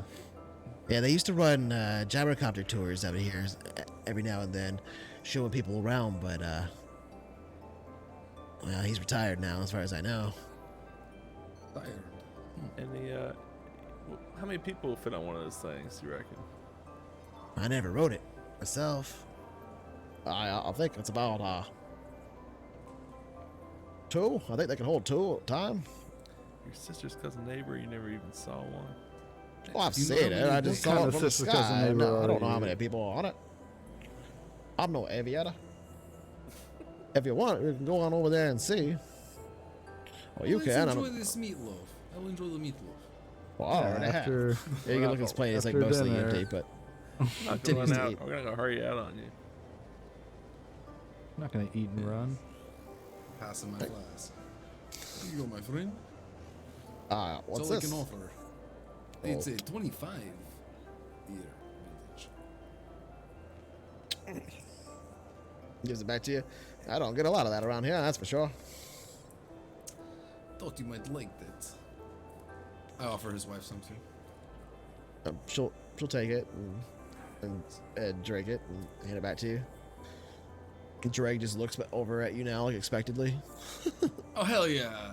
I see that, and I'll give it to Drag it. He's got no He's- lips, bro. He's gonna just like pour it in. It's yeah, that's alright. exactly what he does. He's got no It's all right. lips. Just enjoy it, my friends. That's funny. I'll take it back. Hands it to you. He definitely drank like 3 times as much as a normal person would out of it, Okay. Oh, now he's not a normal person. but as a human would. I'm sorry. Damn. And then he just tucks it into the meatloaf, scoops more out, That kind of continues to planet, eat. I guess. Scout services. That's pretty interesting. Don't get a lot of you guys, or any guys, Literally. really anybody at all. Weird badass. Well, you have a lovely little planet going here for yourselves. Yes, I mean, yes. You tuck into the meal. Yeah. The rest of the time is spent with and a fairly joyful experience, enjoying what is actually a pretty well prepared meal, though cheap, but pretty well prepared. Probably one of the better home cooked meals you've had in a while. But the food on the luxury liner itself was actually really good. So it's not like you haven't been eating well recently. By this time now, it will have taken off and be gone. By the way, Oh, we missed the wasn't sure plane. what you were Fuck. talking about. I was like, just in case you had missed that. The evening stretches on for a number of hours as you enjoy a pretty fine meal of mostly meatloaf, a little bit of some kind of, you're not so sure, but similar to rice. It's pretty good. Some green vegetable that's probably seaweed that's been cooked in some way that you don't recognize. as we heard the rocket engines, I couldn't tell if it was the base or if it was that pit in my stomach of our only real way means off this planet is heading off into the sunset. That's true. That's true. And here we spend the rest of the campaign Yeah, on I'm this keen planet. to get stuck here. That's true. Taking over an old This planet can't gyrocopter kill us. business. Yeah, we'll fix them up real good and make a lot of money selling tours. We just become tour guides. Volcano tours. Is this the campaign you wanted, GM? Gyrocopters can't get into space. Well, So, Gyrocopter what do you? salesman. Is there anything you want to do during the Day meal, 6,000. or any other scenes you want to have around that? Otherwise, the minister here will, Mr. Greener, will basically escort you out and give you any like vouchers you need to like rent a car or something like We that. should do their dishes and sing a song like in The Hobbit. y'all are cheese. I will. If offer you want to do the their dishes, you Yeah, I'll do the dishes. okay. You can make a steward roll. Okay. I don't think I have that. You roll it They're gonna unskilled. break their dishes. It's not like you're gonna break gonna your get dishes. so It's just like mad. if you're cleaning up, if you're like cleaning up a kitchen and doing dishes and doing all that stuff and like organizing and things. You're Like, like, let me get those for you. You just like Oops. rinse it under the water like 1 Oops, second. I'm so sorry. Put it back on the shelf. They're Put it clean back at on the least. shelf. That's hilarious. so just a difficulty 6. So routine. Like spit on it, mug. and just polish Unskilled int. Yeah, I would say it would be it. Alright. Okay, I'd that's do a the success with dishes. an effective +1. So yeah, you not only do you clean it up, but you clean the kitchen up, the counters around it. You polish up, some of the stuff around it. It's pretty nice. You stack the dishes in an organized way and such, and put them back in the cabinets. It's like by the end of it, the kitchen looks a lot better than it did before you were done with it. Yeah, You guys have Thank a you for the beautiful meal. home. Thank you for the hospitality. appreciate it. Yeah. Well, anytime I suppose that's You set a mighty Das fine vidania. table. But we're gonna head on over to your cousins and see about those gyrocopters. See if they have any chicken wings or something. you're still hungry. Chicken wings. No, I'm just. Greg's like, chicken what? If you like some meatloaf to go, I could give you some meatloaf to go. I guess we got a little bit left. And give No. him some meatloaf to go. No, now you gotta have some. I can't let you Alright. leave. I can't say no to this.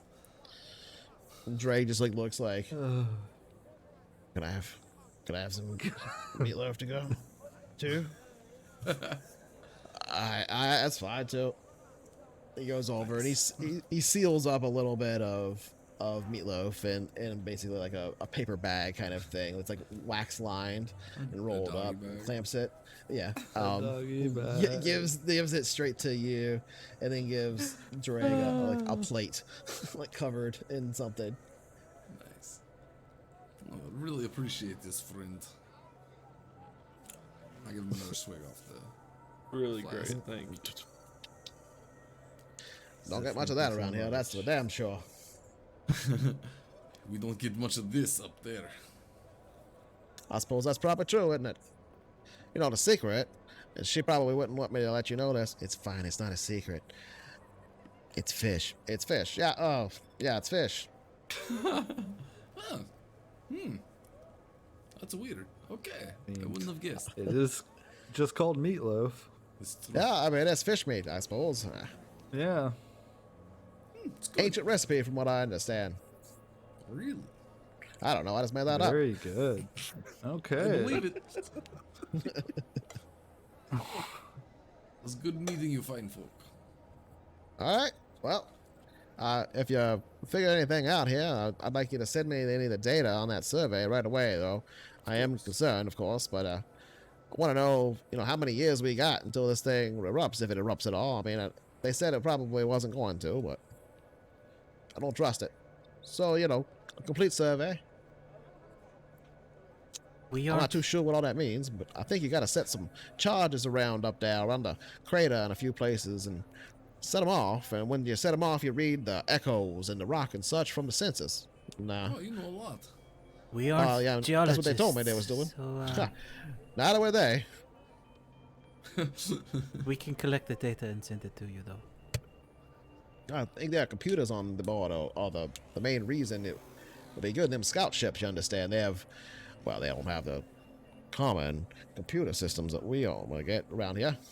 They have those military-grade sensors and such as well. They are able to get a good read on this kind of thing, which is why we decided to use them instead of the universities, knowing we get the information and analysis back from their computer systems, at least probably a year or two faster.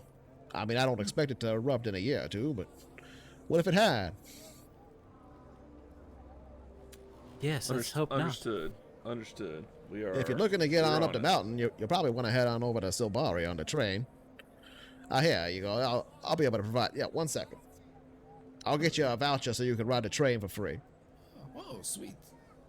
We'll get you specialty cars, You're with too the kind. government business ones, right up in the front of the train. There's only 2 of them, but they're not really any different than the regular cars. In fact, most of the time people just get out of them anyway. But they're all right. And he Sounds nice. pulls something out, and you see he writes on it, and he hands it to you, and it's just a piece of paper that says, "Let them ride the government train to the can do thing for whatever free," you and it's signed Minister Greener. I think that'll work. Yeah.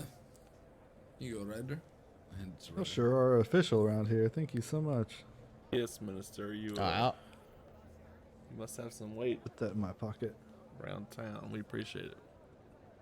Well, I mean, the government pays and subsidies for all the trains and such anyway. Best of luck now. Thank you. Das good on you. He just looks at you strangely for a moment, shrugs, waves, and walks back inside. You can see Dreg comes out now. He's holding the plate covered in what is basically like saran wrap. So, yeah, I'm gonna go eat this now. And just Have fun, Dreg. walks down the street. You can see he pulls it off, and while he's walking, he's literally eating as he's walking. He's gonna be done with that before he gets home. Yeah, just have to bring the plate back. Yeah. It is now evening. It's about 6:10 p.m. Well, we better hurry over there and see if we can find somebody. Oh, quick, let's add some stuff to this piece of paper real quick. Like, and they can give do them whatever 5 they want. million bar. credits. Full Yeah, bar. free booze. Put it on there. Free booze. It's a blank check. So far, it's worth 4 credits. I hate to risk that. I hate to risk losing it. Oh my god. All right, let's get over and see. What if our campaign is prison on this planet? No, it's a For real thing. fucking You know there's a mechanic foraging that and if you- government. There's a mechanic that if you end up if the whole party ends up in prison, then you just start a prison career, like the character creation style, and you do that until you get out of prison. wow. Oh, that's funny. That's great. Yeah, it's pretty cool. Let's not do that. I'm down. Let's forge it. You might not get out of prison. Keep in mind, you're supposed to use the Iron Man rules if you do that, someone's so you can gonna actually die in die in the prison. Yeah. Yeah, if we go to prison, someone's gonna die. I'd rather pretty be in interesting, prison than though. this hellhole. Let's go. These people probably go to sleep at 8:30. Let's get it. Let's get over there. All right, so it's basically across the street, diagonal, about 200 feet away. It's not far. Everything in this town is small, close together. So The fucking Amish town. all of them, man. It's 3,000 people on the whole planet. Small town. Right? Like that's like the Clifton Forge, the little town that we grew up in, is like more people than that. I mean, only entertainment around here is like the dog racing. Yeah. Damn. All right, They're let's, just I called guess, races. I Yeah, guess just racing. I'm gonna gently knock on the door. I guess. All right, so you knock on the door. Gently, gently. Dixon, don't knock so loud. I'm one of those like salespeople that's like boom, boom, boom. Knocks It's with like, his foot. There's no fucking way I'm buying anything from you. You probably just do a cop knock on accident. Let me guess, you're selling replacement front doors. Well, that is true. It could be. I could just out of habit just like pull out my flashlight and Boom. Open Who's up, in it's there? the. Oh, wait, shit. Open up, No. it's not a cop. No.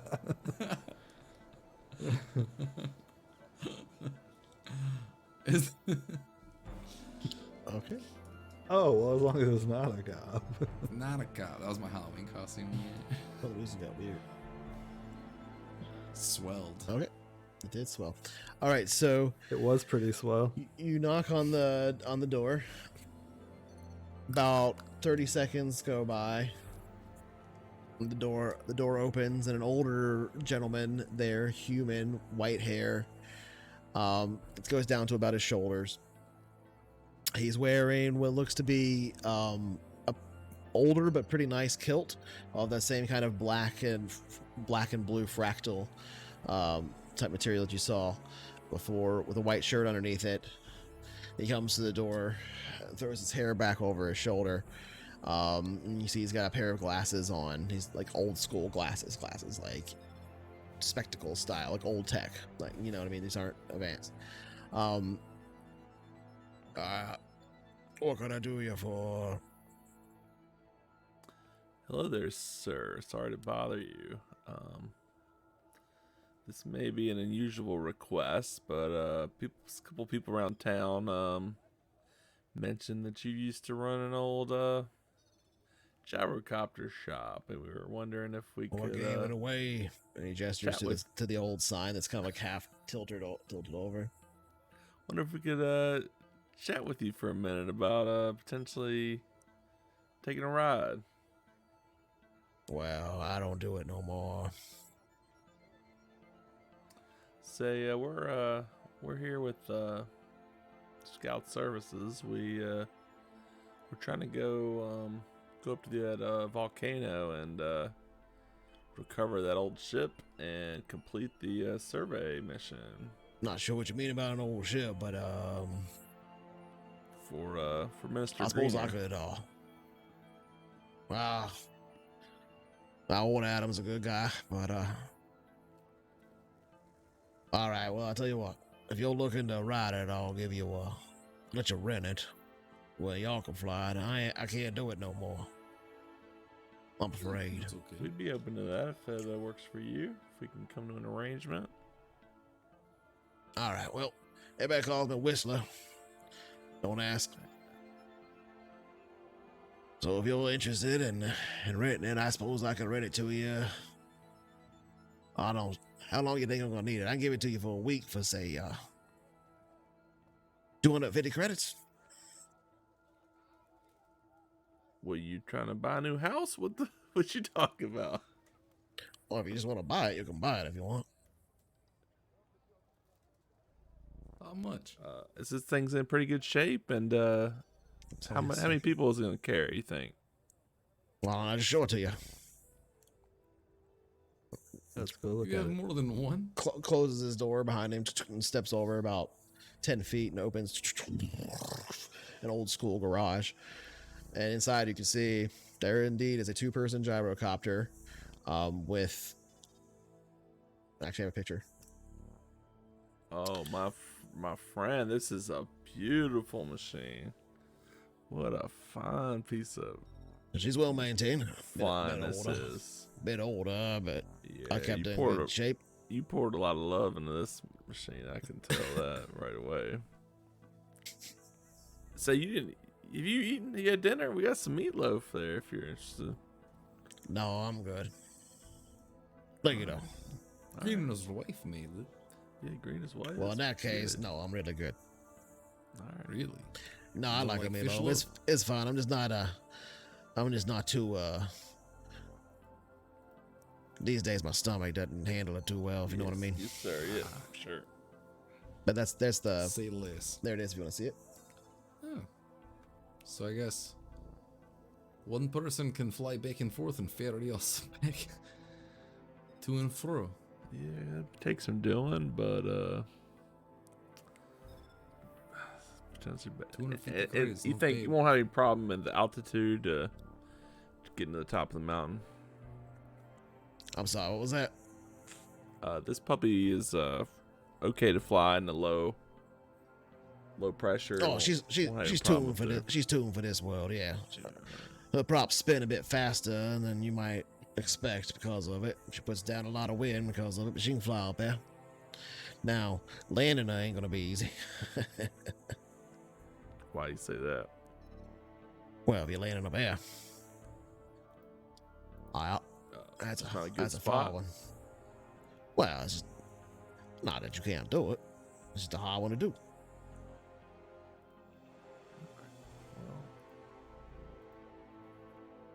Why? You got insurance on it, right? Well, landing up on any mountain's always a bit harder. Insurance on it, I sure do. All right. Well, I don't see we have too much of a choice, so I guess. So if you do rent it, or you're asking how much it costs to buy it too. Hold on, sorry. No, I was shit talking, but I was just seeing. I was We don't implying really that want it. 250 credits Well, more than this brand house is new, worth. so let's cut that down and then like I saw it to you for 12K. Yeah. I'll see how it flies first. Yeah, why don't we rent it from you for the week and then we'll go from there. Sounds good. Looks like a fine machine though. I kept her in good shape, and you do see that it actually looks like it's in very good shape. And you said that was 150. You said. Nope, 250. All right, you still pretty sharp, huh? You ask me again, it's gonna be 350. Yes, sir. Yes, sir.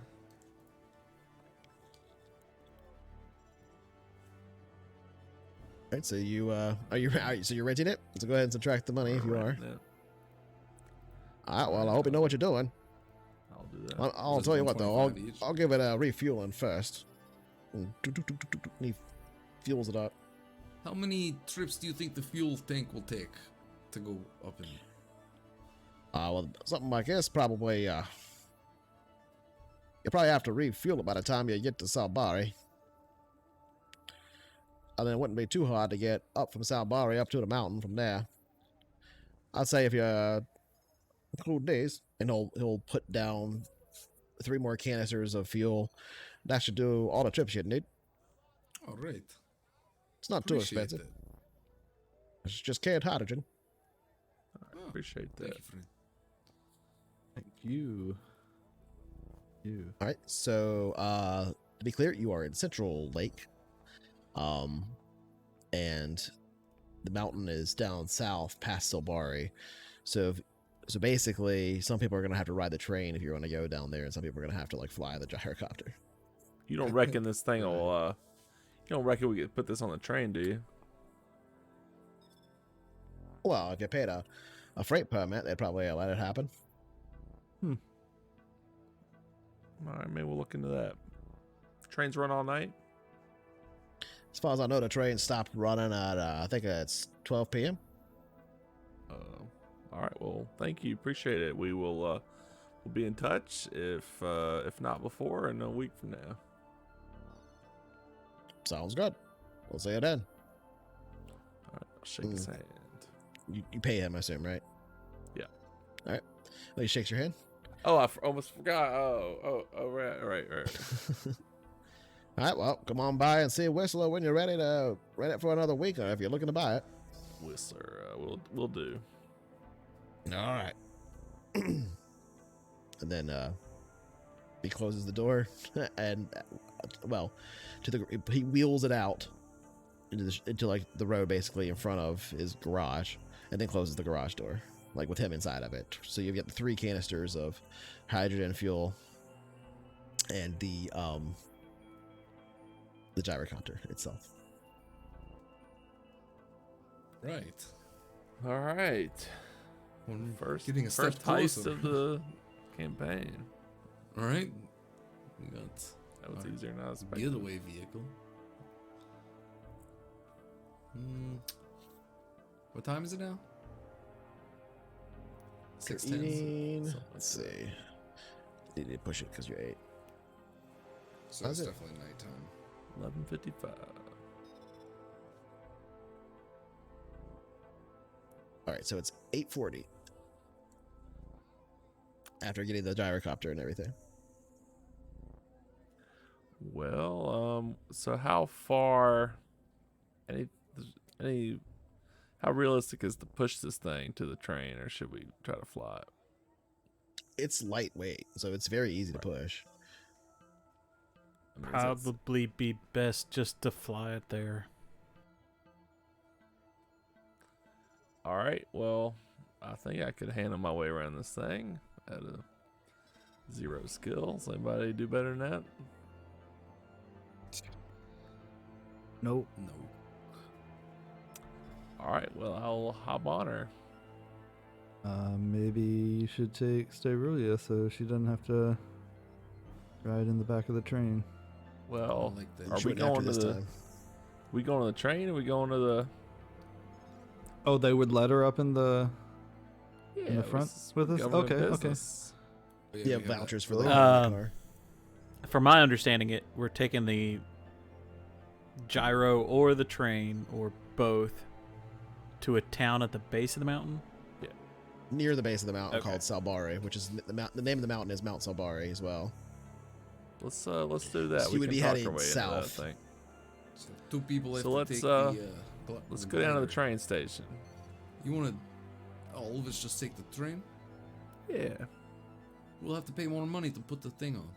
No, we're not paying any money. We got this government thing, and we can Make Just that charge the government for the. make that racist asshole Quick, write on that piece Do of some paper work. and do some work for once. And, and store gyro.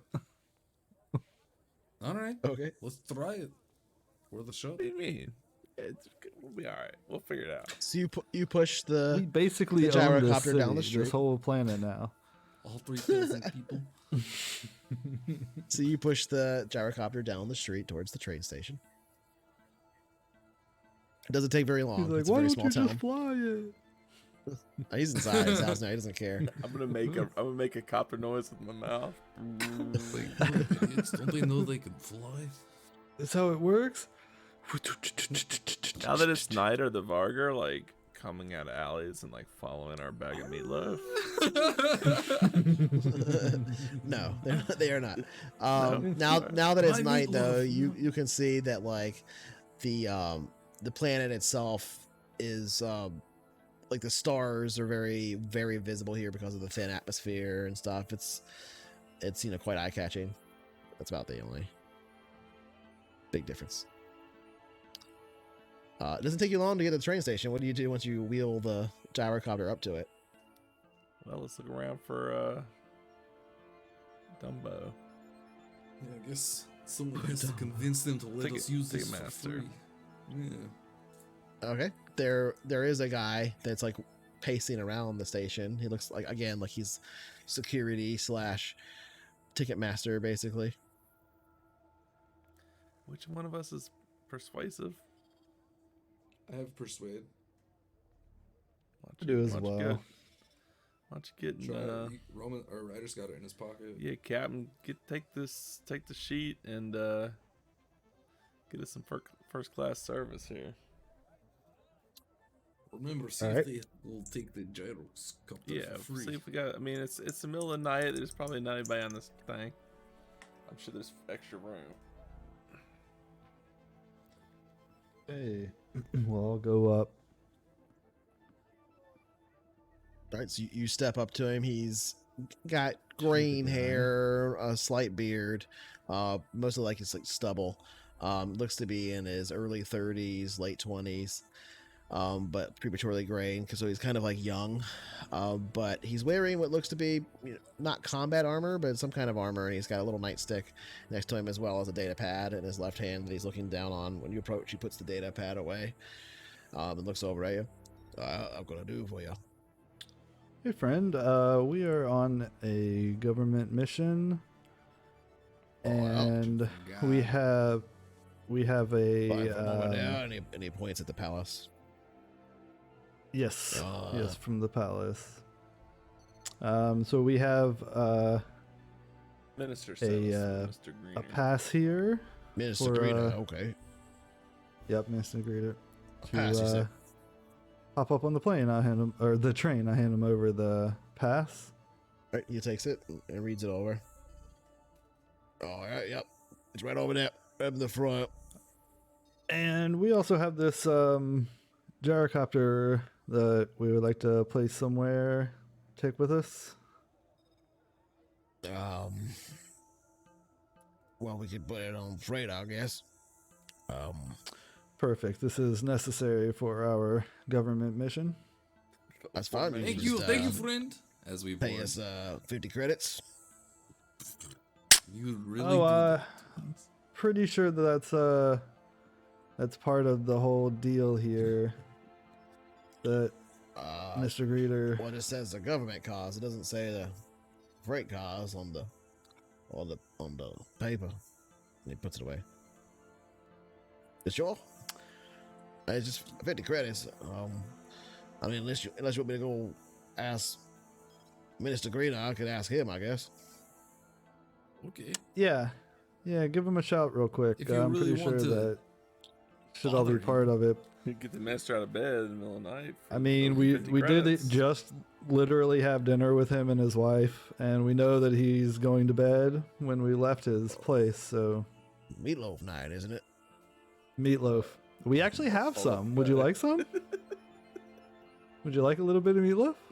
Roll of persuasion. He's a human or a varger? I missed that again. He's a human. Okay. Get a bone for the meatloaf. Did you roll persuasion? I did. Where'd it go? I don't see Yeah, it. it shot off the board. Oh, didn't that's a piece of shit. Mine do that It was a all 5 and a the 6, but time. I'll roll it again. Do a 6 and a 6 this time. Man, it's just, I still passed, but not as good. Not as good. You, No. it was on my stream. Did you clip Go it? to the got tape. proof. Let's go to the tape. Yeah, proof. Look, I'll clip it. Oh, he I'll link- literally could I'll have done link- that. Yeah, I'll link the clip in That's a chat. great idea. You probably still could, honestly. Damn. It saves like the last 5 Probably minutes or could. something. Yeah, Well, that's all good. I um, still s- succeeded, but You hand him some of the meatloaf. As they looks over. Wow. Have you got? It's really fish. Really? Secret. Is it really She fish? said it wasn't secret. And then he hands it back. He hands it back to you. He doesn't eat any of it. Well, I suppose if you got the meatloaf, I guess that means you came straight from there. All right, that's fine. Go on and get on Thank you, board. my Don't friend. tell nobody I did it now. Well, I mean, You didn't want these? absolutely government not. mission. Well, It's important it- government business, and you gave us a big help there. Appreciate it. he'll open it up and scoop some of it out and put it like in basically what looks to be a little cup or something that he's like drinking out of or whatever. I'll eat it a little bit later. And he seals it up. I just ate lunch before I got on. Yeah. Now my we're chef all now. accomplices. How about one of the, would you like one of these cookies? Feeling a little sleepy. I'll hand Oh him yeah, a I'll take cookie. one of those. He'll There you eat go. the cookie. Oh And yeah, he'll thank you kinda so like- much, man. drink the meatloaf out of the Nice. the classic, like, shaking it down. Hey, there's a guy. Relax This a guy knows how little. to party. I like it. All right, well, thank you for the meatloaf and cookie. You're welcome. Thank you for your assistance and You'll your just nod. patronage to the government. A few more of these coming tonight, so if this isn't the one you want to get on, that's fine. But I better help you get that thing on Nothing. board. Yeah, So- Yeah, we're we would trying like to get go to as soon as Silbari. possible. Yep. Well, this train should go all the way through, all the way back around, all the way from Barvin. So Silbari is on the way to Barvin. Barvin's right Okay. at the base of Mount Silbari, and Silbari is just north of that, right next to the mountain itself as well. And this train heads all the way south to Silbari, and then down around to Barvin. Now there's Thurton down there too, but she's not on the train network. And he's saying all this as he's like helping you push the gyrocopter You up seem onto to be the pretty freight. knowledgeable. So if you were, Well, you were not taking about the trade network, yeah, because that's what I if you do. were, if you were taking a gyrocopter to the top of the mountain, where would you suggest we launch from? Speaking of trains, So Silbari he or looks down at the Barvin? gyrocopter as he's loading it onto the actual. Hypothetical, no, a hypothetical. gyrocopter. Chronicle. Not Oh, Well, this I do- no, I not don't this. know nothing about that. If you're going up there to do some sightseeing, that's fine, I suppose. Whatever reason it is, but if I was going to launch, I'd Government probably do it. reasons. I'd probably do it from down near Salbari, I guess. That's close enough. All right, that's what we heard. I don't know how sir. far So- these things fly, really. Honestly, I've never been on one. Well, you didn't. Used to be tours around here. I guess you didn't take advantage, and that's why Well, it's I don't outdoors. think I was old enough. Oh, And then Oh, it's been that long, I'm 28 years old. And he Damn, pushes. life's He solid. pushes. Oh, good It is day, around here. 27.5, sir. He is prematurely graying. But yeah, you Yeah, get I it know loaded what onto that's the like. freight car and you get it strapped down. I suppose that'll be good. Yeah, let me help you into the government cars. And you open it up. There's two of them. They're connected, and they're basically the exact same as the other cars, just like Minister Greener said. The only real difference being that they are locked, and there's a little bit less chairs, not quite as close together. But they're just sort of like, well, this is where people could ride if, like, it's where the president rides. It's like the Air Force One, or whatever, but in a train, that kind of a thing. They're not super nice. Train but they- Force One. And sorry, what'd you say your name was? Did I say his name? I don't think I did I? I don't think. Well, that's still how polite people ask. So huh? Tell me your fucking name. That's Randall. And well, we appreciate you, and we'll definitely put in a good word with you for the minister of all the help you gave us tonight. Yes. Thank you, Rand. Well, all right, I appreciate that. Rand. Rand, yeah. And then you step on board the train, and before long, about 30 minutes or so pass before everybody is ready to get on it or whatever. They're not exactly at a breakneck pace here when it comes to these things. The train takes off, and it's about an hour's journey or so to get to Salbari from here. In the evening air here, it's quite cool. Some of you probably doze off a bit on this train ride. You occasionally see the Walstons like jutting around on outside, even in the moonlight, but they mostly seem to get around during the days. But even now, there's a few out there running about. The moons, or just one moon. Sorry, I was thinking of the other planet, Tarsus. But the moon reflects off of the ocean as you pass by it on the terrain. It's quite beautiful. The evident aquamarine colors of the ocean, very vibrant even in the moonlight.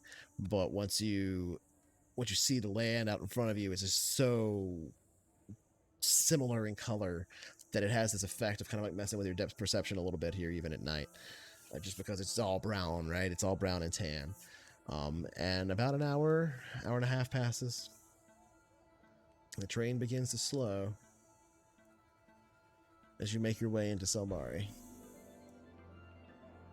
which I'm trying to pull up. Salbari. The moon is not full. All the Vargr come out and go nuts. We'll know if it's full, that's for sure. Okay, you step out into Salbari now. It is a much smaller town than Central Lake or even the Starport town. This is barely a village, but a town nonetheless. You can only imagine what Barven or that Threatened town that he talked about would be like in terms of size, given that there's only 3,000 people on the whole of the planet. It is evening here. There's a small motel next to the actual train station here as you step out and you push the gyrocopter down the ramp. You look over to the hotel and back. What do? Do you stay the night or do you... No, I don't have a map up for it. I don't have a Solbari map because it's too small to need a map. There's just a few houses, the little hotel, the train station, and then farms. What do you do? Do you try and stay in the hotel or the motel for the night, or do you push on? What's the temperature like right now? It is getting rapidly colder. Remember, you have to keep your mask on when you're outside here. And the thin atmosphere makes it a bit strange because you don't get a lot of buffing by the wind, though there is wind. But it is getting rapidly colder. And one of the things I told you, if you remember reading in the thing, was that water usually freezes at night. It usually gets down to freezing temperatures once it gets to be pretty late, which is one of the main reasons why the train stopped running at night. And this gyro is obviously open. It's got no... Right, the higher up you go, the colder it's going to be. Right, yeah. So unless Maybe we should wait unless there's for magma, lava everywhere. It's fair. Yeah, I think we should wait till morning. Yeah, I think we better. Okay. So you push the gyrocopter over to the little motel? It's only about 200 feet away from the Lock it up. entrance of the actual train station itself, which is not barely... I say it's train station. It's a train platform, right? Take the wheels. You push it over to this small motel, which literally looks to be like all the buildings here, one floor that head down. As you step down these stairs into the interior of the motel, and it just says motel. It doesn't say a name, it just says motel. As you step into it, the interior is about 4 rooms total, including the one you're in. As you step in there, there's a reception desk there, and behind the reception desk is a Vargr who's currently asleep. He's kind of leaning against the desk like this, asleep. The interior space is again covered with these beautiful bright cloths on ceiling and on the walls of different colors. And there's here in the little reception area, there's like a couple chairs, one on the other wall, and there's a little vending machine that takes credits and distributes what looks to be dried seaweed, as well as a fountain for basics. Gross. Oh. Hello, friend. Excuse me. Excuse me, friend. Bell. Oh, did not mean to startle you. You okay? Yeah. Hi. Hi. You looking to rent a room? Yeah. Maybe Call you. customer. It looks really excited. Okay, Seen one of us.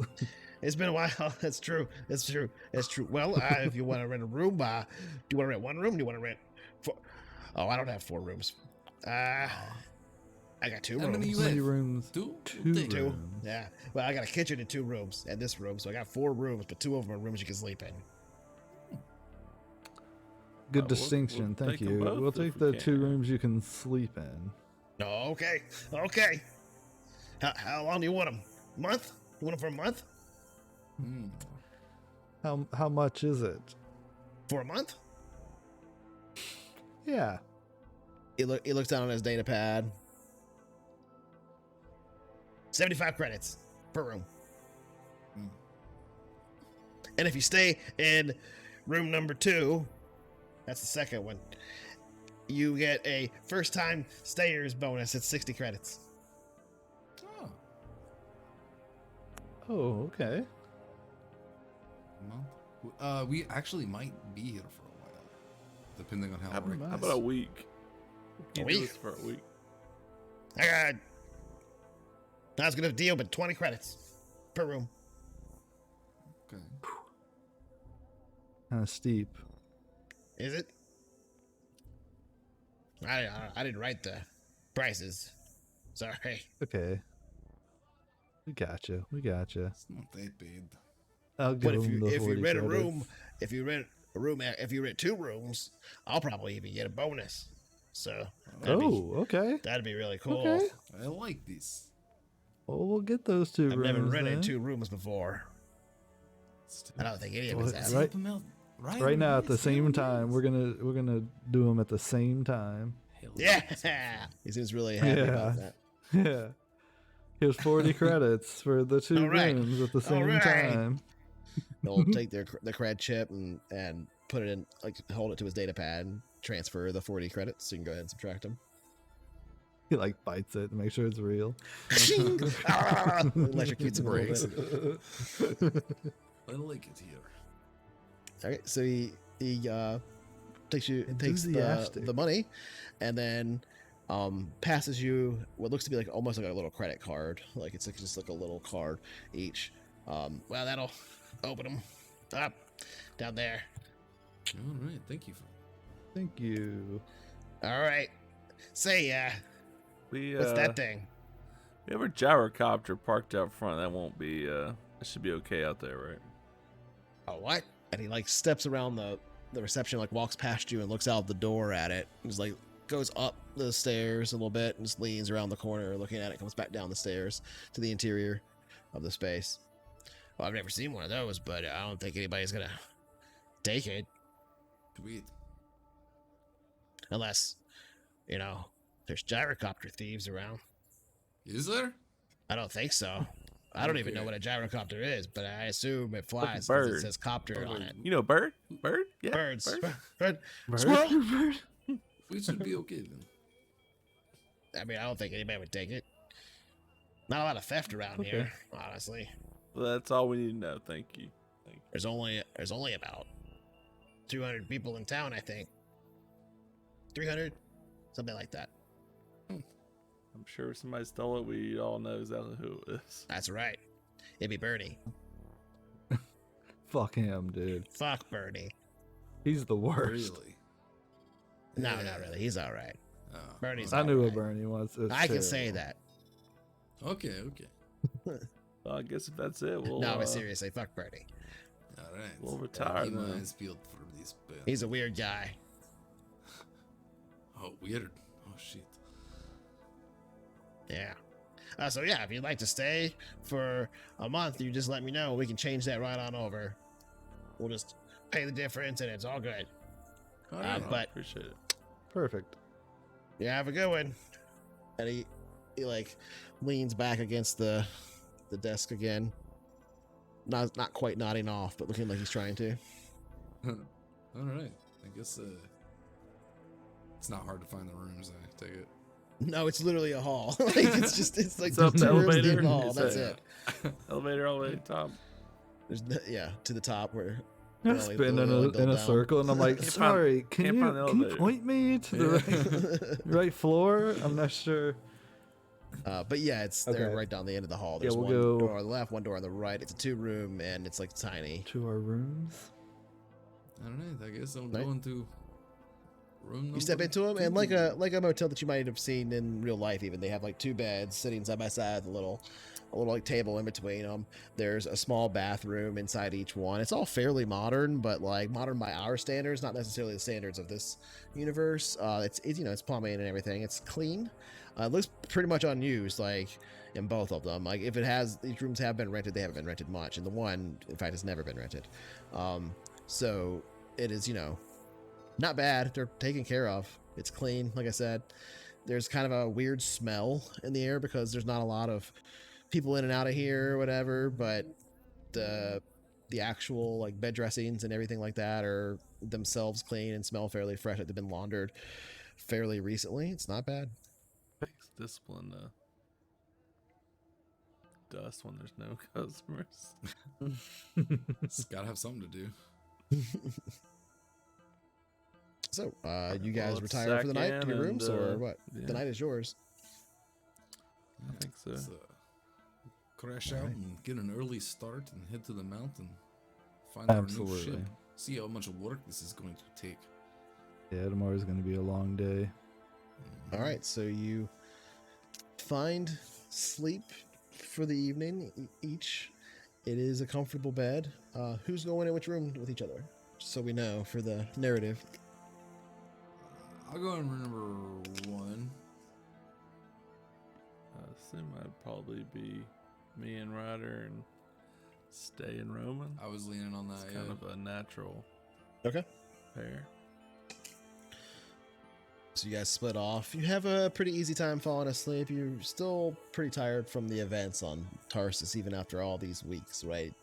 Having recovered from it, you know that you've got a lot ahead of you here, but there's a sense of excitement that you haven't felt in a while, because some of you may not have been anticipating this as much as others, but some of you may have been anticipating it more than you thought. This idea of, hey, I'm gonna be on a ship soon. That, yeah, it's not quite ours, but it will be operating. It's gonna be like the first time. It's kind of like being a kid getting out of the house for the first time. You know, go on a trip on your own again. It's this weird feeling you probably haven't had in a long time for some of you. Maybe some of you don't feel it, but there's a sense of excitement that keeps you up for a few more hours as you're laying there in the bed, tossing and turning, having kind of just imaginative thoughts of what the future could bring. This idea, maybe things are looking up a little bit. Maybe there is hope.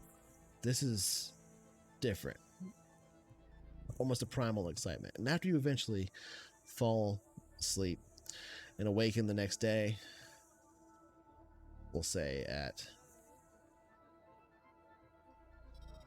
6:40, or no, let's do 6:30 for Ryder and Dixon. It's a little later than they might wake up normally, but after the whole day travel and all that. But yeah, I figured like normally you'd probably wake up around 5. Yeah, that's actually the exact time I was thinking. But yeah. But yeah, I mean, so maybe you have been up for an hour and a half already in your room or whatever too. That could be it, and doing your exercises and stuff like that. But you know, whatever that might Getting mean here. psyched to fly that gyrocopter up stretches the mountain and stuff. But you arise and step out of your rooms together around 6:30 in the morning. A different Vargur is there at the front desk this time. Looks very similar to the one that you met last night. Not asleep though. Female Vargur looks at you as you step out. I'd actually probably sleep till like 7 or 8. Oh, okay. Unless you guys wake up, stay early, or she's still asleep. I was kind of assuming Steru would be one of the first one to go up, potentially. Up the mountain, you mean? Yeah, just given that given your skill set. That makes sense. I guess Ryder makes sense too, since he's wake her up. He's sort of the captain to get up there and make the first assessment and figure out where we go from there. So we could do it that way. Sounds good to me. I don't mind letting Sterulia asleep. All right, let's do that. Okay. All right, I guess I'll wait here and tell Sterulia the plan when she wakes up. Perfect. All right. We'll go take the bike chain off the tire of the gyrocopter. I mean, you step up outside of the thing. The Vargur that was sitting there in the front desk just waves at you as you come out. It's a different Vargur, white fur, female. As you step out into the morning air, it is still crisp, but not too cold. The sun warms your skin a bit. It's clear. There's like not a single cloud in the sky. The mountain itself now dominating the sky here. you're so close to it, it's just this a massive thing that dominates the whole of the horizon. You said you were going to go ahead and get in the gyrocopter. It seems fine. It hasn't been touched. Doesn't look like. You can see a few people looking at it as they're passing by it, mostly Varger, who are just kind of like, "Oh, what the hell is that thing?" But as they're going by, but other than that, nobody's like approaching it or touching it or anything. I'll just be like, government business. Step aside, government Someone business. kind of step back a little bit more when you do that. Yeah. Well, let's see if we can actually make this thing go. All right, let's Okay. do it. We'll do that first. I will- Let's clear that map. Yeah, and just to clarify, I will get in the gyrocopter with Dixon, Okay. like trusting. Like I'm not, like I'm not gonna be like, oh, go see if you can even get it working, or I'm just gonna climb in immediately because I trust him. He'll be able to get us there. Okay. So you're gonna try and take off in this gyrocopter here? There's a street and it's empty. You could use it as a Do it. runway. So one thing that you note Give it about another try. gyrocopters is they don't take off like a helicopter straight up and down. They do have to come in for a landing like an airplane, but they can do a very shallow, short landing compared to an airplane. And take off. It's the craziest thing I've ever heard, but all right. That's how gyrocopters work in real life. Yeah. Why there's two propellers, I guess. All right, well, let's get her done. Okay. So The it begins to mountain. spin up. I need a flyer roll, first of all, just to kind of figure out how you're getting up there. I just need a flyer int. I would say flyer rotor, but you don't have it, so just flyer int. Difficulty. This is just gonna be to take off. It's gonna be task difficulty 6, so just routine, just take off All right, I like it. here on the street. Okay, that's an effect of +3, so a pretty short distance to take off. It's only like 1 or 2 buildings, and you're up in the air, and you're able to pull it up pretty quickly and start gaining an altitude fairly quickly. It's exhilarating, the air rushing over you. It's an open cockpit, right? Like it's just all air. There's no windshield really, except for this little thing in front of you that's like not blocking all of it, so you can kind of lean down if you need to help some. The mask keeps it out of your eyes though, that I assume you're wearing, otherwise that would be, we're gonna make some rolls for that if you're not wearing Both have it. goggles, I believe. Yep, Okay. I got goggles and my mask. So, Yep. And I'm gonna be like, "Yeah, Dixon." Patting him on the Fuck yeah, barrel roll. Well, I guess he would be behind you. Yeah, so yeah. I fall out. All right, so Fuck. heading your way up to the top of the mountain now is going to require a couple of flyer rolls.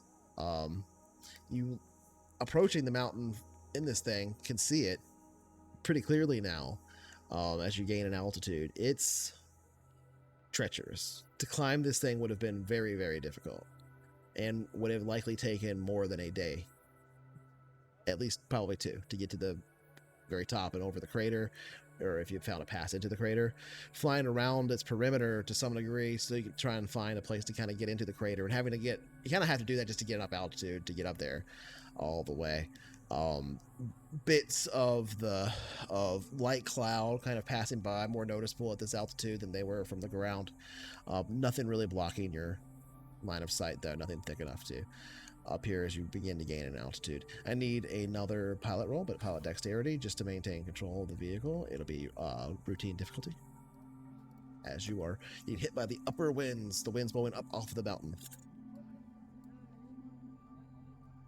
All right, What effective wins? +5. Nice. So you have absolutely no problem circling around and getting up to the very top of the mountain within probably a pretty short period of time, like maybe even like an hour and a half, just to get up there and look down. Circling around the mountain from this perspective, you can see that there are these old lava flows that have cooled thousands of years ago that circle part of the mountain and would have definitely made you walk a huge circuitous route around the mountain at a very high altitude, likely even climbing sheer cliffs This could have taken as long as like 3 days to climb. And if you didn't have proper gear, probably pretty dangerous. Can't hear what you're saying. It would have taken the rest of our lives. Possibly. And so getting up enough altitude 3 in days your of it. gyrocopter, about 2 hours have passed now, and you're essentially in a position above the crater. You looking down into the crater, you can see, and let me do something. If it'll work. There it goes. I don't know how much of this you'll see or how much of this I'll see. We'll find out in a moment. Do you Oh see it? yeah, okay. Yeah. Alright. Sorry, what? I just said High all right. and dry. That's sweet. Oh, okay, cool. Yeah. So yeah, you see the interior crater of this volcano now, with a lake in the middle, a small island in the middle of the lake. The lake itself about 500 meters across, and a small island in the middle. I'm not sure exactly how big, but the interior, but not very big, like 100 or so meters across. The yeah, 100 meters. The lake itself, though, has this little island, and the island on top of it sits the recognizable form of the triangular delta smooth shape of a scout courier's hull. The elbow room that's in the middle of this island. How do those idiots surrounded there? hold on, let me finish. Surrounded by trash that's scattered all around the island, and a large hose that looks like it's dumped into the lake and connected to the ship itself, or was once connected to the ship itself but is now disconnected. And that's all you can see from this angle. Make a recon it. Have they done?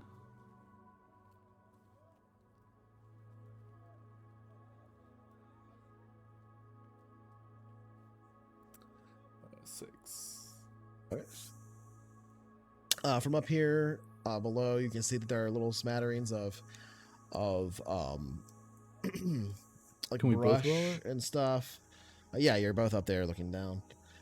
There's little smatterings of brush here and there. There's no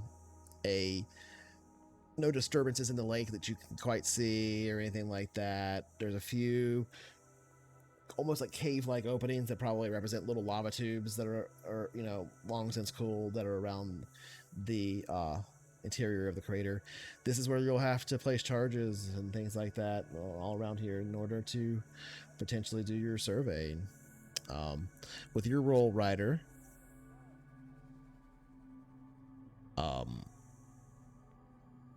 just for the briefest moment, moving between some of the brush, you see a little bit of movement, just running like some kind of small animal or something like that.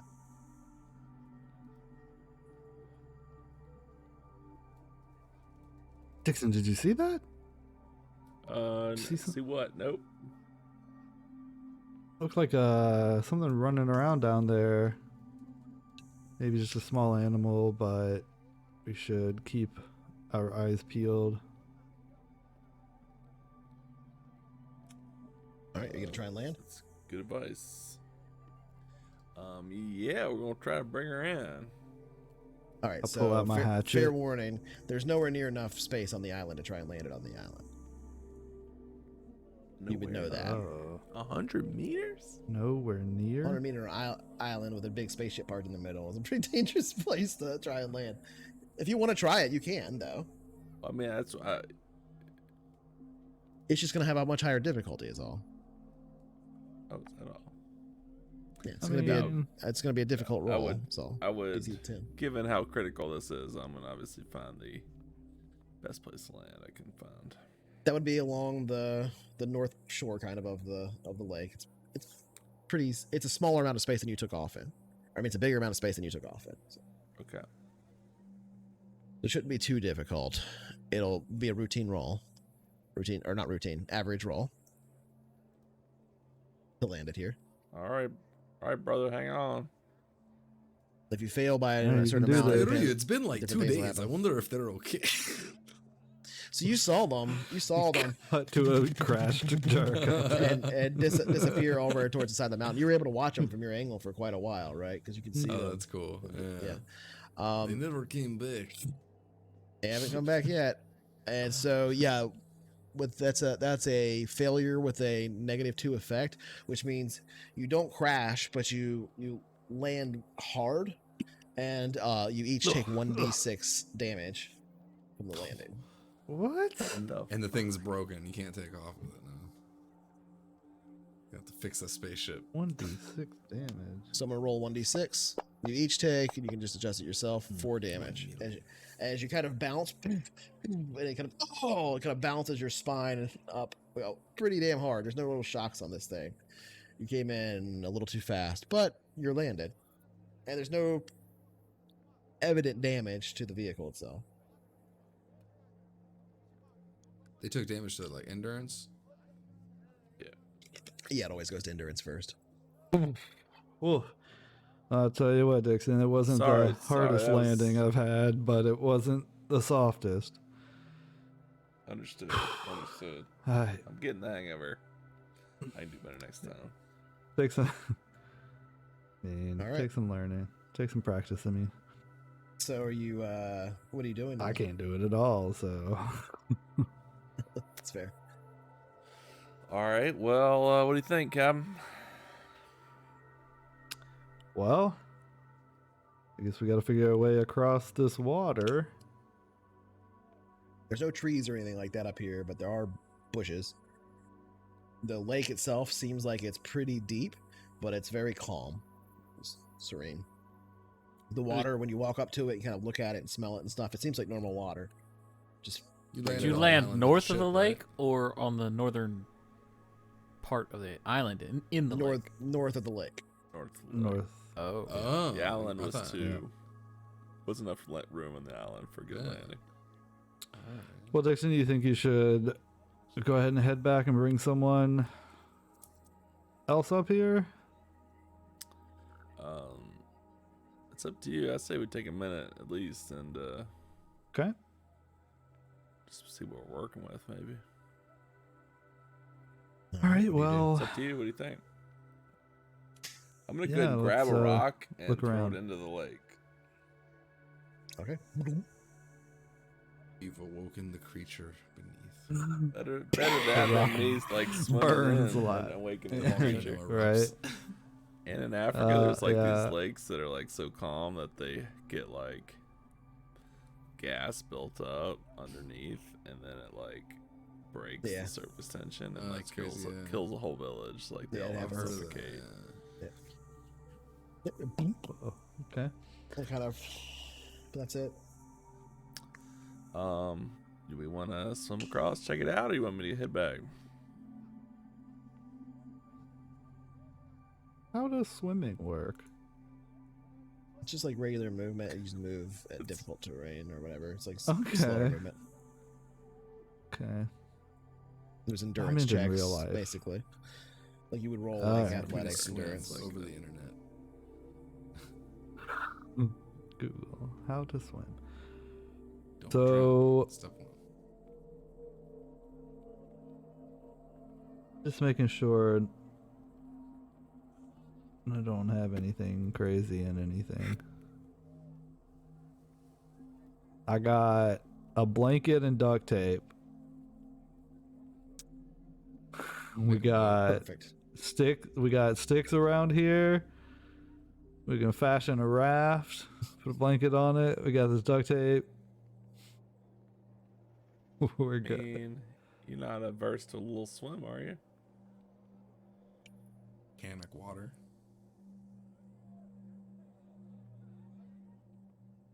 We can swim. All right, is that what you're doing? Remember we went in the old mud hole back on Tarkine. Remember that? skin melts off as soon as you touch this one. Now you're missing that chainsaw. Yeah, I will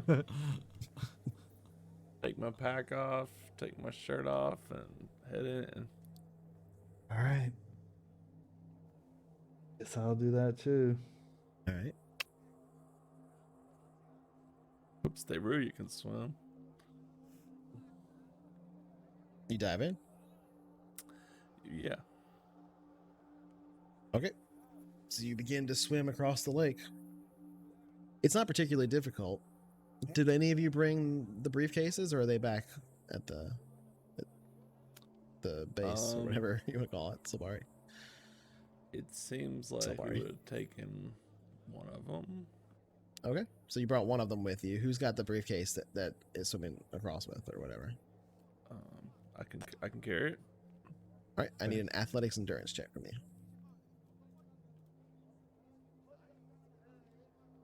Regular 8 DC. Sure, it's not No, whatever. strength. So, yep. All right. So that's a fail. So about halfway, it becomes very difficult for you to actually swim your way across the space. It's a pretty long swim, and you're not used to it. And you kind of have to float on your back, and you're holding the briefcase out, and it's like sinking a little bit, and you're having a hard time holding onto it.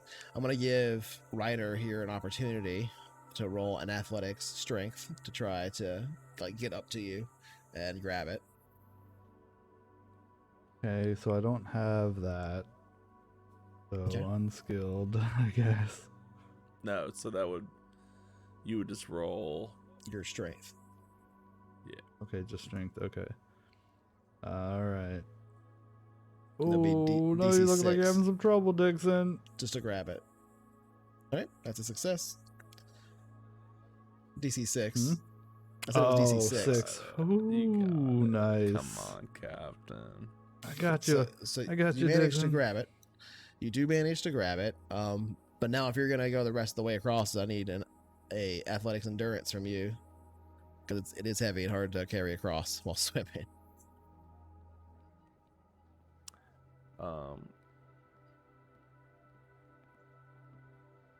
You gonna carry it? You gonna give it a go, and I'll swim near you to in case you need assistance. Okay. Well, so I guess I just do straight endurance. If you don't have athletics, you just do straight endurance. And that'll be a DC 8. So routine, or average rather. Okay. Task difficulty, I should say. Oh, that's a fail. All right. Are you gonna be able to catch it, Dixon? You said you were next to him, so Absolutely. I'll let you roll. But it's gonna be routine Definitely. difficulty and strength roll, athletic strength.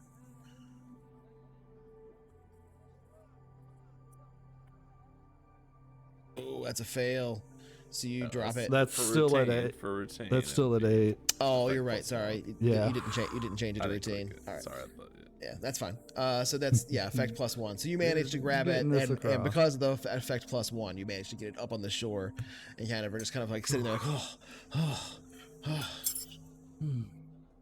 Gosh. It's already not an easy mission. All right. Let's see what we're working with. Okay, it's a lot of trash on the ground here. There's trash everywhere. It looks like the ship was basically sitting here, probably doing the survey, and at some point they stripped it of like everything that they of value that they could sell or whatever, and headed off on their grav car with it. The hose that pours into the water and comes up looks like it was a hose that they were using to try and crack hydrogen with, maybe for refueling at some point. The ship itself, you can't tell if it's fueled or not. It's hard to say. There's definitely damage that's just visible on the outside of it, but it seems like it could fly. Like there's no like holes in it or anything like that you see immediately, Some right? cracks. It's just Some dents and hairline stuff like that. cracks. But yeah, it seems like it can fly. It's certainly old, and but it is a scout ship, so it has like specialized equipment and things like that. It's pretty cool in that way. She's a beaut. The power on it seems like it is down, but there's enough power left in the batteries to try to open the door with the passcode, which you have because it was given to you in the paperwork that Isaac gave you, which is just a string of numbers. Which is sopping wet and unreadable. Well, it would be in your data pad. All right. I'll punch in the code 6969420. You giggle. That's probably what it would be with those. 2008. Right. But yeah, there's this moment where it opens, and then only by hydraulic pressure, not power, does it lower on the ramp, and you can see for the first time the interior of the elbow room, which I'm trying to let you see.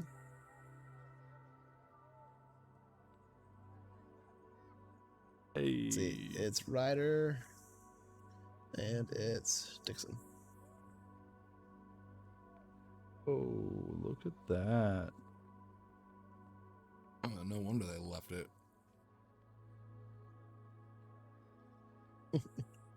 I'm just kidding. Can't even see it. All right, that's what you see. Yeah, you're not there. All right, let's take a look around. Yeah. Head back down. Check it out. Okay. Ryder and Dixon, the ramp now slowly trying to raise. Gets about halfway before it kind of just gives up and stays there. Looks like it could probably raise if it had power. You can feel free to walk ahead and do whatever you want to do. You should be able to. I'll be right back. Wait, are you Okay. you want to share? You push Yeah, I you don't- push that to us? Yeah.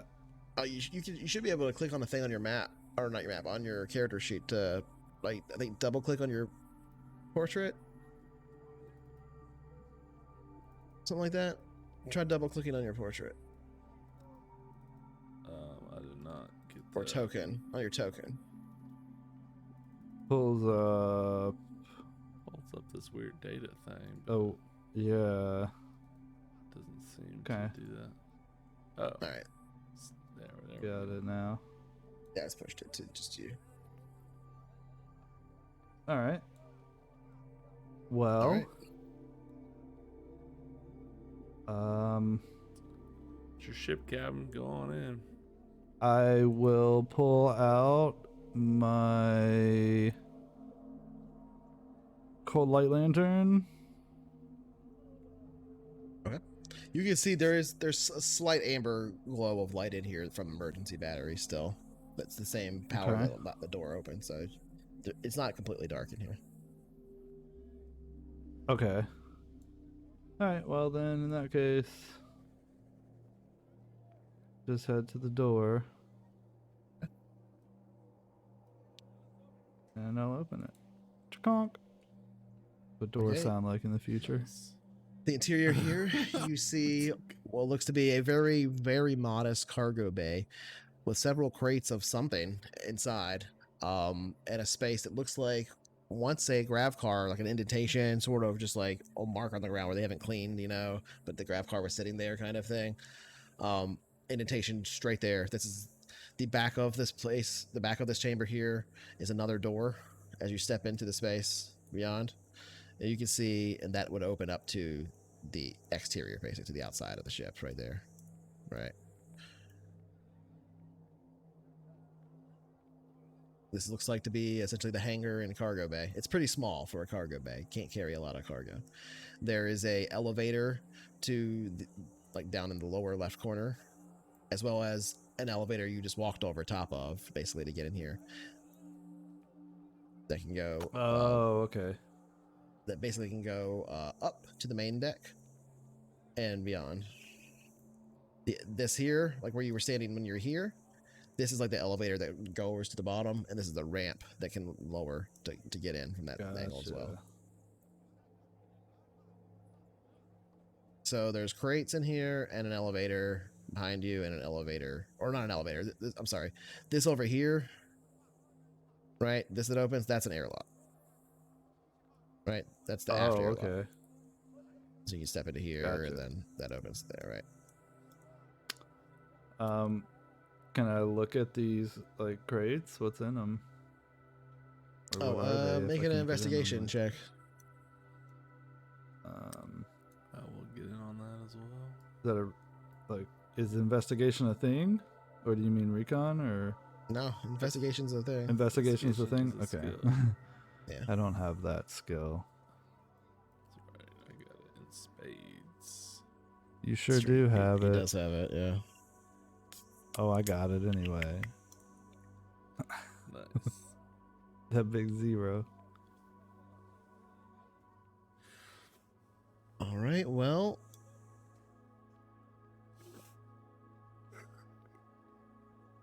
Allow me to do this then. No. That, my friend, is roll 2d6 or 1d6. Sorry. Oh, trapped. You can roll it into the tower. It's fine. Say what? Oh, it's trapped. Is that what you said? It's I trapped, understand yeah. as you're- It's if you're like around, yeah. there's a bomb. That's off Roll the D6. volcano. Into the tower. Rolled. Oh shit. Okay. The people on stream can see that. Oh, Don't look at the shit. stream. Oh no. All right, so it's 6 plus 2, so that's 8. It's fine. You can know it doesn't matter really for this. So it's 8 tons of some cargo. Nice. It seems to be mostly unmarked, but with your look there, your investigation of a 10 for what would it be a DC 6, a task difficulty 6. So plus 4 effect, you can pretty much tell what everything that's in the crates without too much worry. And I'm trying to share it to you, but there it goes.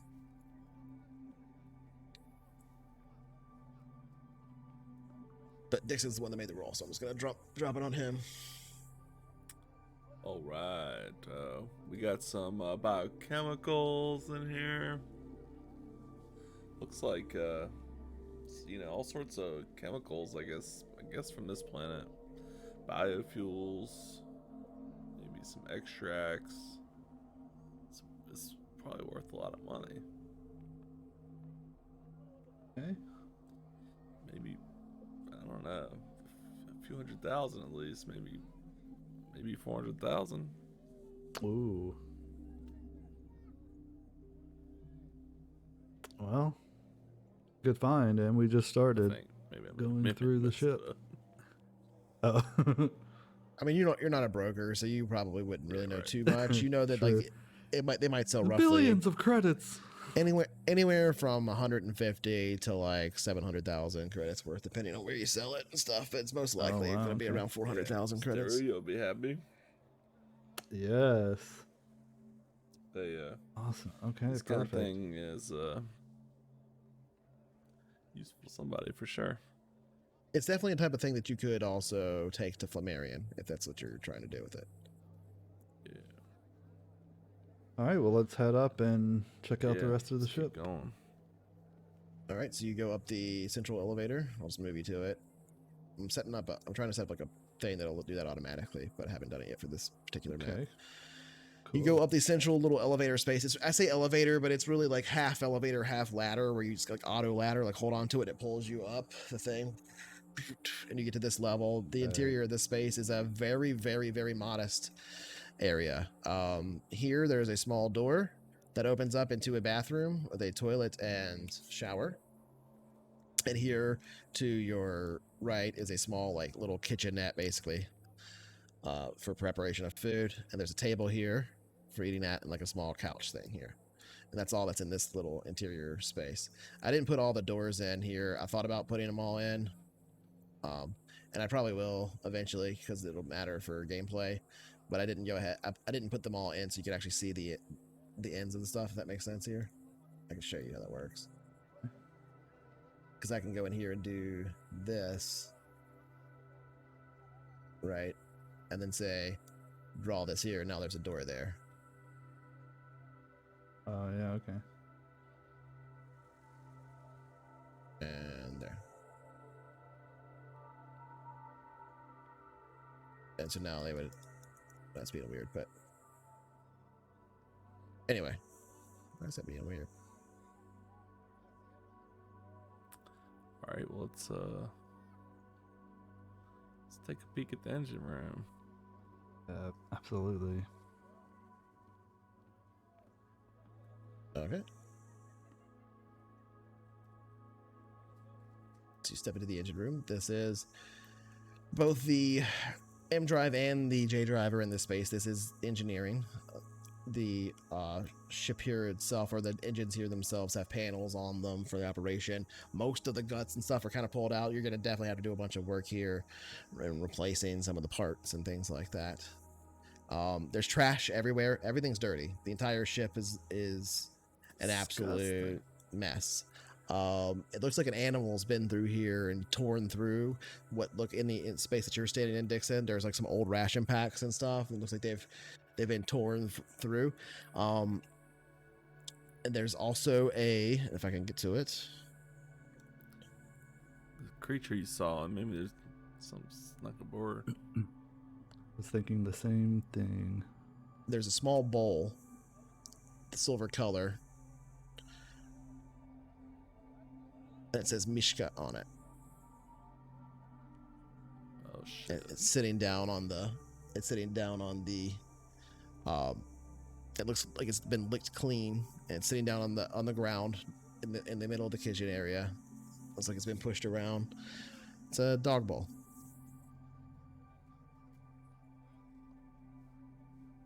Hmm. Don't like that. Okay, well. We'll have to keep our ears and eyes out. Looks like we got a lot of work for a means to really work out. Let's keep on looking around. Okay. Yeah, let's finish the sweep. All right, so this central corridor here is the habitation corridor. Off to your right are little doors for each of the staterooms that you should be able to open.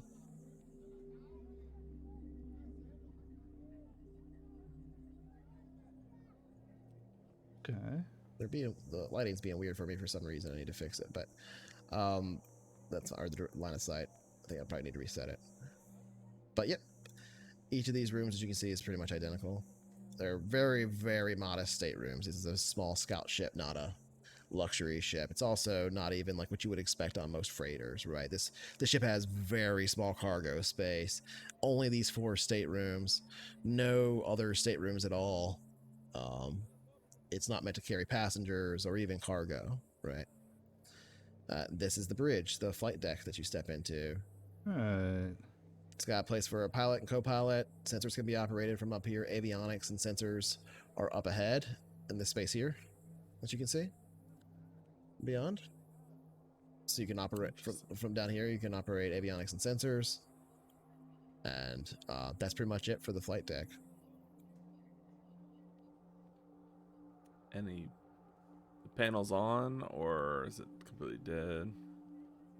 It looks like it's completely powered off. You're going to have to replace parts and stuff. This is the place. The bridge is the area that you would have to do the operating system replacement. Most of the power replacement and stuff. Here it's mostly like snapping panels into place and things like that for repair. Back in engineering is where you'll have to do the work to get power to other things. And that's the whole of this deck. There's still technically 1.5 other decks. Okay. Take a peek at it just to make sure we're Yeah, definitely Clear. look everywhere. Okay. So you can go up the same elevator you went up before, or you can go up this elevator here. Your choice. Yeah, I want to go up the front one.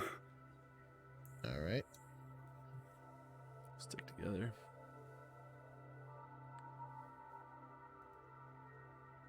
Oh, we're in a turret. Nice. Yeah, boy. this is a single seat fire controlled turret for the top turret. Well, that's good. We got a turret. All right, we'll head back down. Can we tell what weaponry? It's laser or It's a dual pulse laser. nice. In fact, now that you've gone through this whole deck, I can actually share this to you. Oh, okay. Holy shit. We're rich. We're rich. Yeah, I say we just sell the ship and retire. Well, it doesn't belong to you, first of all. But we'll see how that. They don't know. Our buyer doesn't know that. Yeah, quick, write on this piece of paper that this is our ship. That's how it works. Yeah, that guy. exactly. That's how it works here. All right, so you're gonna go down that elevator. Yes. All right. That elevator takes you to here. Back down to that level. When you go down it. Oh, okay. Okay, then we'll go back up and go up the other elevator then. All right. So you make your way down to here. That's the elevator that also goes up to here, so you can get to here. This is the elevator you actually want to get to. Okay. Perfect. This is like a baby Star Destroyer is what you're saying. I mean, the scout ships are kind of like that a little bit. Yeah. All right, then it comes That's out great. here, which is up in what they call the upper gallery, and it's just an observation area, basically, is all it is. Okay. There's It's nothing not- up here at all? There's really nothing up here. It's just an observation area where they would literally. This is a scout ship, right? So sometimes they would bring their own like break apart equipment up here, that kind of thing. But it's an observation area essentially. But like it has windows out. Yes. Yeah, I would obviously take a look around in all directions for any shenanigans or anything unusual. So it's slitted windows all around, so you can kind of go to one and then you can go to another. Make me a recon. It.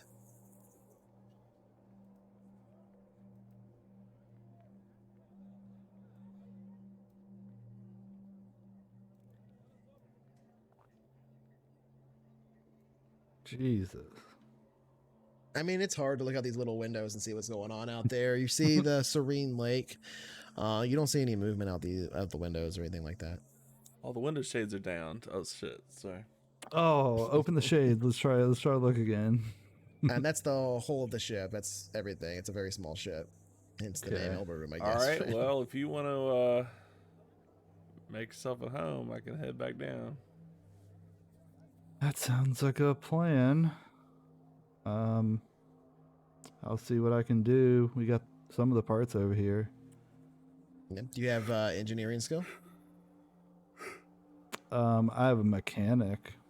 All right, so with mechanic, you could do things like try and fix some of the doors, and you can run around and like make sure the bathrooms work and the kitchen stuff would work, and like clean it and stuff like that. Yeah, And if you wanna The start most important scrubbing this parts of the thing. ship, you mean? if you Okay. had the yeah. if you had the grav car here or something like that, you could work on that, but you're not going to be able to like fix the engines or anything.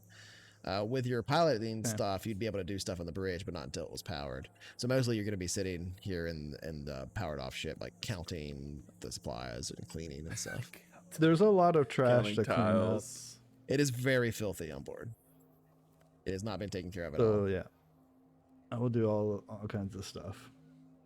All right, so I'll put you back down All right, I'll here see in ya the in, little like, crew Just lounge Just call area. me Jack of all chores. All right, Nice. all right. So Dixon, you leave. I'll see you in whatever 3.5, 4 hours. All right, man. Be safe. I'm gonna get the doctor Did I to check close the out crater? my I feel like I closed the ribs. crater. Yeah. Please stop using the word crater while I'm trying to fly around this mountain. Well, it is a crater. As soon as he It's on the- leaves, I just go to The sleep caldera. There so I you can go. get my. Crater. How long do I have to sleep to get my endurance back? Just an hour, right? Yeah, that's not how it works. That's but yeah, you because you got hurt from actual damage, you'll need Roman to kind of patch you up and stuff, and you might need to. It's just trauma damage from like bludgeoning, so there's not like a lot of things to get patched up. You just need to be checked over, and you're probably gonna have to rest for a day to get it all back. Okay. But yeah, so Roman, Dixon, you step outside of the ship now, back onto the caldera, the central island. Do you swim across to the I gyrocopter? do. It's not hard this time to swim across because you're not carrying anything, Yeah. so you have to backstroke a little bit and do it, you know. But other than that, you get to the other side, pretty near the gyrocopter. Okay. Go ahead and if you're going to take off, give me a pilot roll. Just a pilot dex. DC 6. That is a Virginia. flyer. I'm sorry. Yes, flyer. Yeah. Flyer dex at task difficulty 6. Okay. No problem. You managed to take off and get out of the crater. Again, just to handle the winds on the way down, it's a little bit easier, though. I just need one more of those.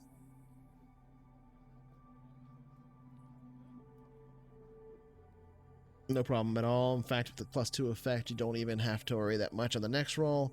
It's going to only be a routine landing roll to land in the town. This will have been about 2 hours later. I'll push the time forward. Go ahead and make that roll. Oh yeah, this is morning first. Oh yeah.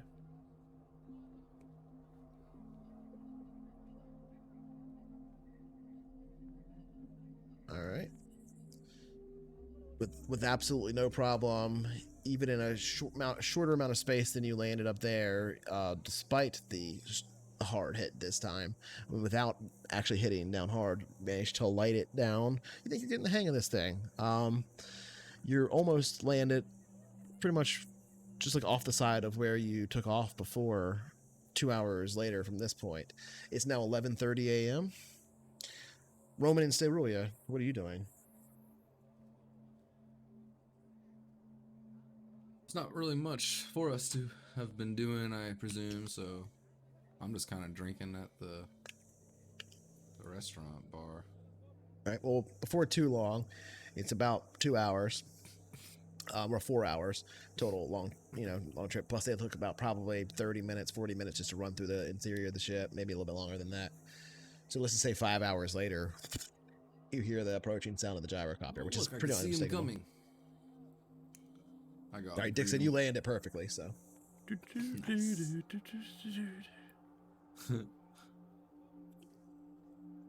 you find the elbow room? We found her. It's Oh yeah, that bed. Yeah, there's a caldera up there in the crater, and there's a little island in the middle, and somehow these assholes got her landed in there, and Pretty easy landing with the ship because it can go vertical. there's trash everywhere. It's in rough shape, but still a ship. Still looks like it'll fly. It's not bad, actually. It's not a bad ship. Well, I guess we have something that can fly. That's pretty neat. Well, not yet. It's not yet. No. It's got some work ahead of us first. What's with your limp? What happened? Well, yeah, we came down pretty hard. Me and the captain both took it on the chest. Oh, jeez. All right, come here. Maybe you can take a look. Yeah, let me see. I'll pull out my scanner, my meta scanner. I'll try and. Okay. I think it's like 1d6 minutes. It takes a minute Nice. to calibrate to you. Nice. Yep. All right. So, he's pretty badly bruised. Is all you can really see. Okay. From your initial thing, you don't even need to roll to see that. If Yeah. you want to roll a medic, you can get more information. Sure. I will do this.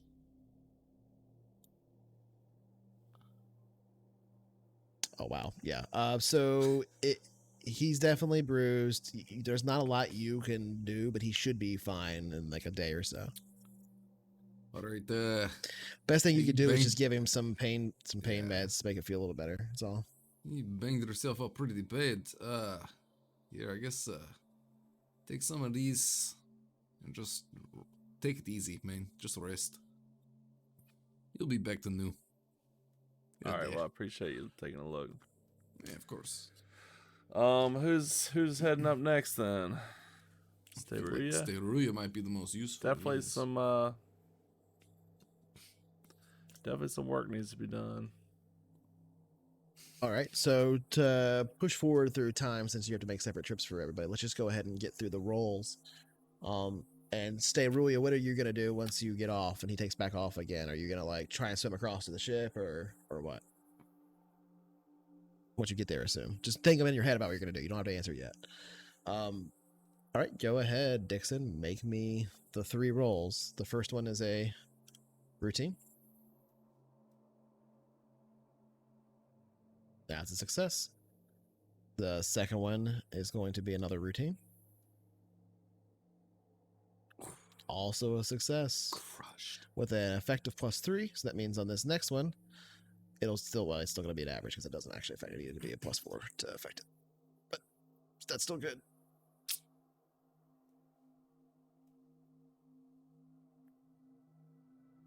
Oh, coming in hard again.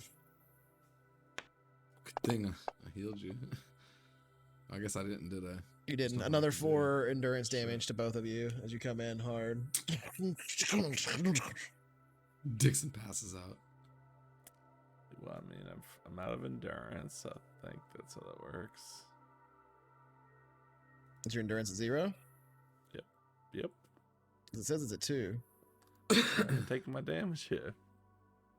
Oh, okay. Now it's a 0. Oh, yeah. So, yeah, you're unconscious. Wait, is that how that works? Pretty sure. Unconscious after 1 stat? I thought it's 2 stats. You're unconscious. I don't really. Well, it still says your remember. endurance is at 2 for me. If any of them get to 0, I haven't clicked thought- off of it. Now it says it's at 6. Oh, there it goes. All right, I we're see. good now. It'll let me know in case we forget or whatever. So, actions. There we go. Oh no, it is 2. It's 2 that you go unconscious. You're right. So you're fine. Right. All right, so then Damage goes to strength now. I mean, you're not fine. It hurts. You're fine. walk It's it off. strength or dex, whichever. Yeah. Okay. Okay. Oh.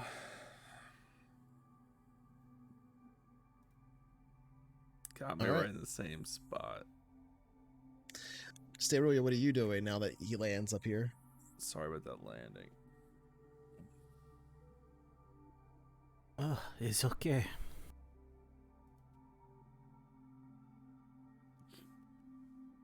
Just to be gentle with Dr. Bohr. I'm doing the best I can out here. So you've got the briefcase with you, Don't kill Steruya? the doc. Yeah, I got whatever I need. Okay, so are you gonna try and swim it across by yourself or what? Or are you gonna do something else to get it across? We need to do something. There's vegetation and stuff around, right? Like shrubs and stuff. I don't think you bought a rope. I've just got one. Yeah, right. Maybe we can go to the captain and come out and help. I would help you, but I just don't think I got it in me right now. Just go get the duck, and we'll see what we can do. All right, then. And I will get up on out of here. All right, 3 rolls. All Okay, at routine. Well, routine, easy, and then routine. You die in a fucking gyrocopter, I will never forgive you. You very easily. I would say this. I was actually concerned that the climbing the mountain thing might TPK the group because it's real hard. All right. Well, you have no problem making it there. So. Oh, plus 6 effect. So the next one will be easy as well. Coming on in, brother. Nice. Okay. Yeah. Absolutely no problem. You land right in front Landed of Roman. backwards. This time it was probably only about 3 hours total trip. So I'll go ahead and push the no calendar. time. Yeah, but another hard You look landing. fucked up. Yeah, damn, dude. Here, and I give him some of my Some more parts. payments. Yeah. You this will be the you'll after this you won't have any more fuel in the gyrocopter, just fair warning. After we get dropped off at the I mean, you'll have a In the- little bit of fuel, but not like enough to get back to here is what I'm saying. So we have more fuel, so we can refuel. Is what you're saying? I'm assuming you're refueling in between each trip. So we're done. You're saying each trip takes the thing. Yeah, basically. And you'll have enough fuel to like take off again and fly around for a second, but you're not gonna have enough fuel to make it all the way back to Salbari. So you can try and load this thing up into the ship if you want, or whatever you want to do. But you're not gonna be able to fly it all the way back to Salbari after this. All right, great. Great news. All right, well, here we go. Fly out. All right. There's no like roof or anything. No. No, it's This is- it's nice. Just try to enjoy it. All right. Try really hard to enjoy the landing. Please don't kill me. Let me see if I can pull up the picture again of it, Yeah, I was looking at it. just to put it up on the stream for people. All right. Give me 1 second while it's loading the assets page. Always takes forever. Oh man. Get ready. I got my mask on. I'll strip down and stuff everything I've got on me and with me into my bivy pack. Okay. It's waterproof, so Yeah, if it'll fit, That's dope. it'll be best.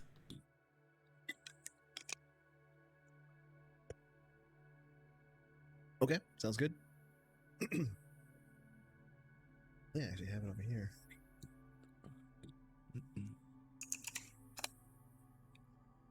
I did have it over there. Wait.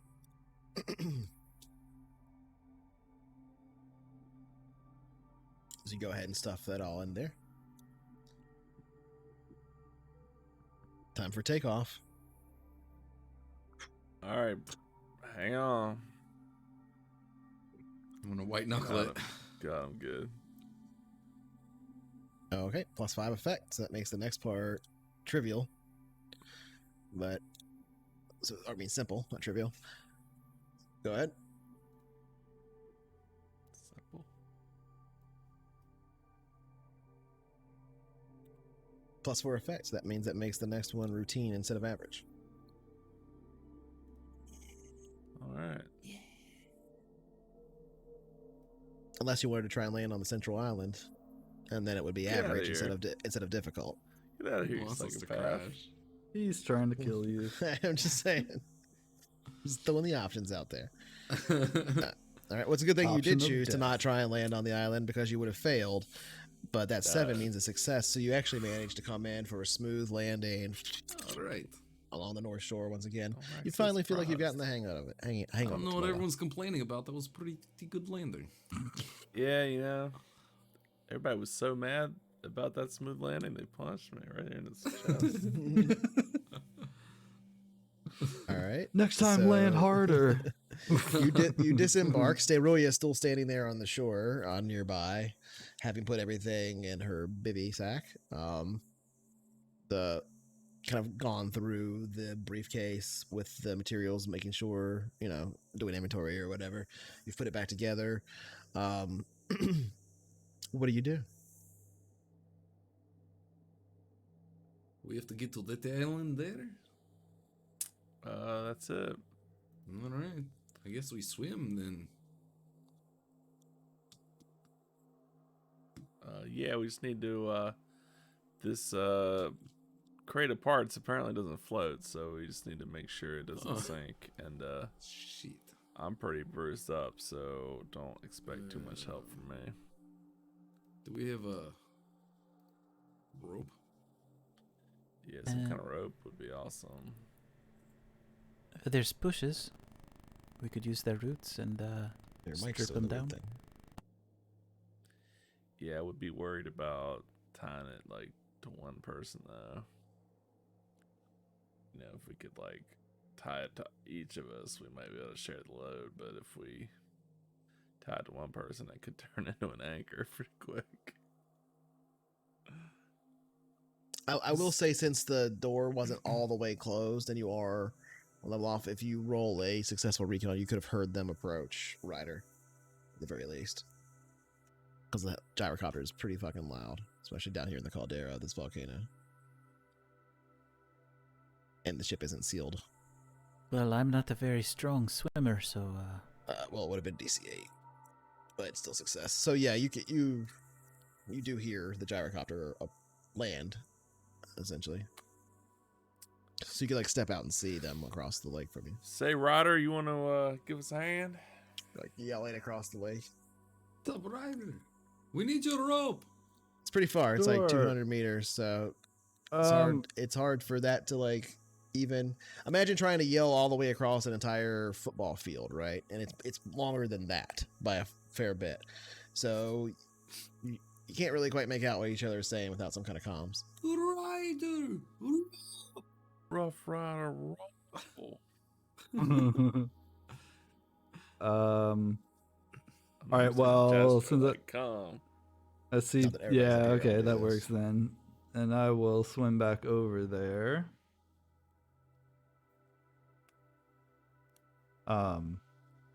By the way, my backpack is over on the shore over there. Y'all probably would have seen it if you landed in the same place. I mean, I Oh, hey, thanks for the Apollo ZSO Paxed. But I'm gonna swim back across It would anyway. it would take too long to dig through all those useful items. There's no rope in there. There isn't. There's just string. Grav pad. Graph pad. I mean, yeah, it's probably, it's possible you could fashion some kind of flotation thing. But like I said, if with a few of you chaps all pulling it, I'm sure it's fine. Yeah, I mean, if we can all pull together. I mean, I have duct tape. I mean, if we lose the parts, we would definitely. That's what I was saying earlier. Godforsaken rock, but. All right, so you swim back across the lake, Ryder, and you're having this conversation together. Yeah, I need to get my stuff anyway. I need somebody. Let's see. Yeah, everybody to make everybody or somebody to make a recon it. Certainly will. Everybody or The somebody. snake eyes. Recon. Yeah. Sabri's got bonuses to smell, doesn't she? Did I make that up? I think you made that up. She does, actually. Oh, does she? Okay. I was thinking of But it's just a plus one Gaius. to recon. Oh, okay. Well, you can add that +1 to this if you want as well. But, It is. all right. So, near you, but not quite at you yet, running from bush to bush, you see a form. At first, you smell it, Sterulia, as you turn towards the direction. It looks to be If I can get this to come up again. That's the wrong one. That was the wrong one. Images. There it goes. A large wolf-like creature, a bit skinnier and strangely shaggy with this brownish coat. Actually, since you see it too, anybody can make an animal check. I forget what it's called, animal training, animal handling, or whatever. But they can also make a. You can also do a medic veterinarian if you have it, but if you don't, just medic. There is an animal. There you go. That's what it looks like. It's Mishka.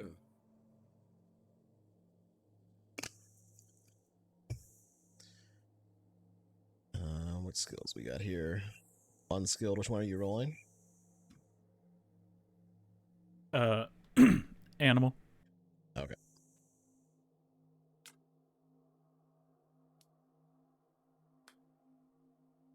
Okay. Well. Whatever, I'll do it too. Ah. And Roman, you're rolling the animal handling, not the medic. I don't have animal handling, so I'll roll with medic. What? Medic 0. Medic 0. Yeah. Well, that's what I was asking if you're rolling, but you rolled an unskilled roll. Me? I didn't roll anything. Oh, that was for the previous roll. I see. Yeah. How do I do medic 0? Just do medic. Like you should have both medic 0 and like yeah, you should have medic 0 on your skill sheet. Medic isn't specialized. You're right. Medic's not specialized. Oh, it's science veterinarian. I'm sorry. Yeah, medic is like the triage. Is like the triage skill or whatever. So I need science. So you can roll science 0. Yeah. Okay. There's no vet. Would that be xenobiology? What is it? I have science biology. I would allow that anyway, too. Science biology would work.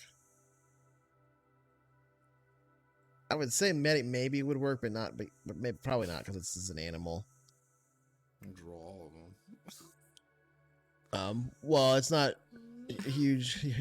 So anyway, don't roll them all, but rolling science 0 is fine. Okay. You and Dixon and Seruya can tell immediately this animal is badly emaciated. It's starving to death, and it looks like you can see the kill in its eyes. It's looking for a way that it can pick one of you off and eat you because it's starving. It looks like it hasn't been fed in a very, very long time, or hasn't had anything to eat in a very, very long time at this point. Oh shit, watch out. So and I'll go for my pack and try to pull out a chunk of fish. This thing's quite hungry. All right, well, I'm gonna put it in the combat tracker. We're gonna roll initiative. We'll see what happens. Yeah, that's a good plan because I got a different idea than the rest of the party. Who saw the dog bowl? You gonna make love to it? Who saw the dog bowl with a name on it? Because this thing isn't a pet. Ooh, I like that. Clearly, that dog bowl is the name of this thing. Where is it? Mm-hmm. Have a Mishka. collar. There it goes. I'm gonna pull Whatever name some was- fish out of my bag that we got I earlier. love that idea. Unfortunately, you don't actually know that in character. All right, I'm not gonna bother using a map for this. We don't need to, but there we go. It's on the combat tracker. That's the type of that's the species that it is. It's called a Tentur's wolf. I would say with your science roll, you would recognize that. Named after the scientist that discovered them. It's a Dinster wolf. Okay. Are they commonly kept as pets? They are kept Don't as I have a guard negative animals. You haven't rolled initiative yet. Initiative is from like -3 to 3, I think. Is it? I think most of us have negative initiative. I might have made that up, but I thought that was true.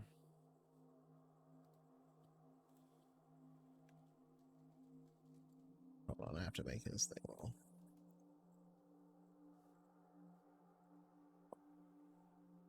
Nah, initiative's a dex or int check.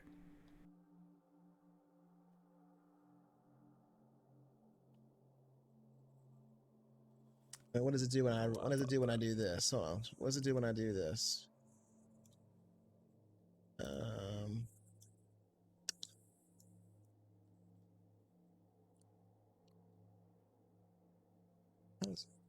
Do what? I see nothing. Roll PCs. Thing happens. Well, when it rolls initiative, it does. Does poorly because I end up with a -4. Now +1? I don't get it. It's a check, so it's like rolling against an 8, and if you get Oh, I see what you're a saying. 2, It does. then your initiative is -3 because it's the effect of the final initiative is the effect of your roll. yeah. It's not Right, the right. That roll. makes sense. Okay. Well, let's just do this one for real then. Initiative, roll all initiatives. This is gonna be everybody. Nice. Alright. So Nice. Roman, you're first then. What do you do? I'm gonna That's why make it's the music confusing. a little. Yeah. That was confusing the shit out of me too. I'm really glad you brought that up because I was. I just faked Yeah, that. it shouldn't be Getting against a confused. task number. It's just a check, and Well, then you it's like take a your number, default and of then 8, that's what. yeah. What's the order you default take in. number is? It's against 8. Yeah. So it's what everybody compared to 8. Right, I see. It should be that way. Okay. So what are you doing, Roman? Whoa. This animal, strange, skinny, emaciated wolf, hunches down, growling, looking like it's about to either dart to one side or the other. Whichever one of you is the furthest out, it's ready to go for the throat floor. But in your little group, it seems to stay kind of back. It's hesitant to run towards this group.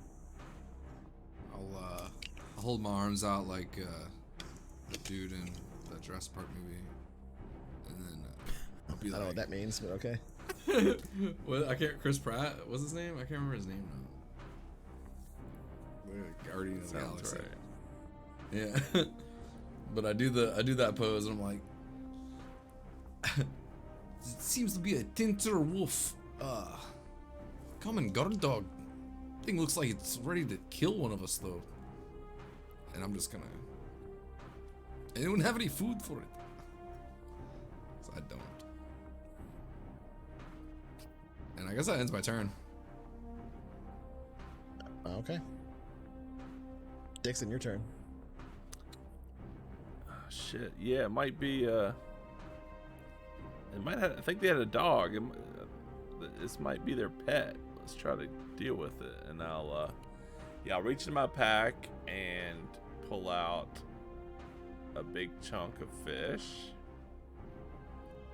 and I Okay. will throw like half of that big chunk towards them.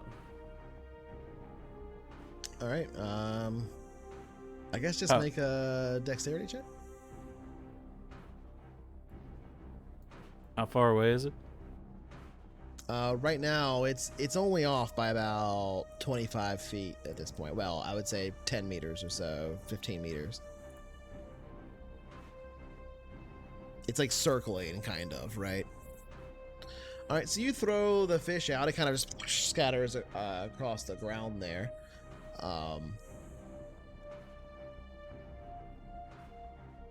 Well, I can't do anything until it's its turn. You can see it kind of sniffing in the air a bit after you do that, though. Well, I'll say because you're throwing it at it, it can take a reaction.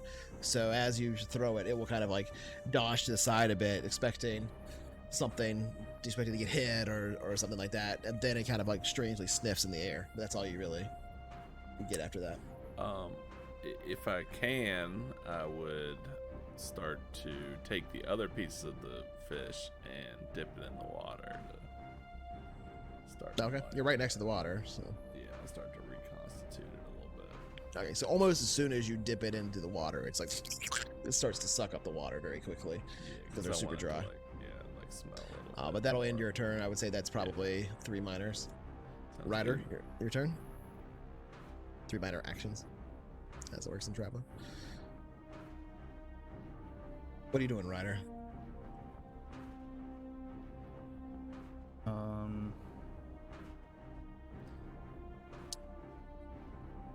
not. I don't know.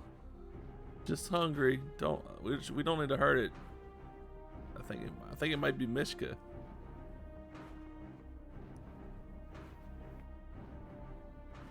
Yeah, I mean.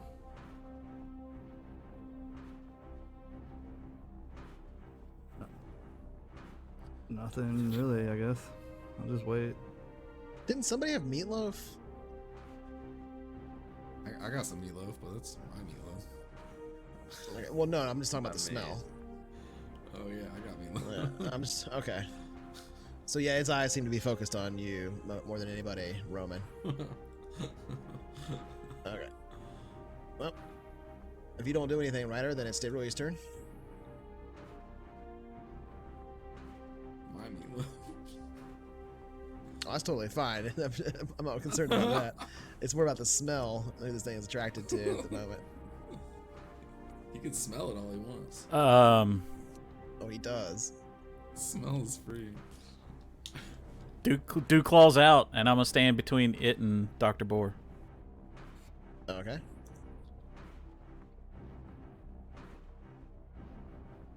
Well, then that ends your turn. It's now its turn. Oops.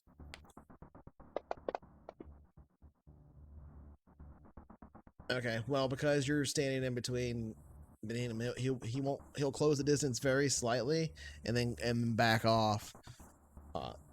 Well, it seems to not want to approach if there's like 2 people nearby or whatever. In groups, doesn't want to get too near the group. But he just kind of sits there and growls and backs up a little bit and steps forward a little bit and sniffs at the air where that fish was thrown. So I'm gonna make a roll for him. Fish resistance. Fish resistance. Fish saving throw. It's actually just to see if he can detect it. But Deliciousness check. We got everything we need. So everything we need. All right. There we go. I didn't do the boon though. I don't know why. Is it rude to have a pet dog in the Oh, here we go. like in Vargr territory? Ooh. I don't think so. Considering sometimes like, Vargr have pet dogs, so It's like Goofy having a pet dog. so right? it's Goofy and Pluto existing in the same universe. It's a little all weird. right. There we go. That did it right. All right, so he does kind of run over and sniffs the fish that you've thrown down a little bit, but he doesn't move quite far enough up. He's just kind of sniffing in that direction. It continues to growl. It's Roman, your turn.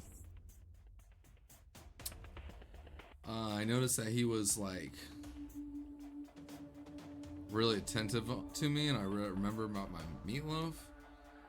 So I'll pull a little bit of that out, and I'll chuck it at him. Not like at him, but you. Make a dexterity check. Is this what you want, friend? Big difference between this and the fish is this isn't dried. Yeah, that's why Dixon was dipping it in water, I think. You said dex? Yeah, just a straight dex check. Or athletics dex if you have it. Okay, so again. So it's gonna make it a little bit harder for him. I'm gonna roll something for him real quick just so I know it.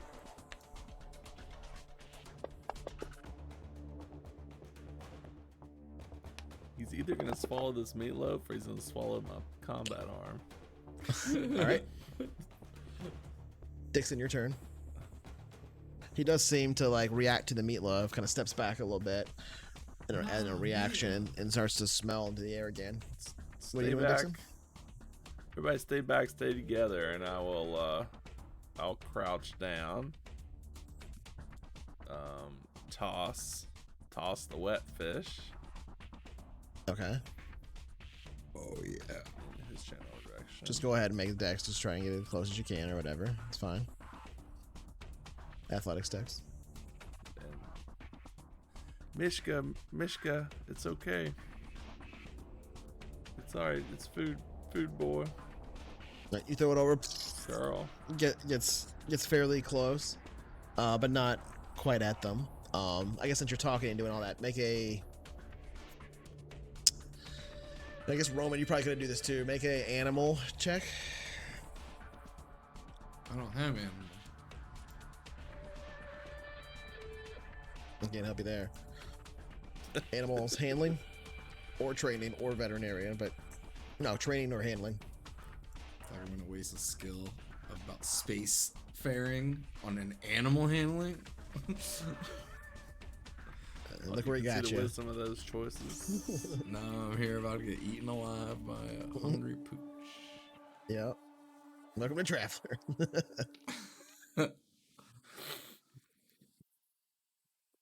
So you can only essentially, pick from these skills, and you can never use them when you need them. Okay. Yeah. It still seems to be pretty freaked out by you guys. I was gonna say with the amount of food that you have the amount of food you have thrown down now, I'll give you like a boon for the animal handling, but I don't think that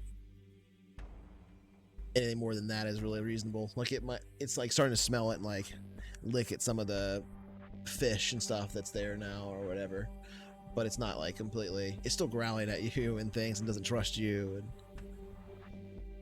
looks like it's ready to attack. So yeah, you can roll your animal handling with a boon. Oh. Wait, just Jordan? That's the same. Alright. Me too? Yeah, anybody that rolled animal handling, you can just roll it with a boon. It's fine. So just roll 1d6 now to see if it's higher than a 3. Yeah. Oh. Alright, so that's 2 more 9. Yep. So wait, oh, you have a -2 to it, don't you? Yeah. Okay. His was a 7 after this. Yeah. So it's a 9 then, which is I would say then you do see its ears kind of flatten a bit and it freaks out for a moment, stepping back as you get closer, but then it kind of like starts to ignore you and you start eating for a moment. Yeah, it's a good All right, pooch. give it some space. Give it some space. Yeah. Throw some more food at it. Just give it some time. It's all right, Mishka. Eat up. Mishka? How you know its name? Mishka. It's Oh, you're using its name? Oh You used its yeah, name? man. Okay. Well, combat ends then. So we're It's not your eating it? It just starts to eat the fish on the ground and kind of goes over and starts to eat the meatloaf. But when you say the name Mishka, it kind of looks up at you and you can see like one ear like up and one ear down a little bit, and it just kind of ignores you. It doesn't really do anything. It stops growling at you and just continues to eat the meatloaf and fish that you've thrown on the ground. Like Spaceballs. All right. I think it relaxed a little bit.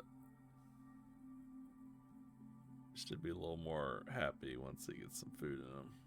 Yeah, this thing looks like it's been up here for however long Sorry, it's been since... Steru, we'll At least see, about 3 or 4 see how he months. behaves and go from there. Of course, it had rations and things to eat before. I mean, it's your call, Steru. If you're not comfortable, we can pivot. Either way, you want to fatten him up if you're gonna eat him anyway. If you wish to keep animal, that's you. Might be a good Doesn't little look- companion in a He spaceship. doesn't have much meat on him now, like Dixon said. We'll see.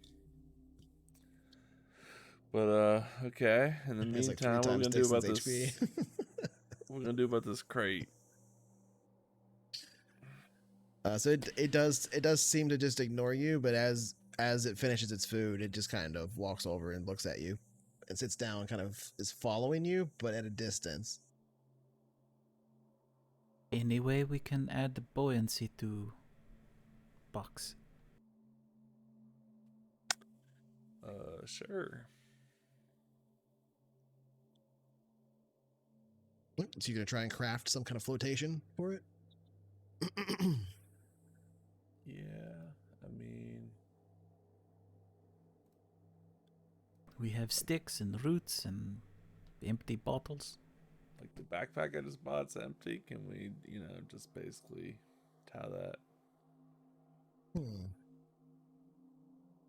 shut and tie it onto the crate?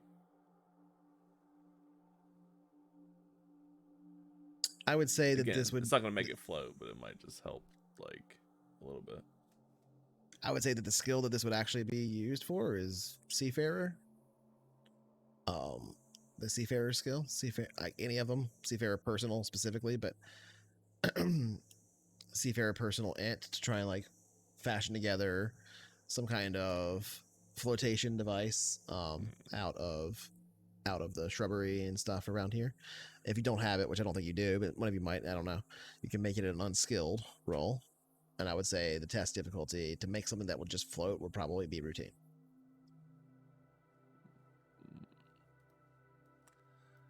Well, that is still only a -1. There we go. Okay, so that's a +1 effect, so that balances out your -1 a fair amount.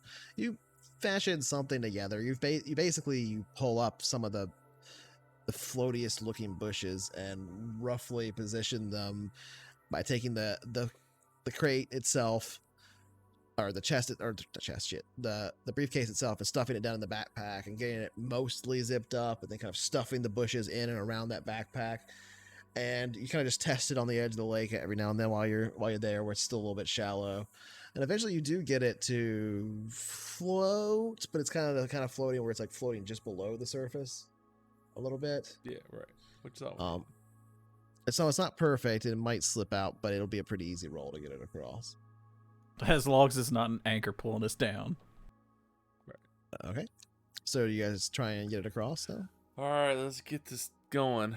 Come on, Mishka. Come on across. I'll need a athletics strength roll from whomever is trying to deal with it. It'll be at a easy difficulty. I will do that. Okay. Remember, you take -2 to every roll you do right now, I think, though. Because of your endurance being at 0. Yeah. I don't know. Because it makes you encumbered, I think, right? Well, it does. I haven't figured out why that is, though. Oh, I'm like 0.1 over. That's the problem. But I've taken off my backpack, so. Oh, yeah. So you can fix that. All right. Go ahead. Let's try that.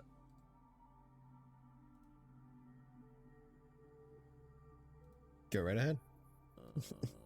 Yeah. Almost got combat with the wolf. Would have been interesting to see that knife fight happen.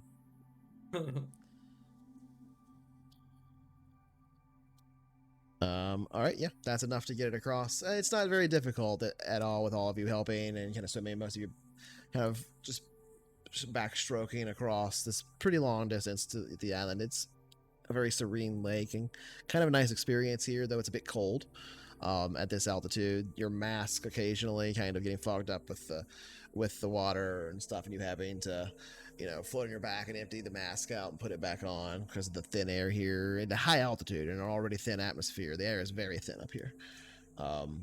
If you didn't have these masks, you would certainly already, for sure, be dealing with altitude sickness. But thanks to having them, it's not that much of a problem, and you manage to get onto the island. Following about 10 meters behind comes Mishka up the island too. She's just kind of following and looking like curious at you, like more than anything. But as you approach the ship or whatever, with the ramp down, I assume, since Ryder's out, she will comfortably go inside, kind of ahead of you. Like it's her home; she's used to it, right? So she kind of just runs inside the the ship. Which, by the way, I'll go ahead and push to everybody and put everybody on there if you head inside. Assuming that's where everybody's going. Yeah, if the swim across is easy enough. Yeah. Yeah, you've managed to swim across. You succeeded, so there's not much more to roll there. You're wet. You're tired. But you made it across. You made it up here. There's a gyrocopter parked on the North Shore that you gotta figure out something to do with. But you made it aboard. You step onto the filthy deck plating of the elbow room. This tiny ship, Stayrulia, stepping out into this space. You see the crates here that I don't think they talked about them yet to you. So this will be the first time you've seen them. But yeah, you can see the biochemical crates here, as well as the very small interior of this cargo space.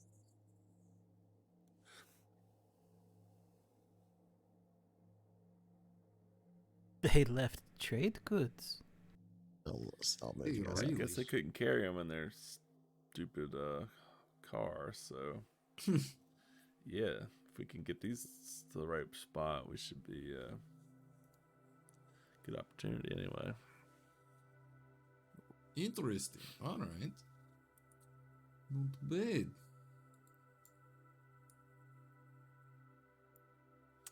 But first, we gotta get this puppy moving again. Speaking of that, you can see Mishka manages to.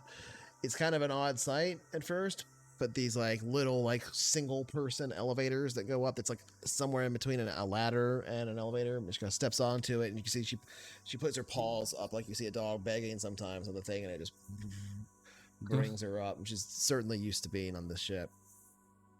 She goes up Would past you look at guys. that? This dog, maybe the dog can fly the ship for us. So to be clear, you would know this, I guess, because of that science roll. But Tencher's wolves are pretty smart.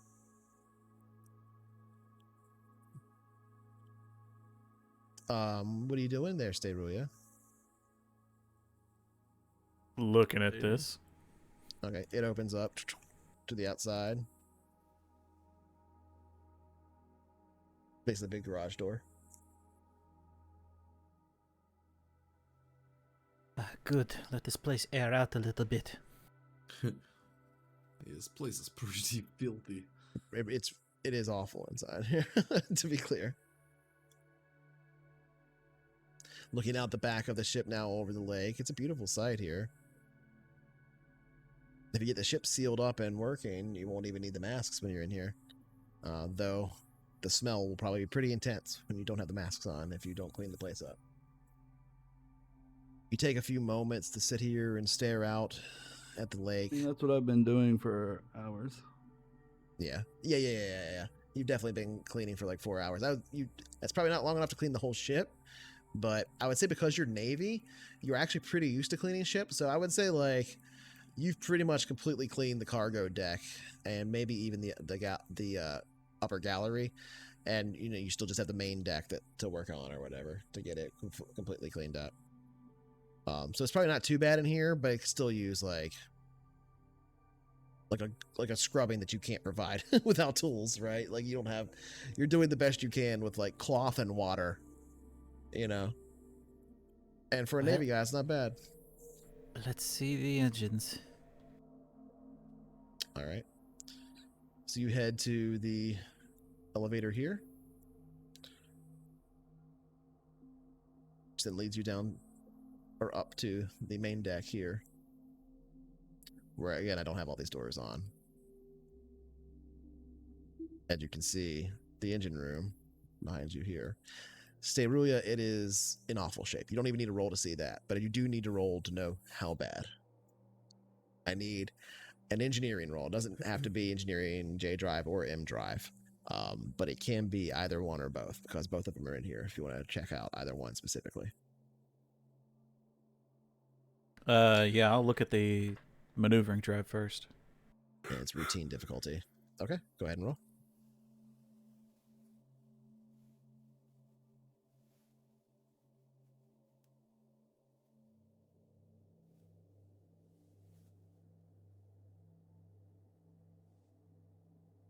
Okay. It's in pretty bad shape, but the parts you have should be sufficient to fix it. It's going to take probably as many as like, well, go ahead and roll your J drive one too.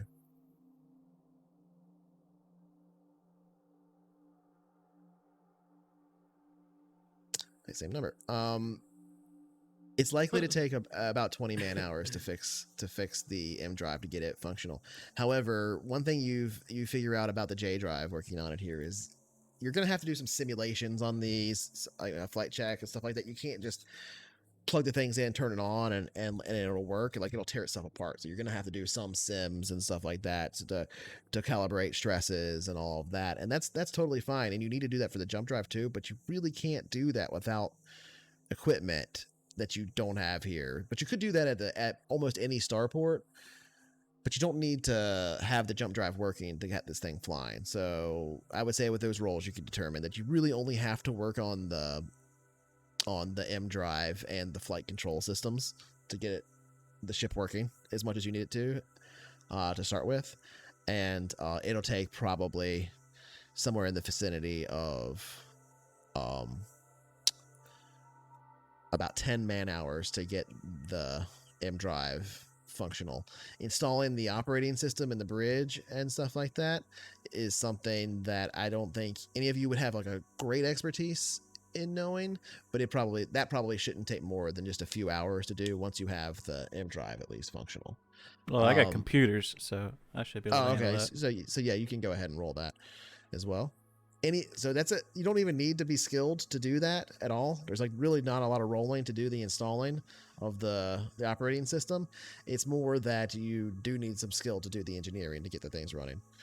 Okay, so it should take about 2 hours to get the operating system installed after you've gotten the power up, which you can do with the M drive. As for any of the other stuff from seeing the crater up here, when you passed through the lower deck itself, when you're in the cargo, you could see the charges that they used for the survey in there to place all the charges around the perimeter of the caldera and maybe some in like nearby lava tubes and set them off and read the information off on the computer will require you to, at the very least, get the M drive up first. And the operating system does not have to be installed for that because the operating system is for flight control only. So this would still work. Your sensors and stuff would still work. So if you can get the power up. Oh, actually, hold on. I'm sorry. I'm reading a thing. Oh, okay. So you can get the power up, the basic battery power up within like 2 or 3 hours of work. It's going to take 10 or so man hours to get the M drive working at any reasonable capacity, and it's going to take about 12 to 15 man hours to do the survey. Split up any way you want to. The only roles that require any actual training specifically are the engineering roles. So it's up to you guys how you want to do that. About this time, you can see... Actually, I can drag him down here. Well, I'll just go ahead and name him now since you see it in there. So you see Mishka coming down the path. He kind of just walks past you, looks at you, doesn't really... mostly ignores you, and then just sits on the couch here. Looking like it's like their spot, like they've been there 1,000 times before. And Mishka is male or female? Female. Yeah, I would have, as soon as I got a break in the action, I would have put some more fish in her bowl and give her some. Oh, well, if you put fish in the bowl and stuff in your water, she'll definitely just go over and start eating it immediately. Like if it's in her bowl, she's like, that also changes her demeanor slightly. She seems to like get closer to you without reacting too negatively or anything like that. Take it easy, girl. It's all right. Well, this will take me all day to fix, so I just need the time. Yeah, we knew it wouldn't be easy. Can we help at all? Not really. Well, I need tools and equipment that I have with me. And, time. Well, all right. But we can get it, flight ready in a day or two. Enough to make it over to the starport. And then fix it up better from there. Well, that's pretty good news, actually. It's a lot better than it looks, to be honest. You could set up most of your charges and stuff while you're doing some of that work too. If you want to. Like I said, you can get power up in 2 hours, and you can get the M-Drive up in 10 hours after that. Yeah, we might as well do... You're trying to trick us into sinking our ship into the lava, aren't you? We can set some Oh, your mic's devices doing up. crazy stuff. Fuzzies. So I couldn't hear what you were saying. But I'll say this. Mishka tearing up the fish in her bowl now, just eating it all up. It's completely empty now. She looks back up at you, Dixon. And since you were the one that fed her, she gets closer to you, and she licks your hand for 1 second. The hand that was holding the fish seems to be at least getting friendly to you quickly enough. I will pet her with Your robot arm. my modified but mostly human hand. Okay. Again, she accepts it. Then she smacks her nose in the bowl again. Are you fat fuck? Come on, man. She's starving to death. So, You gonna throw up everywhere. I mean, yeah, probably. I'll get you some more later. Go on and go lay down there. Make animal handling.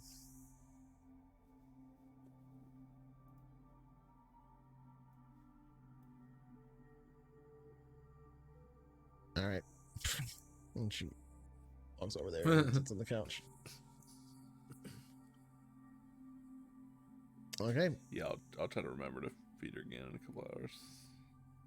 And with that, our camera that carries our action flies from the interior of the ship down the elevator shaft into the cargo bay beyond, out the outer ramp, and across the surface of the volcano's lake, up and out, looking at a vista beyond of Salbari itself, the haze of the day as the sun begins to get lower and lower. And that's where we'll pick up next week. Ooh. On a new Thanks for watching, everybody. planet. Yeah. Nice. Not necessarily on a new planet, but on this planet. Right? New to anybody. Well, it's not Tarsus. Let's put it that way. Anyway, see you next week, guys.